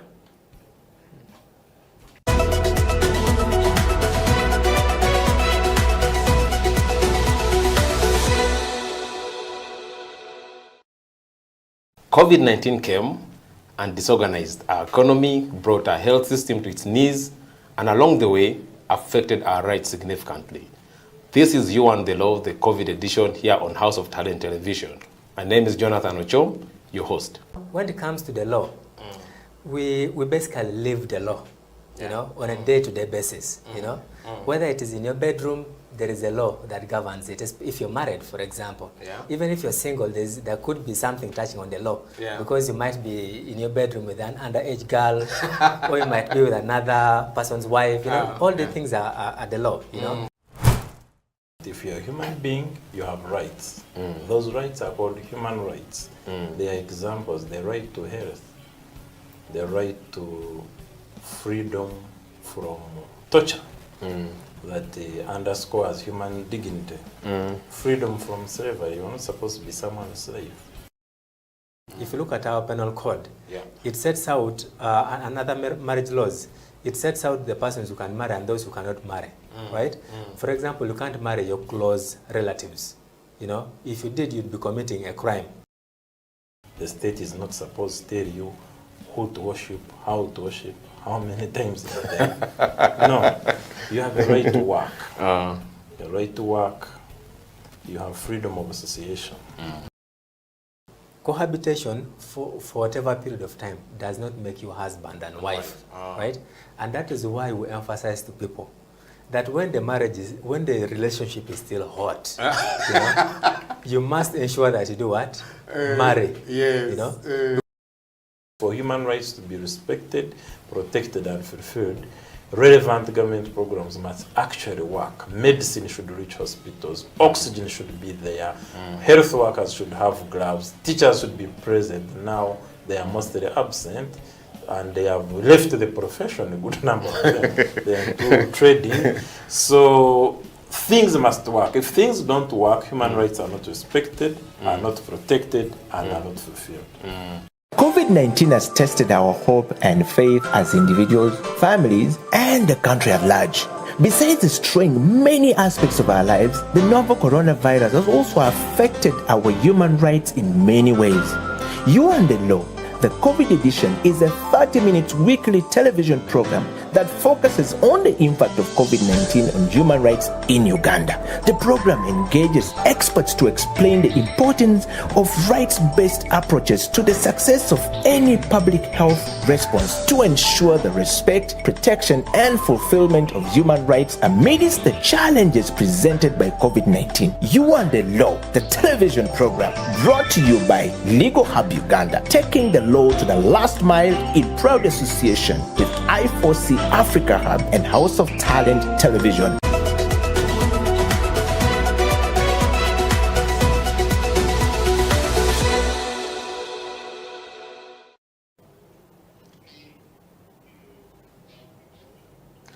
It's You and the Law here on House of Talent Television. My name is Jonathan Ochom, your host. Today in studio, we hosting Mr. Emmanuel Elau, co-founder at Legal Hub Uganda. He's a practicing lawyer and a law lecturer. Basically to discuss and explain to us this whole show that we're premiering here, You and the Law, specifically the COVID edition. Before we went for a break, Emma was explaining to us how the law is married into the whole COVID-19 pandemic and the different interventions that have been put in place. I thought, Emma, we could pick on from there. So before the break, you sort of tried to make that explanation. So could you kindly, in a more sort of detailed manner, highlight the various human rights that you think have been affected by COVID-19? Yeah. Well, thank you. There have been different rights that have been affected. You know, we're talking about the right to education. We're talking about the right of movement. We're talking about the right to health, which has also been highlighted because of our, infrastructure. Yeah, our preparedness for... Exactly. Yeah. I think we have also seen the right to life, to an extent, also affected. People's rights to worship, people's rights to, to marry at some point, because when it was suspended. Yeah, he couldn't do a ceremony. Yes, he couldn't do much, I think the people's rights also to earn a living, generally, which could be connected with the right to own property. It could be, one could make an argument that has also been affected. Economic rights that have been severely affected. Exactly. So looking at the COVID edition of You and the Law that we're talking about today, what are the kind of topics that people should expect, the viewers of House of Talent Television should expect to be discussed on this show? Okay, thank you. So, because of this whole idea, we have put together a couple of topics, 12 of them in particular, for purposes of this particular COVID edition. So you just selected only 12? 12 topics, okay, particularly. So those topics are going to touch on the law and human rights in Uganda. you know. So we'll basically have a guest telling us about the different laws, the different rights that have been affected, because we're talking about human rights. Yeah, sort of a broader picture. A broader discussion. So you can expect a very interesting discussion around that, you know. Two, we'll be talking about COVID-19 and access to justice in Uganda, because we know already that even without COVID, a great majority of people in this country were even struggling to access justice, you know. And this is no news, you know. You've heard of people talking about case backlog, you know, access to courts of law, access to lawyers, you know. If you looked at the infrastructure in this country in terms of legal aid, I mean, it's a bit poor, you know. Everybody looks at Law Society, but Law Society only has 22 legal aid clinics across this country. But how many districts do we have? You know? 100 and something. Exactly. So even before Corona, there was a problem. But now we want to discuss post-Corona. You know, what exactly in Corona. In Corona, actually. Yes, yeah. You know, what exactly is going on? I think that's interesting, actually, even noting the fact that courts were actually closed as well during the lockdown. And I remember, I think lawyers were not essential workers. No, they were not. Yeah, so with all the fancy suits, at a certain point, a wheelbarrow pusher was more important than you. We were relegated to another, you know. Of course, there was this whole thing that lawyers at some point were made essential. But you see, it was technical because it was only a fee. You had to apply for a permit. Yeah. Each time you had a case. Yeah. But remember, if your client is arrested, you know, because sometimes these things are not planned, considering how police operates. You know, if your client is arrested, you have to apply for a permit that could take you a day or two. And then the law, on the other hand, says that 48 hours. 48 hours, and then your client as well is entitled to see a lawyer upon arrest. You know, so that also was affecting. So imagine a lawyer running all the way from Nigeria to Chira Road Police. Exactly. Because they don't have a permit. Okay. Yeah. Any other sort of areas of discussion that we'll focus on? So another interesting topic is COVID-19, gender and women's rights. You know, there have been a lot of gender issues. That sounds interesting already. Yeah. Exactly. There have been a lot of gender issues in this country as a result of this COVID. You know, domestic violence, women, you know, beaten, and all sorts of things. And of course, we're not biasing this only to women. Of course, we're aware that there's some men who may have also fallen victim, you know. Only that, of course, you know that the men fear to come out, you know. So it will be a bit of a general discussion, though of course with some bit of focus on women specifically. Another topic of interest is COVID-19 property and land rights, because as you're aware, while everyone else was busy, you know, with Corona things, some people were also busy scheming ways to evict them from their land, you know, because courts were suspended, you know. If a guy wants to take over your land or to break down your house, you have no recourse to a court of law. Interestingly, there was actually a directive issued by the Ministry of Lands suspending any forms of evictions and stuff like that in that period. Yes. But I think this being Uganda, some people were able to, of course, to bypass. So you find that whereas they put out all the things, sometimes they're well-intentioned. That we do not want people to be evicted. But there'll be someone out there, you know, who can be able to... Who can bypass. Imagine if they can demolish a church in this country. So you can only imagine what they can't do when... the country is locked down. When the country is locked down and there's just a piece of paper saying that don't evict people, you know. So that's one such topic. And then also we have COVID-19 and its impact on employment and labor rights in Uganda. You know, this is a very serious discussion. You know, we have had people lose jobs. You know, we have had people with reduced salaries. You know, salary cuts. Salary cuts. You know, the teachers are out there. You know, they don't have jobs. Or even when they maintain their jobs on paper, the employers are telling them we can't pay you because children are at home. Perhaps the other angle is that also we've had businesses closed down. Businesses are also closing down. Because it's always tempting to look at the employees only and forget that the employers are struggling. Exactly.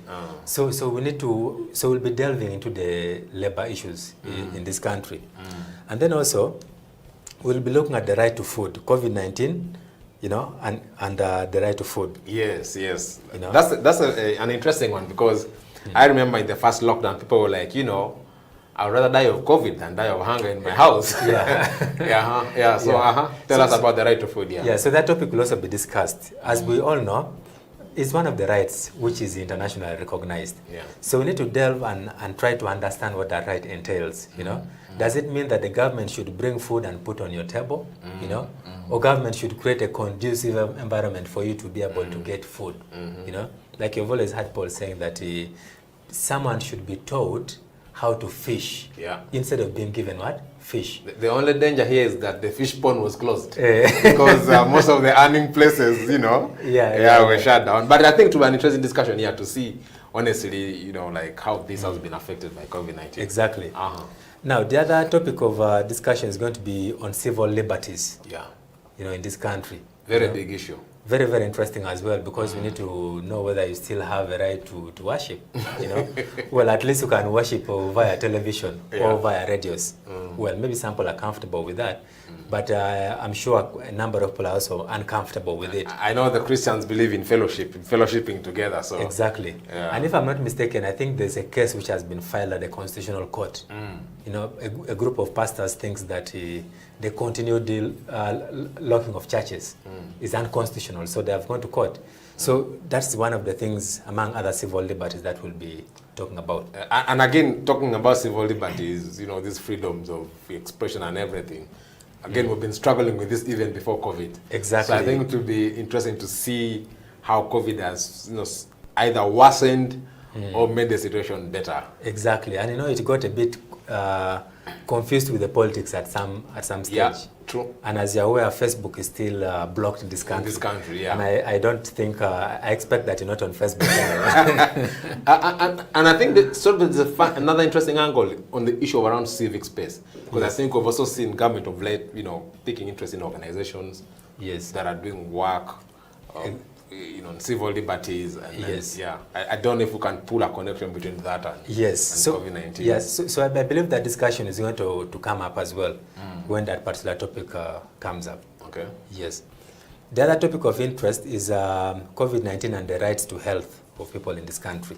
I think that should be the first, actually. But yeah. Okay, tell us about that, Again, you've seen there's been a bit of litigation around these issues in the past, even before COVID. Yeah, we saw people paying millions, hundreds of millions, you know, because you have a patient here. Exactly. Yeah. They want 5 million, you know, from you, you know, for you to be in ICU for a day. You know, how many people are going to be able to afford that, you know? And what is government doing, you know, to ensure that people should not be paying this much, you know? So we'll be discussing that topic as well. I think that's interesting because, again, there have been arguments that, you know, there's been a lot of focus on COVID-19 and we're forgetting that malaria is still, you know, a top killer disease where people are dealing with maternal health issues amidst COVID, and yet the government seems to be putting a lot of emphasis on COVID and neglecting the other issues we have in the country. Okay, this is another time, you know, to go for a break. You're watching You and the Law here on House of Talent Television. My name is Jonathan Ochom, and today we're hosting Advocate Emmanuel Elau to sort of unpack for us the COVID edition that we've been preparing for you in partnership with Legal Hub Uganda. So let's go for a break. We'll be right back.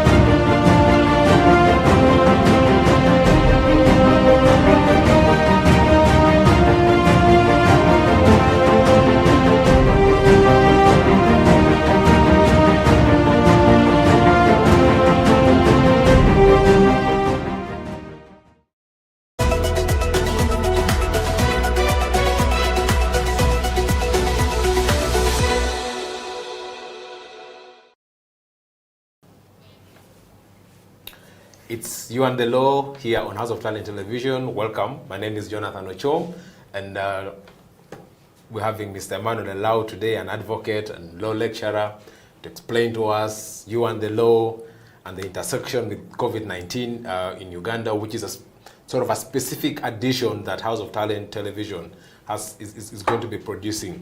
So before we went for a break, you were highlighting on the topics that we're going to be discussing in this program. So I don't know if you still have some more to... Exactly. Yeah. Thank you. So the other topic we'll be discussing is going to be COVID-19 and disability rights in Uganda. Yeah. because you'll understand that the disabled people have also suffered in different ways. Yeah. You know, I will, on a lighter note, I will highlight one particular issue. You know, when the president started giving those speeches of his, you know, or the weekly updates, yeah. kind of. So what happens is, at first there wasn't an interpreter. I don't know whether there is one now. You know, it's been a while. Yeah. Yes. So there was a complaint that even the president's speeches were, you know, there was no sign language. They were leaving those guys behind because so the president is speaking, but they're not getting the information that he's saying. But I think there were some arrangements at some point to have a sign language. I think the TV stations managed to sort of have an interpreter. Yes. Yeah. So even with or without, even before COVID, you know, disabled people already facing challenges in terms of accessing so many other rights that they deserve in this country. Yeah. So COVID has only spoiled the situation. So we expect that that discussion is going to be topical as well, delving deeper into the matters to do with their rights. Yeah. The other issue of interest is COVID-19 and children's rights in Uganda. Yeah. Because as you're aware, children have also borne the brunt of this, of this situation. Yeah. Talk about domestic violence, talk about the right to go to school. I think when the police report, one of the reports showed an increase in defilement cases. Defilement cases, you know, children are getting married off, you know, at a terrific speed. And a majority of them may never actually go back to school. Yeah. You know, issues to do with child labor have also come in because now parents have said, you're sitting at home, please come and work for us. So we need to understand that what are the rights of a child in the context of pandemic. Exactly. Yeah. Now, the other issue is COVID-19 and the rule of law in Uganda. Yeah. The rule of law, very, very important, you know? Yeah. Because, you know, when the lockdown was announced, they unleashed LDUs onto the streets. And we all know LDUs are the local defense unit. It's a paramilitary outfit in the country. Yeah. So I believe everyone has an experience, one way or the other. Either you've been a victim, or your relatives have been victims, you know, or a neighbor somewhere. No, I think the media did a good job, highlighting. Yes. You know, them chasing traders from downtown Kampala. Yes. And yeah. So people have in different ways interacted with the LDUs. In fact, now it is a joke in the public that if you delay somewhere and curfew gets you, LDUs will teach you what time curfew ends. Yeah, but I think the other interesting angle, perhaps concerned about rule of law, there's been a lot of legislation around COVID. Yes. So I think it would be sort of interesting to see how the various laws that have been put in place are also going to have affected our rights as, Yes, exactly. And also the process that those laws took to come into force. Yes. Because you could see the president going on national television, and coming up with all these kind of laws or rules or regulations of sorts. Yeah. But with no legal backing. So you'd wake up the following that now the Minister of Health, who is mandated anyway, has come up with a statutory instrument. So those issues also need to be... One of the, I think, for me, the most interesting thing was seeing if you interact with a police officer, they will tell you they were enforcing the presidential directives. Exactly. And some of us used to sort of tease them and say, you don't enforce that. There should be law. Yes, I think very interesting area. Yeah. Yeah. So that issue will be discussed ably. Yeah. And then the last issue of interest is COVID-19 and education in Uganda. That will be the last topic. But as you know, it's also a very, very important area because as we speak today, children are still at home. You have kids now who are 8 years, probably 7, but they have not stepped in nursery school yet. They've started P1 for 3 years. For 3 years, You have people who have been in campus for probably 2 to 3 years, who should have finished, So we need to be also discussing those issues to do with the education. But of course, again, when we talk about education, we need to understand it from the context of the law.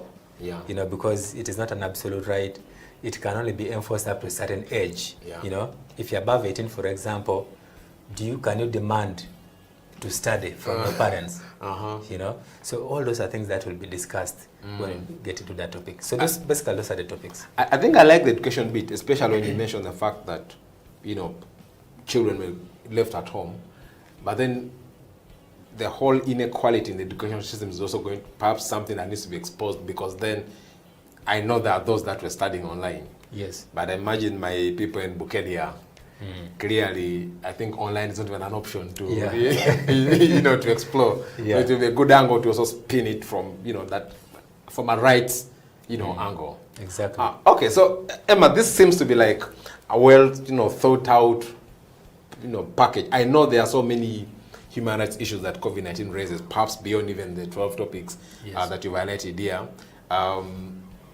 In future, perhaps we'll get another chance to have a more detailed explanation on the other angles of COVID-19. So, talking about the COVID edition of You and the Law and the interesting topics you've highlighted. So who basically, you don't have to like drop the names, but I'm just wondering, so who are the guys going to be discussing this? Because clearly it seems to be a, sort of a rich, you clearly need a rich lineup of people to able to explore this. What have you, done about this? Exactly. So we're sort of putting up a team of different experts in the different areas of the law, So some of them, you might know their faces, some of them might be people who are working in the background but contributing seriously in issues to do with justice, rule of law and the like in this country. So the topics will be assigned based on the areas of expertise of the different people. So just keep your fingers... so where are they drawn from? Because is it private park? Is it academia? Is it... I don't know. Well, they're drawn from different sectors. We have civil society actors, who will be coming in. We have private lawyers who will be coming in. Some of the prominent lawyers in this country coming to discuss the different topics. We have people from academia who will also be coming in. We also have people from the NGO sector. Well, they will be lawyers, but with a background of the NGO sector. Yeah. Yes. So this is going to give a different mix to this. Sort of, perspective. Yeah. So you shouldn't expect that one person is going to sit here and discuss all these different topics, because there will be different people. Okay. So as we come to the end of this, I thought maybe you could just give us a sneak peek into the show. So talking about how is it sort of structured, what are the issues that we're looking out? Of course, we know we're talking about COVID, the law and human rights. That's the overall, but like, how is this structured so that we're able to have a meaningful, conversation or an impactful discussion around this? Yeah. Well, thank you. So, each of these topics is going to be packaged, in almost a similar manner, So we'll be starting with the foundational issues. For starters, If we say we're going to discuss the rights of children in this country, we do not want to attack it at a higher level. We want to start by making you to understand that who is a child, what are their general rights, or what are they entitled to as children, before we come to discussing how COVID has impacted on them, right? You need to first understand what their rights are. The very basics. So we want to demystify the law, essentially. Oh, so basically you're living to the title, You and the Law. Yes. So we want to bring the law down to the common man, We want if a border like you had earlier on stated listens or watches us on this program, to be able to associate, with the issues which are being discussed at his own level. Because I think the temptation for many people in the past when they discuss legal topics is to be, pompous with the words, which therefore ends up alienating certain, actually a great majority of those who should be, benefiting from this. So the only persons who will be understanding are probably lawyers or educated people who have the ability to pay a lawyer anyway. So we want to take it down. Okay. So that will be the foundational issues. Okay. Now next we'll be talking about marrying those foundational issues to the COVID experience. Yeah. How has COVID impacted? If children have these rights, how have they been impacted on by COVID? Okay. So after talking about the COVID experience and relating to the different rights, so sort of pulling that connection. Exactly. So after that, we'll be talking about we'll be looking to the future. What is it going to be like after COVID? Because for sure there are certain things which are not going to come back to normal. Different places are going to be left in a different way. Different people's lives have been impacted forever. Yeah. So we need to look into the future. Issues like, do we need a COVID passport, for example? Must you be forced to vaccinate so that you can access a COVID passport to fly out of this country? So those will be the different. But I also think more importantly, perhaps, would be to reflect on if we got another COVID or a similar pandemic 5 years down the road, how do we prepare? I think there will be a lot of focus also on the lessons that we can pick from exactly. Because I think the interesting bit, I remember when COVID just came, they said, Uganda has had a good history of handling similar situations. We had Ebola, we had, I think, SARS, and they said, countries were benchmarking on Uganda. Yeah, so I think it would be interesting also to focus on what we can learn from our experience now and yes. how that can influence our preparedness. So we talk about human rights, Emma, generally. But I know that in the human rights spaces, there's a discussion around rights holders and duty bearers.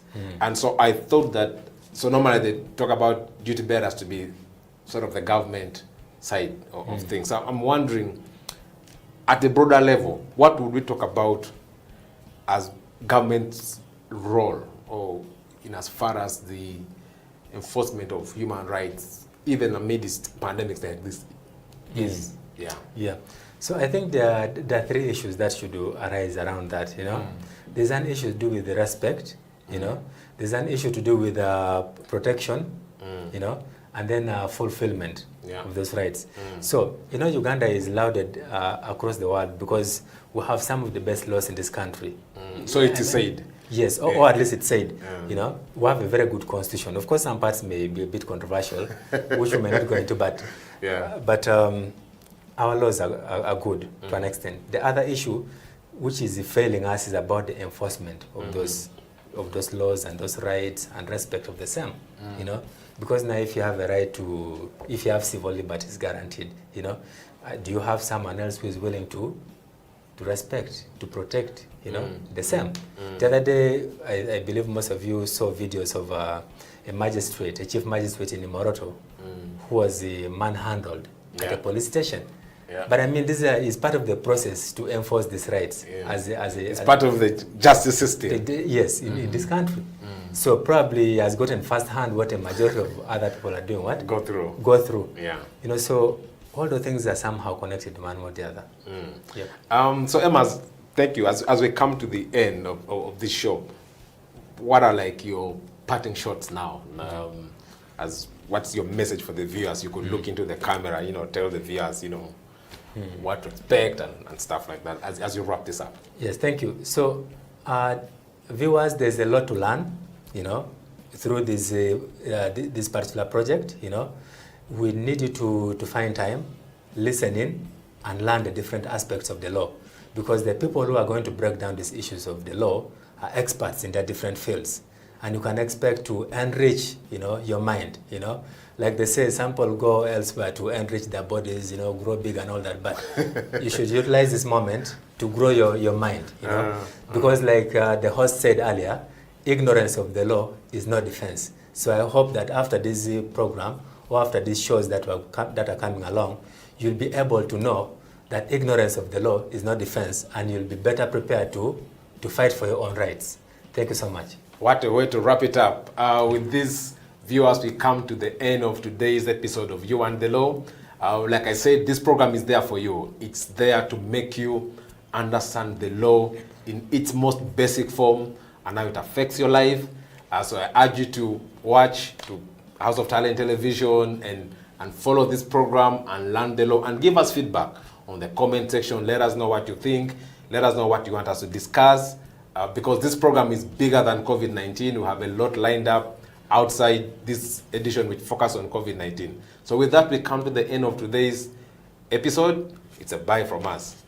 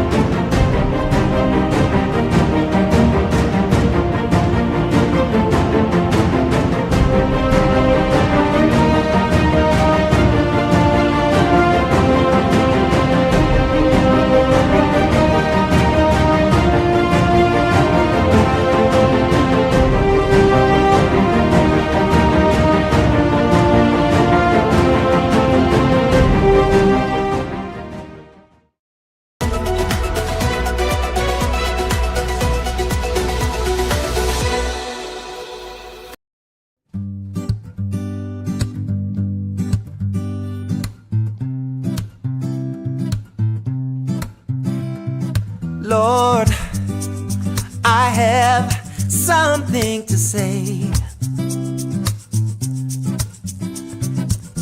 I keep on searching for meaning in everything I'm doing. They say you listen to everything we say. That's why I'm calling and asking for you to lead the way. Yeah. I'll keep on walking, keep on walking. Please, Lord, lead the way. Let the children sing now, yeah. Keep on walking, please lead the way. Yeah, I'll follow. And I'll follow. And I will follow. I'll follow. Lord,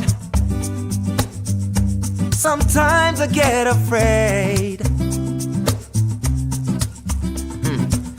Then I remember what the scripture said. You see, they say you listen to everything we say. And that's why, Lord, and now I'm calling and asking for you to lead the way. Yeah. So I'll keep on walking, Lord, lead the way. Yeah, I keep on walking, Lord, lead the way. Yeah, and I'll follow. I'll follow. I will follow. I will follow. Yesu, mkwano wange. Yesu, tata wange. Yesu, subi yange. Kamugoberere, whoa. Keep on walking, Lord, lead the way. Keep on walking, please, Lord, lead the way, yeah. And you know